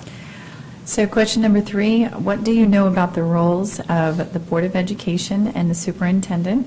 And how would you collaborate with community stakeholders and local leaders to achieve the goals of Wake County Public Schools? Thanks, Ms. Caulfield. My sister was a member of her school board up in New York for 10 years, the last 2 of which she was president. So I know quite a bit about school boards and how they function through my many conversations with her. The role of the school board is to provide strategic governance of the district with the objective of identifying and developing policies, initiatives, and goals that the school should adhere to. The intent is to ensure that every child has equal access to opportunities in quality learning and a positive, healthy school experience and outcome. The superintendent's role is to take those strategic goals and initiatives and translate them to actionable steps that can be taken by the school staff to support the day-to-day operations of our schools. The superintendent should provide regular updates to us as the board members, as well as raise topics of concern where he could use our input or help. I'm a very strong proponent of data-driven decision-making. In that respect, the superintendent should also provide regular and sufficient data through which we can view and evaluate progress towards the policies and goals that the board has outlined. I think Dr. Taylor has shown that he has similar views about data-driven initiatives and has done a great job to bring more transparency of that data to the public and the board. Relating to local officials, I'm a strong believer in community-based schools, so it's important that we work with community stakeholders to make sure we complement their community work rather than compete with them or create redundancy. One focus of my time on the board will be to try to work with local leaders to see if we can get them to incentivize affordable housing in all the new developments that are under their jurisdiction. That these housing units should be geared towards teachers so that our teachers can afford to live in the communities where they teach. Hi, Ms. Rice. Good afternoon. As you collaborate with other board members and the superintendent to develop a budget, what do you think are the budget priorities that we should have to meet the needs of all students and staff? Thank you. So I've already mentioned the need for more emphasis on facilities. My approach to developing an effective budget starts with aligning every dollar to student success and equity. Wake County is experiencing rapid enrollment growth and faces state mandates like class size limits as well as minimal funding increases. So we need a strategy that balances these pressures with our core mission. First, I would advocate for a student-focused budgeting model, such as weighted student funding, to ensure resources go to where the needs are greatest, like special education, mental health, and early literacy. Second, we need to review existing programs for impact and reallocate funds from lower returning initiatives to high impact areas like teacher recruitment, training, and retention, which is critical for maintaining quality instruction. Third, I believe in multi-year financial planning to anticipate growth and capital needs, reducing the reliance on one-time fixes. Transparency and community engagement are also essential. I would propose public input sessions and clear dashboards so families understand trade-offs and priorities. I'd like to see us provide to our community a web-based budget simulator so they can experience for themselves how their decisions would affect the budget and our students as they try out the job of managing the budget of a school system that's as large and as vast as ours. We could leverage data collected from these simulators to get insights on what things are important to our community. Finally, we should leverage partnerships with local businesses and nonprofits to supplement funding for technology and workforce development. For our more affluent school communities, I think we should look into creating endowment funds for them to supplement their schools, teachers, and budgets, allowing us to shift public money over to other more needy schools, from schools whose families are able to support their school through private investment. Let's let them do that. All right, Vice Chair Swanson, can you give us a check-in on our time so far? Sure, we still have 16 minutes left. Great. All right, right on track, right on pace. So we'll come over for the next 4 questions. Good afternoon. Hi, Ms. Gordon. Given the most recent EVOS data, what approach would you recommend to close the achievement gaps amongst our most vulnerable students? So the first thing we need to do is make sure that we truly understand how EVOS works. It's a proprietary system, and the exact model behavior weighting and error margins are not openly published. One possible suggestion I have to gain better insights is to run some synthetic data through the system to see if the things that we're hoping to affect or the dials that we're trying to shift produce the outcomes we want. A few weeks ago, Dr. Robinson and Dr. McMillan walked you through some very granular details of the EVOS scores at your working session. 2 slides that stood out to me were the one showing K through 2 literacy M-class and growth index scores. Normally, I think the reporting ranges that you see in published reports have an index score below negative 10, just shown as a negative 10. What you saw in their more detailed slides is the actual scores are as low as negative 16. The other slide was one which shows that we are in fact experiencing significant growth, which is great, but the growth we're experiencing is disproportionately occurring in our higher achieving schools. The result of this is for the achievement gap to become even wider. There's 2 things I would recommend around this problem. First, we have to continue to focus on literacy, specifically grades K through 2. I'm sure you've heard it before, but if you don't learn to read, you're not going to read to learn.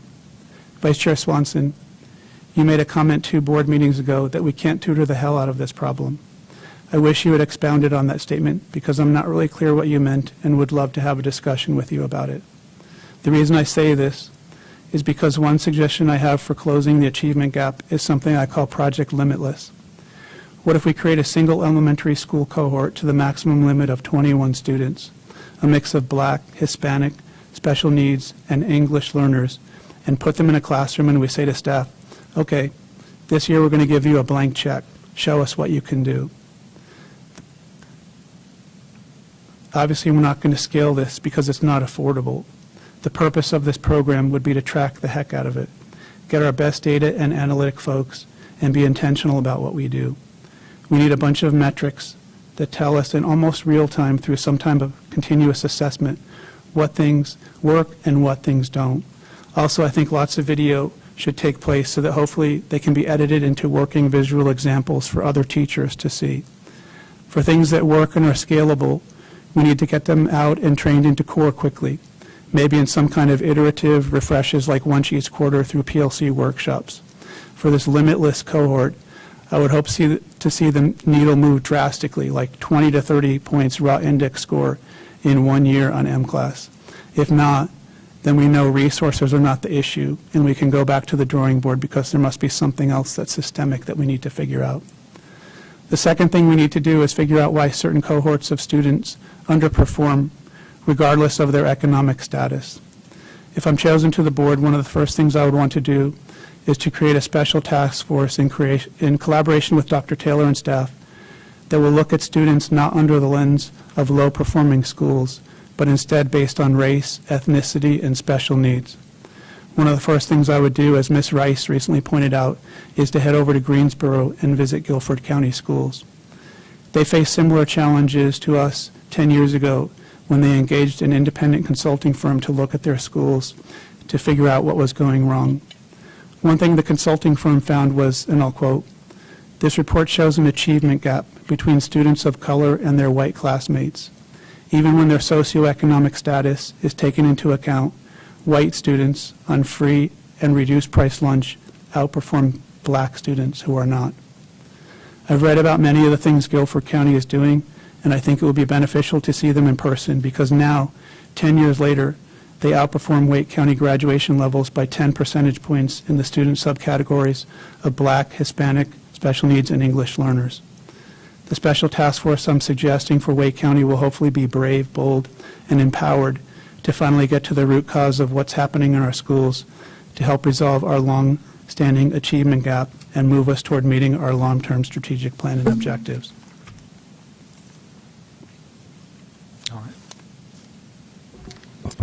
Thank you and good afternoon. Thank you, Mr. Hershey. What are your thoughts on Wake County Public School System school choice, which includes but is not limited to our magnet programs? How can Wake County Public Schools use these tools to recruit, retain, and attract all families? Before addressing school choice and magnet programs, I want to acknowledge a critical challenge. Vouchers and private school options are pulling funding and students away from public schools. This makes it even more important for us to strengthen our public schools so that families choose us over non-public alternatives. Our goal should be to make Wake County Public Schools the first and best choice for every family. School choice, when implemented thoughtfully, can be a powerful tool for equity and engagement. Wake County's magnet programs are a great example. They offer innovative, theme-based learning opportunities such as STEM, arts, and global studies. These programs not only attract families, but also promote diversity and academic excellence. They've earned national recognition and significant federal funding because they align with best practices for equity and innovation. To use these tools effectively, we need to ensure that access to magnet schools is inclusive and transparent. That means simplifying the application process, providing multilingual outreach, offering targeted support to families in underserved communities. Reliable transportation is also critical so that choice isn't limited by geography or income. If families can't get to these schools, then choice becomes an empty promise. To attract families, we need to highlight the innovation and real-world relevance of these programs. Marketing magnet themes as pathways to college and careers, especially in high-demand fields like technology, healthcare, and global leadership, can make them even more appealing. Partnerships with local businesses and universities can enhance these offerings, providing internships, mentorships, and hands-on experiences that prepare students for the future. Finally, family engagement is key. Hosting magnet fairs, virtual tours, and sharing success stories can help families understand the unique opportunities these programs provide. Continuous improvement is also essential. Expanding themes that align with workforce trends and community interest will keep our programs competitive and relevant.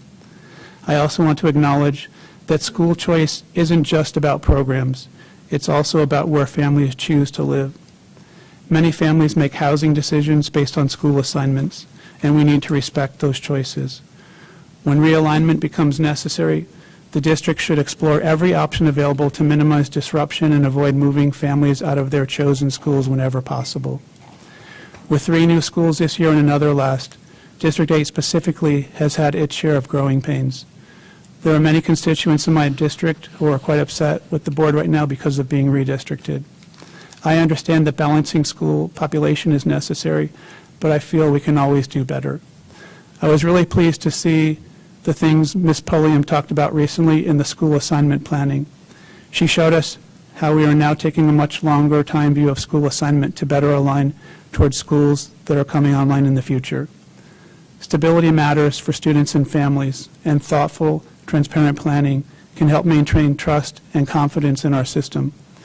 Ms. Caulfield and Ms. Gordon, I saw some big blue arrows of growth coming into your districts on the right-hand side of the map, so perhaps we could work together to make sure the lessons that we've learned from our successes and mistakes in District 8 will make the experiences of your constituents in Districts 1 and 2 even better. All right. Thank you. With the growing needs of the district that you're applying to serve, how would you balance the needs of the constituents of your district with those of WCPSS as a whole? Thank you, Dr. Ng. This is a great question and the one that I've spent the most time contemplating over the last 2 months. The first thing I did was give Ms. Mahaffey a call. My intention was to find out what her election promises were and her vision for District 8 community, so I could balance those things against my own thoughts and ideas. My wife and I embody the general demographic of District 8. We're a mixed-race family.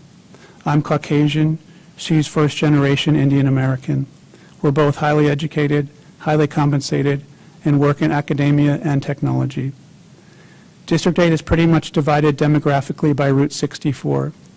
North of Route 64 is 65% Asian and 25% white. South of Route 64 is just the opposite, 65% white, 25% Asian. We have less than 5% of any other race or ethnicity in our district. Census data shows the area is highly educated and highly affluent. Performance grades for our schools average high B.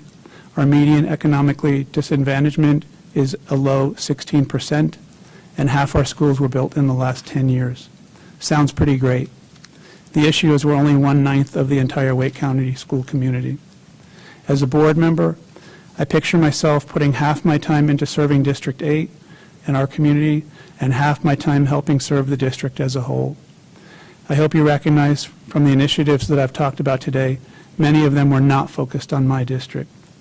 Equity means meeting students where they are and ensuring that every child, whether academically challenged or gifted, has access to opportunities that help them thrive.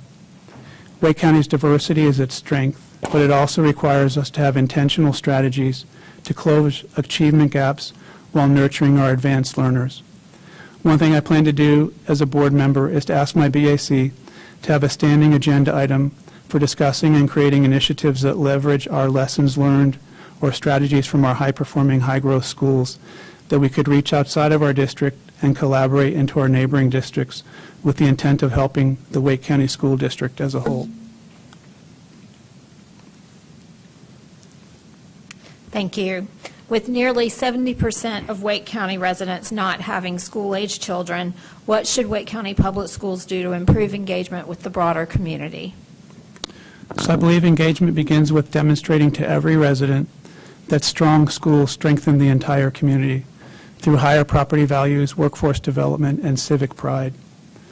Since 70% of Wake County residents do not have school-age children, our outreach must go beyond parent-focused communication and intentionally connect with the broader community. One effective strategy is to transform our schools into true community hubs. This means expanding partnerships with local businesses, government, and nonprofits to offer services that benefit everyone, not just students. For example, schools could host community health clinics for flu and COVID vaccinations, provide mobile dental services, and create community gardens. We could also offer wellness programs such as yoga or fitness classes led by our PE instructors before or after school hours. Hosting family nights, board game nights, and anything else that we could possibly think of to get people off their phones and into their communities.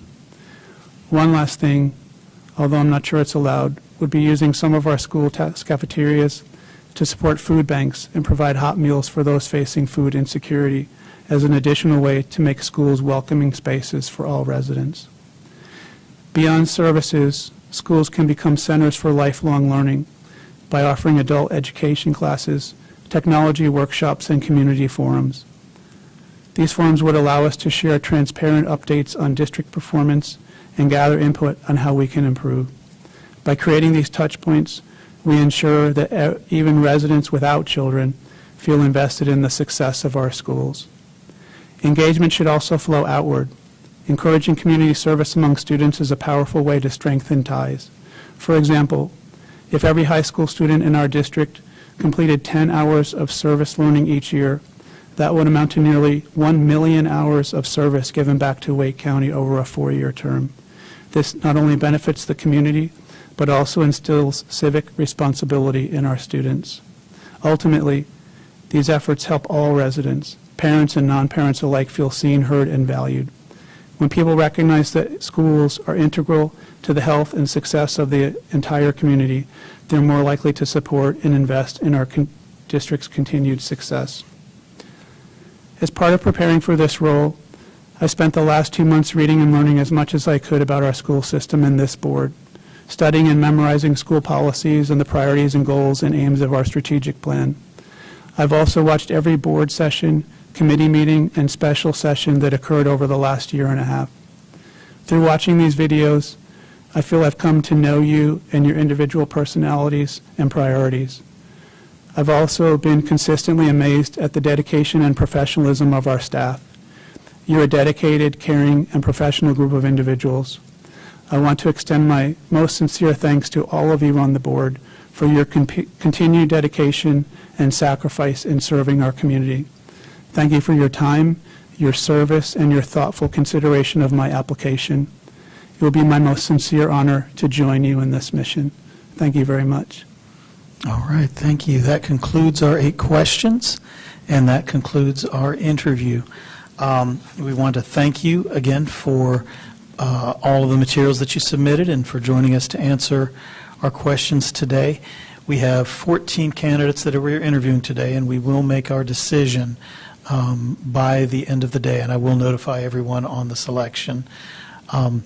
The positive, as I've been telling everyone, is that we have an enormous amount of amazing, well-qualified candidates. Unfortunately, we're going to have to say no to 13 of them. But we will have one amazingly qualified candidate that does come out of it. And so we'll notify you of that selection at the end of the day. Great. So thank you so much. Thank you so much. I really appreciate it. Thank you. Good.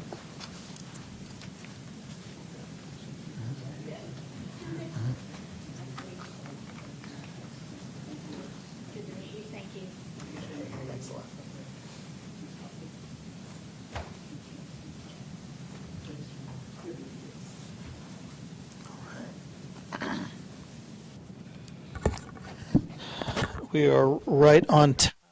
Our next candidate is actually here, but we will bring her in at 3:55 if anyone needs a break before we go.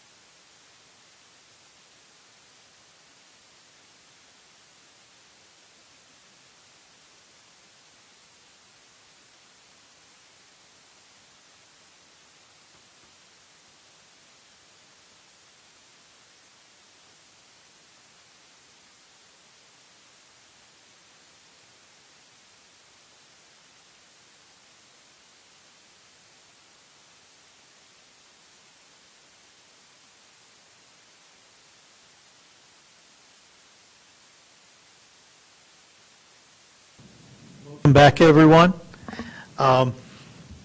We are continuing our interviews for the candidates to fill the District 8 vacancy. I'd like to introduce all of you to Dr. Jennifer Jobe, or Jennifer, as she told me she'd like to be called. I've reviewed all of the basics in the format with Jennifer outside. She knows that she has 30 minutes. We have the 8 questions. There's no open or closing statement. And that in order to give her as much time to answer all the questions, we're just going to jump straight into it. And so I'd like to begin. I'll ask the first question, which is quite simply, why are you interested in serving on the Wake County Board of Education? Thank you, Mr. Chair. Thank you all for being here. I also want to shout out Melissa for organizing all of this. That was pretty incredible with so many of us. And I also know I'm your second Jennifer of the day, so that is a lot. But hopefully I'll differentiate myself. I feel like I've been coming to this building, or kind of on a path to this building, since 2008. I was a high school English teacher in Chapel Hill. And in 2008, I began the PhD program for curriculum studies at UNC Chapel Hill. And one of the first things we did was come here to hear some presentations about what the school board does and how it works. And I knew that it was something I wanted to be involved with. I also I did my PhD in policy and curriculum policy. And I went on to be a teacher educator. So I learned a lot about how the board acts, and I learned out in Oklahoma, at Oklahoma State University, how teacher education programs interact with school boards and help to do student teaching and that kind of thing. I observed a lot of student teachers in my career, and I taught either high school or undergraduate students or graduate students until my very last class in 2020. When I moved back to Wake County after several years at Oklahoma State, I started coming to a lot of these meetings as well. So many of you have seen me before, and I became a public advocate. And I had even thought about possibly running someday. So when this opportunity arose, I felt like it was a natural progression. However, I think this may be one of the hardest times ever in public education. I think that we're facing a shrinking budget. We are seeing more and more money going to private school vouchers and charter schools. We are, seeing people who are thinking that public school is not providing what it should for students. And so I think it's more important than ever to have an educator and an education advocate on the board. I know that all of you are education advocates and all of you are educators in your own right, but I think that that's why District 8 needs one as well. Public education is the most important good that the government provides. It's a great equalizer. It exposes children to kids of other backgrounds that they may never be part of again. It helps us provide people to work and to change society on their own, and we help kids realize their potential, and there is really no greater work than that. And so I want to devote as much time as I possibly can keeping that spirit of public education alive in Wake County, especially in District 8. Thank you. Thank you. I have question number 2. So serving on the Wake County Board of Education may require 30 hours per week or more. How do you plan to meet these commitments while juggling your current commitments? Yep. So my full-time job right now is a consultant, and I make my own hours. I have freelancers that work for me, and sometimes I use them more, and sometimes I use them less. I have a lot of time to volunteer, and it's something I've really devoted a lot of time to. I also have a 3rd grader at Farmington Woods Elementary, and I am a constant presence there. Teachers who have not had my kid know me there because I am there so often. I was a board member for the Apex Public School Foundation and spent a considerable amount of time doing their communications work and designing events for them. And most recently, I have spent 30 to 40 hours a week working as the regional vice chair for the Wake County Democratic Party. And actually those were, during the election season, it was much more than that. And that is a position that I will hand off to somebody else if I'm chosen for this position. So I absolutely have the time to devote to doing the best job I can on the school board. Good afternoon. What do you know about the roles of the Board of Education and the superintendent, and how would you collaborate with community stakeholders and local leaders to achieve the goals of Wake County Public Schools? Being on the Wake County Board of Education is an awesome responsibility.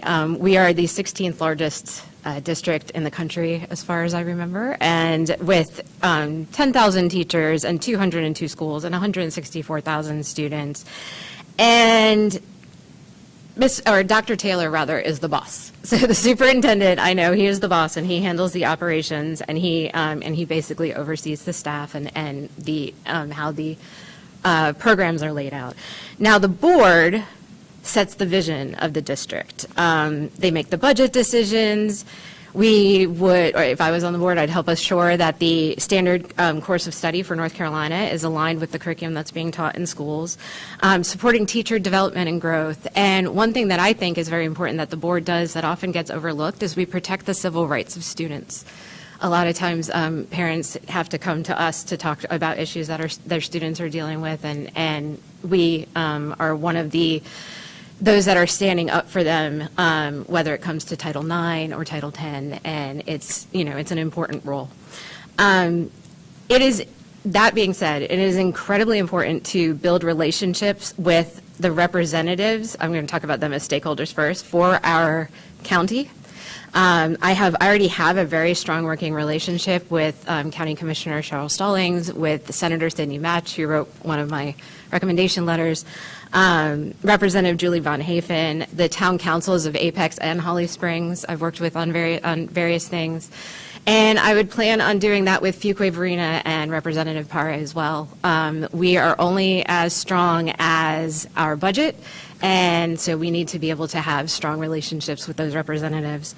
It's also important to have relationships with business and parent leaders in the district, which is why the board advisory committee that you all have is so important. I worked with our current District 8 representative, Stephanie Mitchell, with the APSF. So she and I are already close and ready to work together. But I think there are other parent leaders in our community that we can invite in other ways. And it's also a way to connect us with the schools, and with the school communities more. But rather than seeing it as the only way they come to talk to us is like I've come to talk to you all, standing here, usually there's a podium, and, and someone is saying something that they're complaining about or wishing something was different or whatever, but it would be nice to have some of the leaders who are here regularly having more access.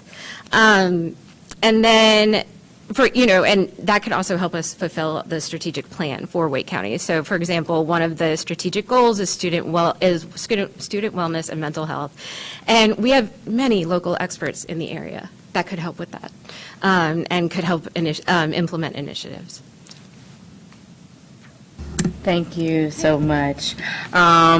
As you collaborate with the other board members and the superintendent to develop a budget, what do you think are the budget priorities that we should have to meet the needs of all students and staff? Okay, so with 18 years of education experience, I, of course, have a wish list of things. I wrote in my cover letter about having an AI framework, which I still think is very important, especially with how AI is being used currently by students and teachers in the classroom. However, we have to recognize, I think, where we are with our budget. We want, you all asked for $60 million increase to even try to get us close to where we needed to be. And the commission came back obviously with $40 million. Now, out of a $3.3 billion budget, that can seem small, but it's not. It's programs and initiatives that we all want. And the problem is, one of the things I loved, by the way, about reading the Wake County budget is how it says we can use good business practices without acting like it's a business. we are not a business. We are a public good that we are providing. And one of the other ways we're not a business is that we need to count on the local, state, and federal government to give us our funding.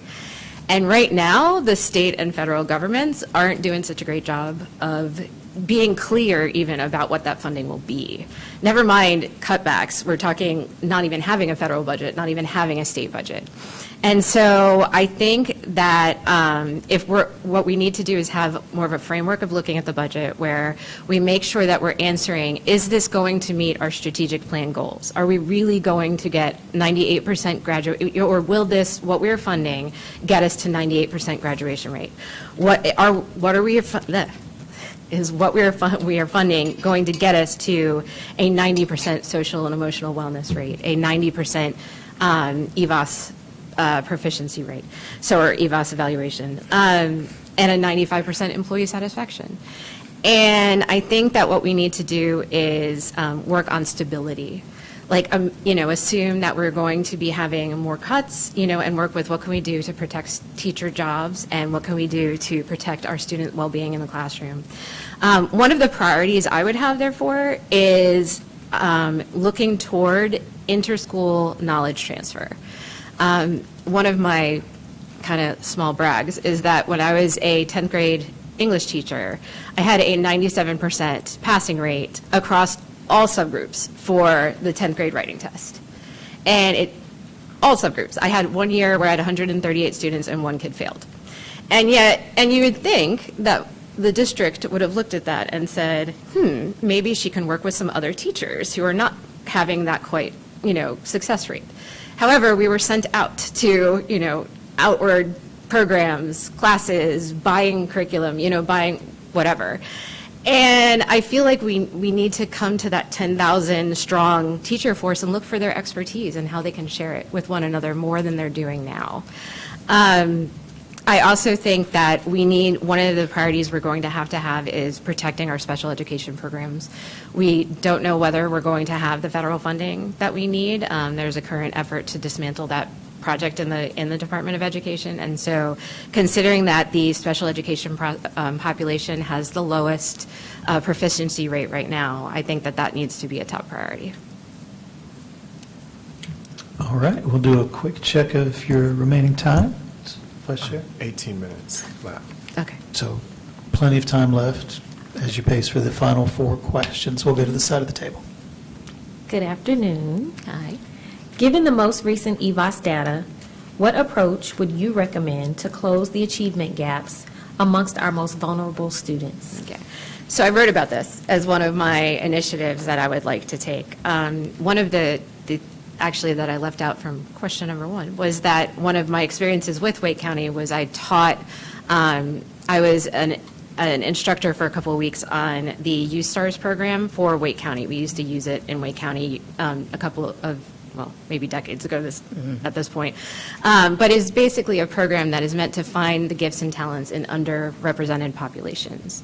And as part of that work, and developing the U-Stars program with the lead writer, I read the research base from the last 2 decades for how to close achievement gaps between especially Black and Hispanic students and white students. And it is certainly something that we need to work on in Wake County. Right now, white and Asian students are showing an 80% proficiency rate pretty much across the board.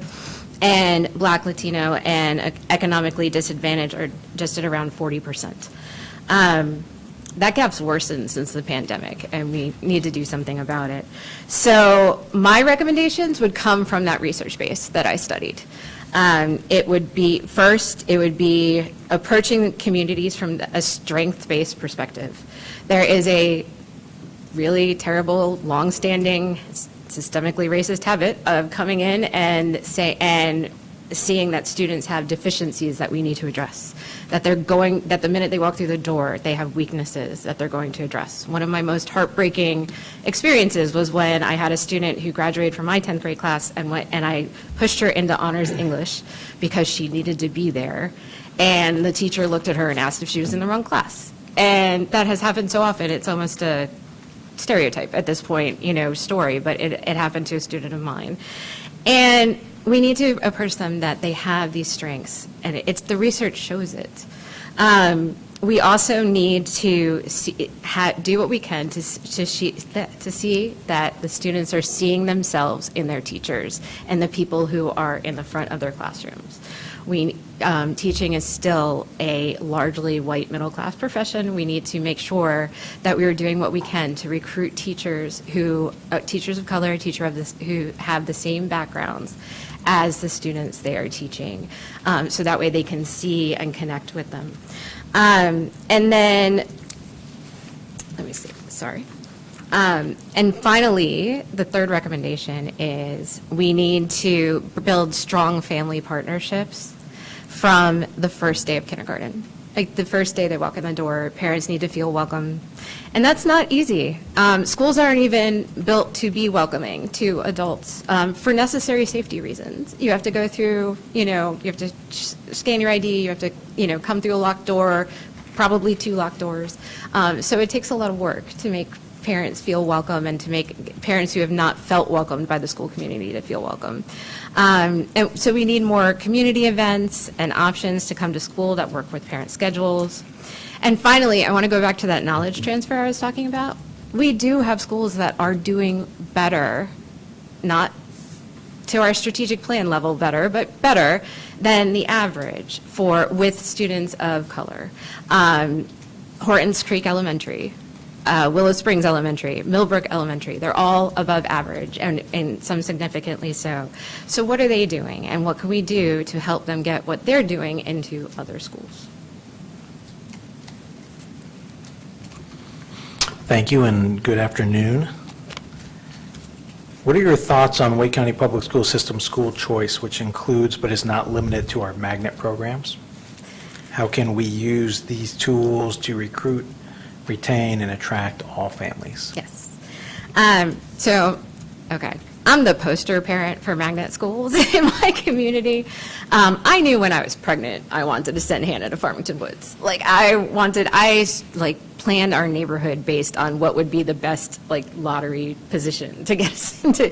And most people move to my neighborhood so that way they can send their kid to the 90% passing rate school down the street. And I was like, no, I'm moving to this neighborhood so I have the best shot of getting my kid into Farmington Woods. I wanted her to be in the International Baccalaureate program. I wanted her to have the service experience. I wanted her to have Miss Pierce, which now she's leaving, but at least she had her for 3 years. And I adore the magnet program. I think it's essential for not only providing a variety of program and enticing parents to come, but also for balancing out schools, and making sure that we don't have, schools that because they're in certain neighborhoods, they're much worse than in various ways than others. And I think it's important for kids to get experience, like I said in the beginning, to experience kids from all sorts of backgrounds, and the magnet is a voluntary way to do it. And I think that's fantastic. But when I ask around, and I'm like, why wouldn't other people send their kids to magnet schools or enter the lottery? I think this is part of what we need to address. First of all, we need to explain to people the difference between magnet and choice and charter. And I think that a lot of people conflate those. And so I think we probably could do a better job. But the main thing is transportation. And transportation is such a hot issue, and I know that it is really hard to manage busing and that kind of situation, but I know when I first looked at Farmington Woods, I had trouble figuring out how Hannah would get to school. I had to have a friend down the street who was sending their kid to Farmington Woods explain to me how the bus system would work. And so I think that we probably should work on making parents feel like it's much more accessible than it seems right now. And I think that we also need to help advertise the programs as much as possible within budget constraints. I think we actually do a great job. The website is easy to go through. We have a lot of virtual opportunities to learn about the magnet program, but the more we can do, the better. we also need to explain, this is the point I was looking for. We also need to explain what the benefits are especially in my district. You know, one of the main benefits of Hannah going to Farmington Woods is once she got in, she was in, and she was going to be there till 5th grade. There was no chance that she was going, or very little chance, I won't ever say never, but there was no chance that she was going to be drawn out of the school. You know, that there was going to have to be some sort of redistricting and that she would have to get new, go to a new place. And that's a huge bonus for me. And I think parents would actually find that so as well, and I haven't seen it explained that way. I think, talking more about bringing the kids into the community and talk more about what they're doing would also help in that situation. I do want to end by saying, though, that the words school choice are very fraught. And I think it's very important that we make sure that we don't fall into a trap of thinking that the neighborhood schools are bad while the magnet schools are good. They're different. They offer different things. And so we still need to make sure that the neighborhood school is as good as possible for every kid. Thank you. Next question is, with the growing needs of the district that you're applying to serve, how would you balance the needs of the constituents of your district with those of WCPSS as a whole? Oh, boy. Okay. So this is the big one for District 8, right? Since I've moved to Apex, I've been in this area since 2002, off and on. But since I moved to Apex, I've heard so many people say, why don't they just split up the district? Like, what do we have in common with kids in Knightdale or Rolesville or Wendell or Garner? And why don't we just have our own district? And I think that speaks to how we need to explain what the benefits are of having the district this big. I think that there are really nice parts to having small districts. Like when I taught in Oklahoma, I supervised 2 student teachers that were in a district with 1 school. So there was, it was K through 12, it had a superintendent, it had 2 buildings, and that was it. And there were some really nice community aspects to that, but there were so many resources they couldn't access because they just didn't have the size and the budget. And we have a lot that people can access because of the size and the budget. We can have these magnet programs because of the size and the budget. So we need to be explaining to people how the district benefits them. That said, as a representative of District 8, I want to constantly be questioning not just what is the size of the district, but what does the student population actually look like? Does our area superintendent oversee way more students than other area superintendents? And if so, is that drawing away from his attention and we're not getting the attention we deserve? Are the new schools we are building leaving enough capital to renovate and rehab other schools in the district? We need to be constantly asking those questions. And so and then when we do redistrict, how are we putting parents in difficult spots of getting their kids to the schools that they're redistricted to? So what I had recommended in my letter was a rapid growth advisory committee, which I think should be made of stakeholders and hopefully council members and parents in the town where these growths are this massive growth is happening, and help us to not only work through those issues and help us find good solutions for helping students get to new schools, but also help communicate to the rest of the community why we are doing the redistricting we are doing, how we chose to do what we did, and what benefits they're getting out of going to this new school. My last year teaching high school, I opened a brand new high school. I didn't open it, but it opened, and I was there. And it was really hard, and especially high schools. When high schools have a ton of culture attached to them, and when new high schools open, they don't have that culture. And so what can we do to try to build that culture ahead of time?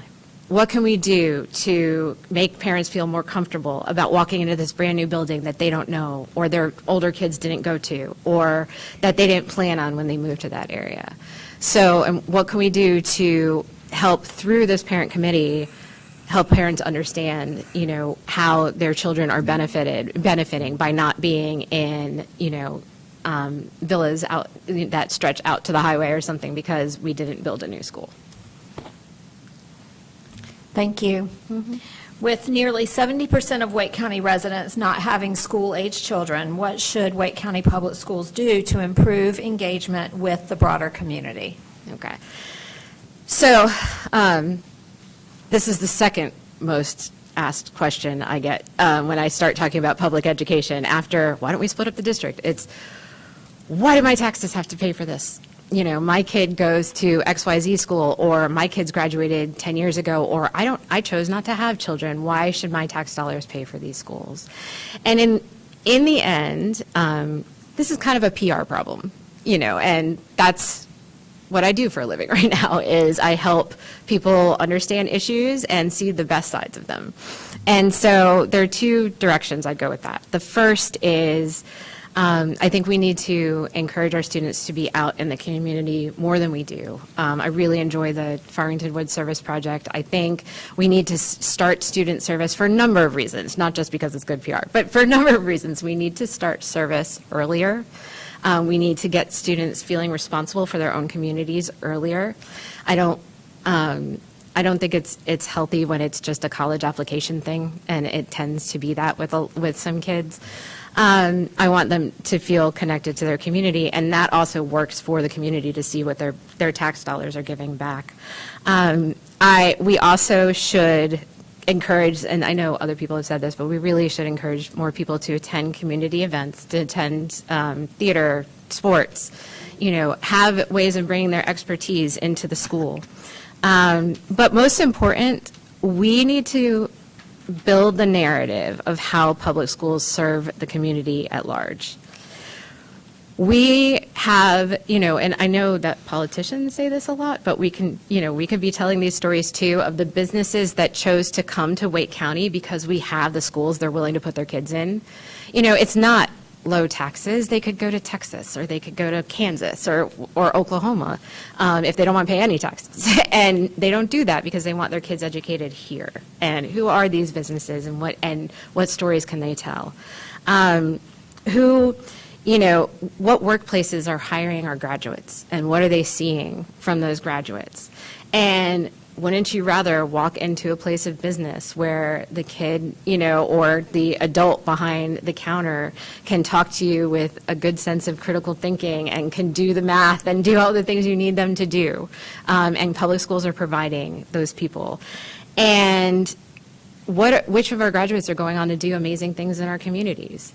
I mean, we have someone who just ran for town council and is an incredible, in Apex, an incredible member of the community and an incredible advocate for the community, TJ Evans. He graduated from Apex High School, and he wanted to stay here and do good things. And so where are we telling those stories, and how can we tell them better? That went really fast. I don't know about you, but I feel like that went fast. That went really fast, but it also took you down to the very last minute. So you used your time very effectively. Thank you. So just to wrap up, that is the conclusion of our questions and the conclusion of the interview. As I mentioned outside, we have 14 candidates that we interviewed. We will make our decision tonight, and we will notify everyone tonight of the selection. With as many wonderfully qualified candidates, the hard decision is that while we know we will select a wonderful candidate, we will have to say no to 13 others. But we will let you know as soon as possible, and we really appreciate you putting your name out, submitting your materials, and coming in to answer our questions today. Thank you for having me. I really appreciate it. Thank you. All right, board members, we are right on schedule. We'll have 5 minutes for a break, and then we will bring in our next candidate and our final candidate for tonight, Dr. Robert Dunn.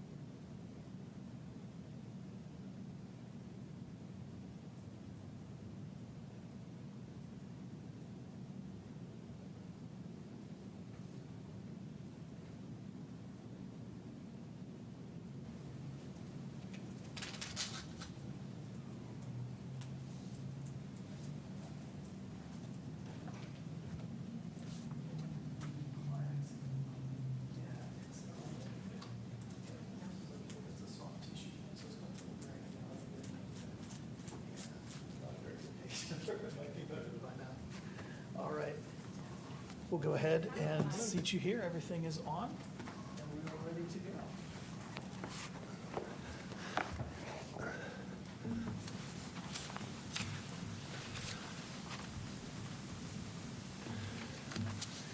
Good afternoon. How's everyone? All right, everyone, we'll come back from our recess, and please allow me to introduce Dr. Robert Dunn, who is our final candidate for consideration for filling the District 8 vacancy. I want to thank Dr. Dunn for coming tonight. I've explained to him the format and everything, and so we will jump right into our questions. With our first question tonight, I will ask, which is quite simply, tell us why you are interested in serving on the Wake County Board of Education. Very well, thank you, and thank you for having me. And I do want to ask, how many people here were hoping I didn't show up so that you could get home early? If I was over there, I'd be going, oh, man, he showed up. Okay, so anyway, my first grade teacher, this goes back a while, Mrs. Carter, she noticed early on that my friends and my fellow students would seek me out sometimes if they had questions. And so she sent home a note to my mother saying he should be a teacher. And my mother, who was a nurse at the time, she was like, oh, yeah, that sounds about right. He can help people. And so I went through school learning as much as I could. Both my parents were very pro-education. My father had been a veteran of World War II in the Pacific, and he decided that that was not what he wanted his sons to do. So he forbade both of us from going into the military. And at the time, it was the Vietnam War that we were talking about. And as my brother went into law, I started looking at things to do to help people in another way. And living in Washington, D.C., politics was going on all around me. My sister worked on the Hill. My other sister worked in the Washington Sanitarium. And my mother remained as a nurse. And my father worked for the National Security Agency. So government and education were two very large aspects of my youth. And I grew up wanting to know as much about anything that I could. I got into University of North Carolina here in Greensboro, and I took 6 years. I went at a leisurely pace, and I was interested in, I ended up being interested in teaching theater and teaching presentation and how to deliver one's dreams and hopes in a way that people could understand them. I came out and continued my interest into the pedagogical functions of theater and how it was used to instruct and how it was the center of education for a large amount of the populace during the early times. And as I was doing that, I realized, okay, I have a master's thesis here. And so I went into a master's program in writing and theater writing. And I wanted to get a doctorate in theater history to show how technology has influenced the expectations of the student as well as the audience. And as I was doing that, my mother-in-law stepped in and said, well, have you looked at how technology has influenced education and what a learner is expecting now as opposed to what they used to? And I thought about it for a moment, and I was like, that's even more interesting. So then I started looking into how technology can be used to help learners learn, how the access to a large library that went beyond the concrete of any school had, how that democratized the learning, how everyone could now access information that didn't used to be available to everyone. And so then I got into the education aspect of technology, and I got my degree in instructional systems design, which is how to design curriculum and course content to enable the best trajectory for the student from novice to expert in an efficient and effective way. And that's what I've been doing for the past 25 years as a contractor for the Department of Defense. I've served as advisor and as a consultant for the Marines, for the U.S. Army, for the Navy, not yet for the Air Force, although I am now working on a course of instruction for drone pilots. So that's about as close as I get with that. But the overarching arc of my experience and why I want to be a part of the chair that is empty is that I believe that there are ways to improve everyone's learning, everyone's capability to learn. I believe in the power of thought. I believe in the magic that a child can experience at all grade levels. My most rewarding moments are when I'm talking to somebody, no matter what age, but almost even more so when an adult has that moment where a light bulb goes off above their head, and they just realize, oh, okay, I see now. Okay, this is, wow, thanks. And that moment of clarity, the moment of, I've been recognized as a person, and I've been presented with something I hadn't thought of before. And now I can take this with me and expand my life and make it better as I go forward. So when I heard about this empty seat, I was already considering about running in 2 years, but I was like, well, why wait? Let's just go ahead and put my application in. So brings me perhaps 2 years closer. So that what brings me here. All right, thank you. You're welcome. Vice Chair Swanson. Thank you. I have a question too. Sure. It says, serving on the Wake County Board of Education may require 30 hours per week or more.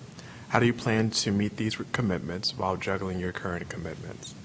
I touched on that. I'm a contractor, so I don't have to take jobs that are offered, and the jobs that I do take, I perform on my own time when I'm capable.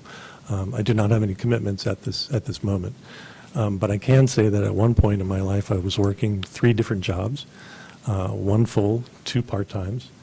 I took 18 hours in 1 semester because I had to, and I was also working a job. And then when I had my son, I was working and trying to finish my PhD. So there's ample evidence that even though I don't have as much energy as I used to, I've learned how to work smarter and not harder. And I have high confidence that I can continue to work at a high capacity in any field that I need to. Thank you.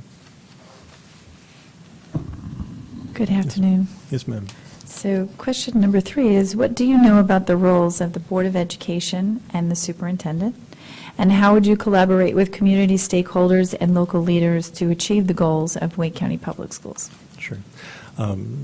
Good question. I had to make sure that I had the idea correct. So I did some research. And the board, and because I've been around military for so long, I tend to put things sometimes in that sort of frame. The board are the boots on the ground. The board is the people that bring issues and decisions. They plan the policy, they plan the procedures, the content, the pay. These are all areas that because you're on the front lines supporting the teachers, then what happens now is that you need what's called an angel. And the angel is what's referred to by infantry and others on the ground. Angel is the high-flying aircraft. They're the persons that are making sure that you're going to be safe. They're the people that you call in to make sure that you're going to reach your objective safely and return. So the superintendent in my imaging is that angel, the person who takes your recommendations, takes your suggestions, and takes them forward to their battlefield and presents the discoveries, the investigative results that you all have come up with, and the recommendations that you have, and tries to make them happen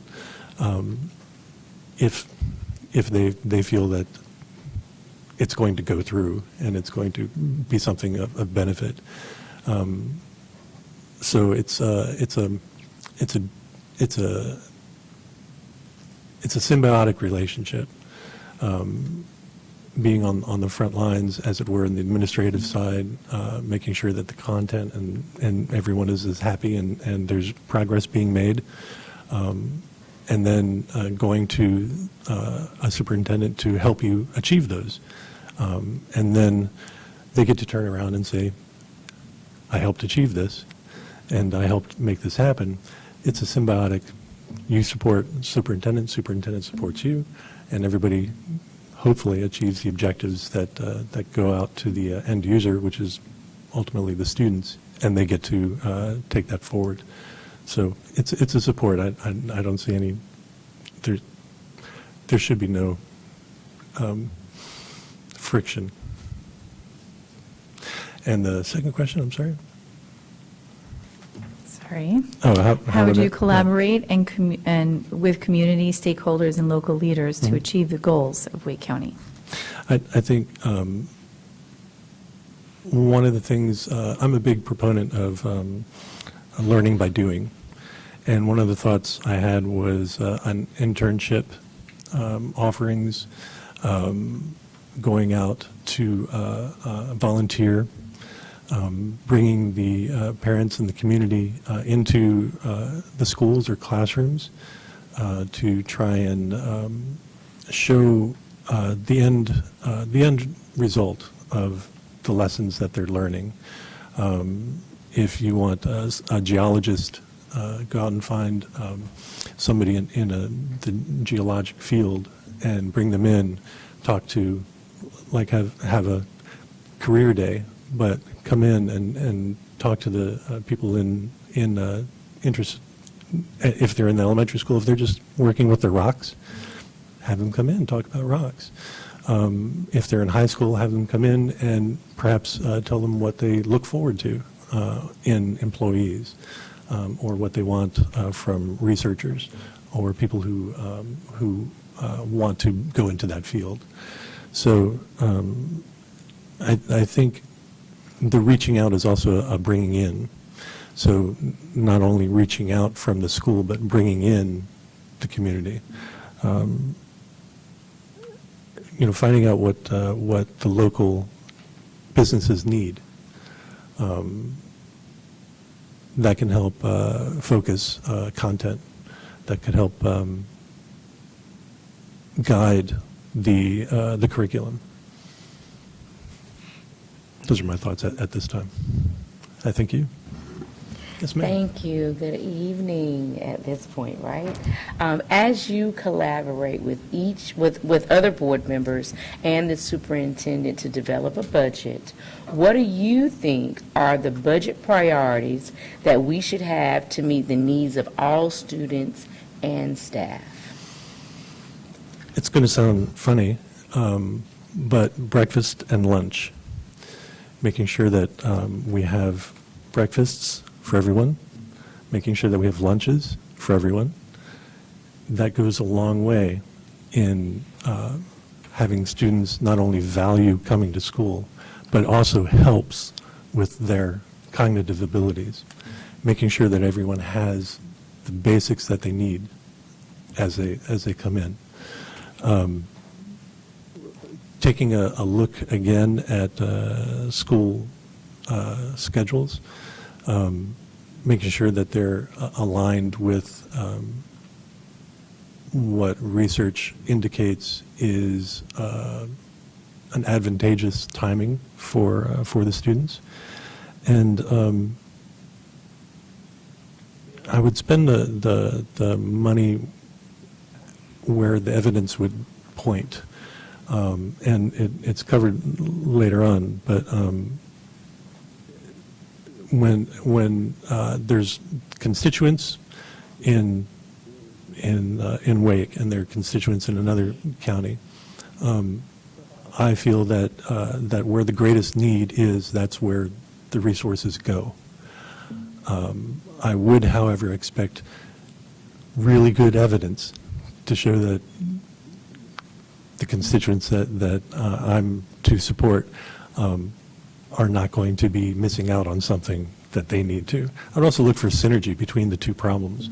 If there's something that funding can be used for in another district, that their findings can be used to support our initiatives in the Wake district, then use that information and know that the money is being spent for the benefit of all students.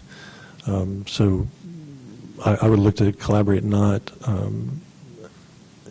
with boundaries. I prefer to think of that there aren't any boundaries. There is education, and there is making it better for everyone. And whether that's for my constituents or for elsewhere that we're also benefiting from, we're all benefiting from better education. I think it was Jefferson who said a successful government relies on an educated populace. So that's a big instigation as well. Does that answer the question that I was being asked sufficiently? Because if not, I think I can round it out. Is that okay?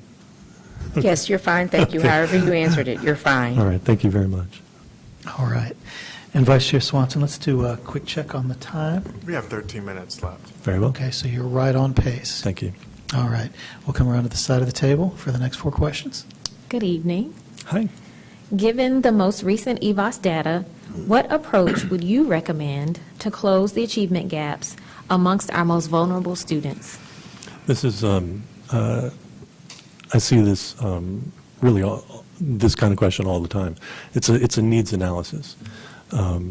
What we do is we look at what we have versus what it is that we want, and what is in the middle is what we have to address. So I took a look at some of the data, but I didn't have access to the full thing. But any data log used properly will show you, and especially in this sense, will show you areas that students are being accelerated or that their performance is increasing, that there is a general trend towards the positive above expectations. And conversely, there's the indications of schools and students that are going in the other direction. Now, what is the successful data pointing to, and what is the less advantageous data pointing to? And can we bring what is happening here over here, and then bring these subjects, these students up, doing the same thing as we've done over here? So having data is very important. It's any research-based decision relies on the data, and so I would look at the data, find out what is happening, what is successful, what is not successful, and then bring the successful, if appropriate, if possible. In some situations, it might not be possible. Depends on the situations, depend on exactly what the data is. But find what's working, find out what's not working, eliminate the negative and accentuate the positive. And that's how I would use that data.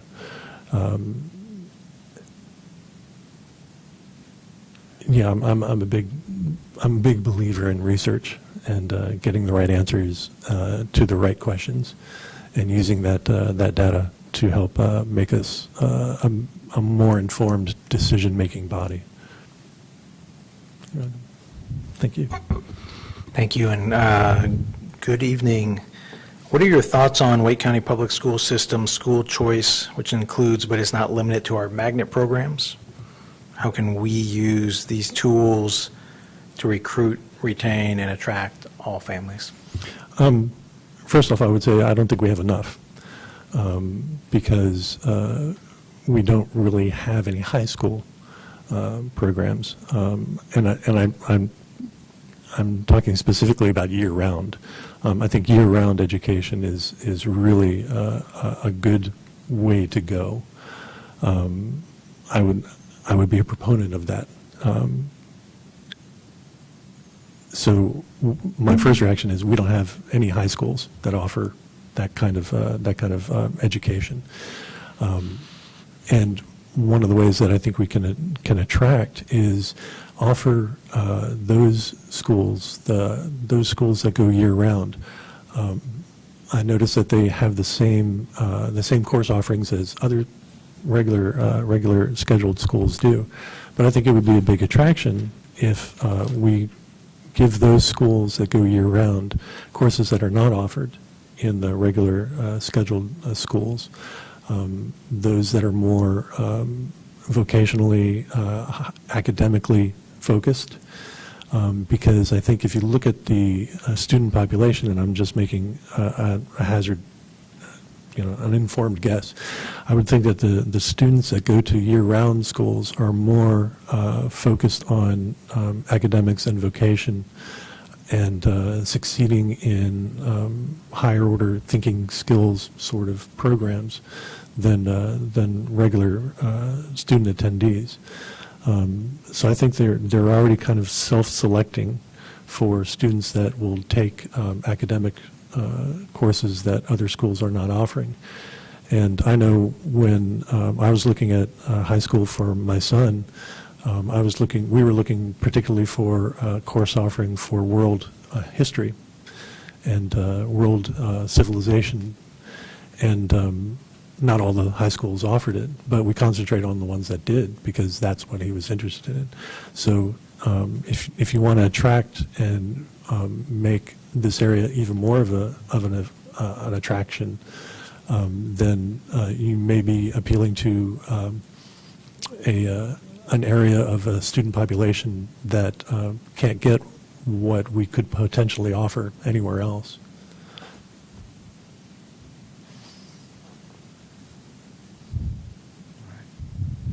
Hello. With the growing needs of the district you're applying to serve, how would you balance the needs of the constituents of your district with those of WCPSS as a whole? Yeah, and I knew it would come up later. It's what I said earlier. It was like the resources should go to where it can do the greatest need. And if there's some synergy to be found between the money going elsewhere and any problems that WCPPS, what is it? WCPSS has, then we can benefit from that as well. But like I say, before allowing any resources to go out of our hands, I would like to see the evidence that shows that it would be used and implemented well. Thank you. With nearly 70% of Wake County residents not having school-age children, what should Wake County Public Schools do to improve engagement with the broader community? And before you answer, I just wanted to let you know you have about 6 minutes left. Okay, should be about right. Yeah, I thought about this. This is a difficult question because I know. My parents did not do it. They stayed active in the elementary school even after I left. But as you say, 70% of the families around here, their children are not in school. They've already gone. And so why pay taxes? Well, that's a valid question if they're not going to benefit from it. So what we need to do is, again, instead of reaching out and bring them in addition to reaching out, bring them in, And one of the things I was thinking of was offering free tickets to events, football games, basketball games, theater shows, science events, offering free tickets to parents whose children were alumni of a school. Reaching out to older families to see if they need any caregiving, do they need any support in any sort of way, just somebody to come out and help mow the lawn or take out the garbage. Caregiving is nursing and health is a big field, especially in this area, and a lot of the students have grown up with their parents either being part of that system or on the doctors and nurses side, or as having been receiving the care. So I think getting the students interested in putting their interest in helping others,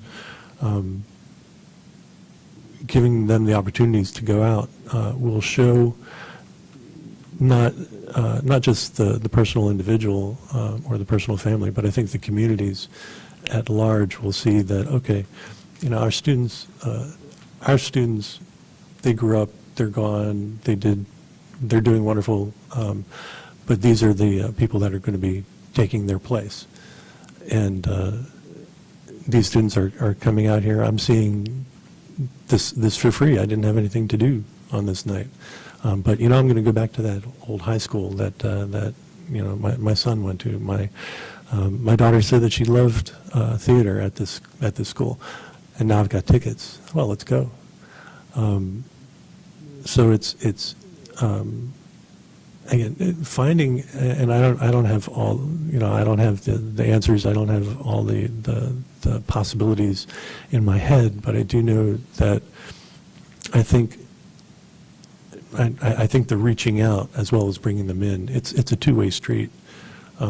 So I think anything that we can do in that vein will go a long way to helping us be a partnership with the people around us, not only our students and the parents, but the industry and the businesses around the areas. Where are they going to be drawing their employees from? Well, if they're available here and ready to work, they'll draw them from here. Thank you. All right. Well, Dr. Dunn, that concludes our questions, and it concludes our time. So thank you so much for coming out and joining us tonight. We really appreciate you being here in person and giving us a chance to hear your answers to our questions. We appreciate the material that you submitted. We are going to take a little break, and then we will come back and we will decide on the replacement for Ms. Mahaffey tonight. And so I will reach out and I will contact everyone with that selection as soon as we're done. Again, there's 14 candidates, so many very qualified candidates. We're going to have to say no to a lot of very qualified candidates, but that also means that whomever we do select will be incredibly qualified, and we really appreciate you being out here to put your name into that mix. Well, I'm glad that it's going to be a difficult decision. Yeah. So we appreciate it. Thank you so much. Shall I wait, or should I wait, or? Oh, okay. All right. Because you're free to wait. We just don't know how much time it will take, how many rounds of voting, that sort of thing. I'm all a quiver with anticipation. Oh, okay. All right.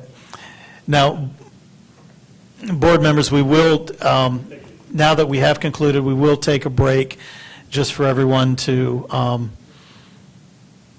relax a minute, compose themselves, maybe go through your notes.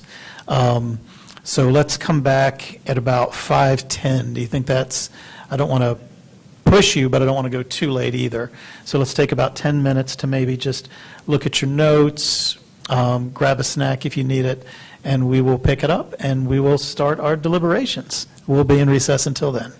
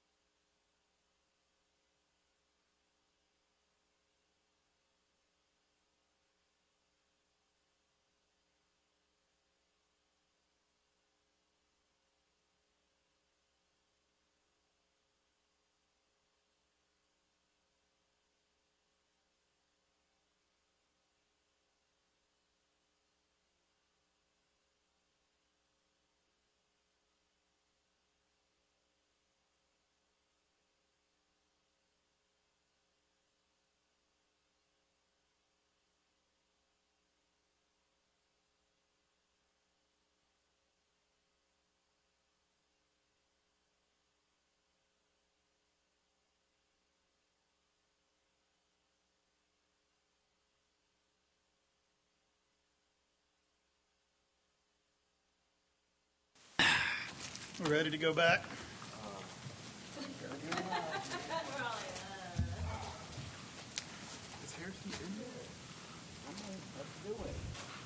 Let's make, yep, there they are.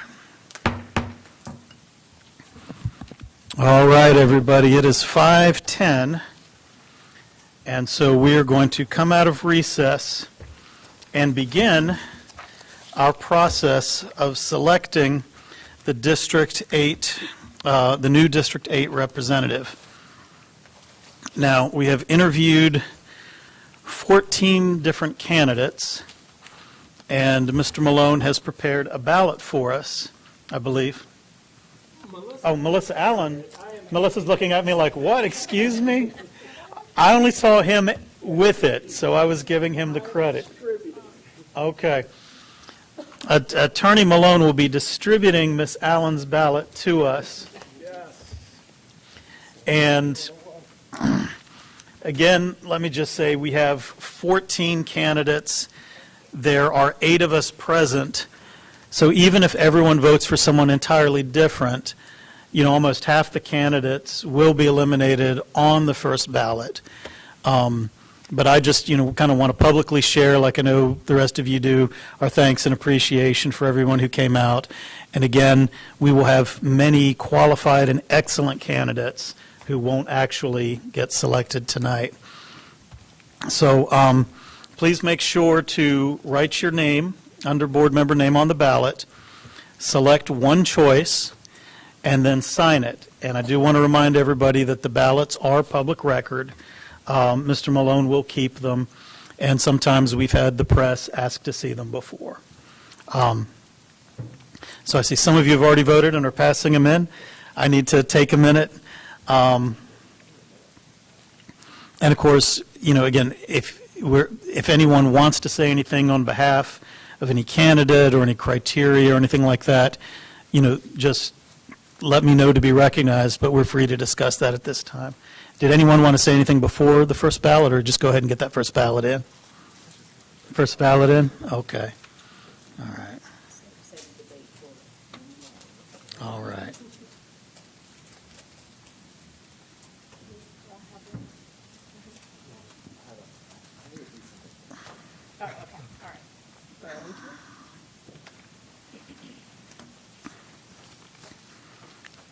All right. We'll pass it down.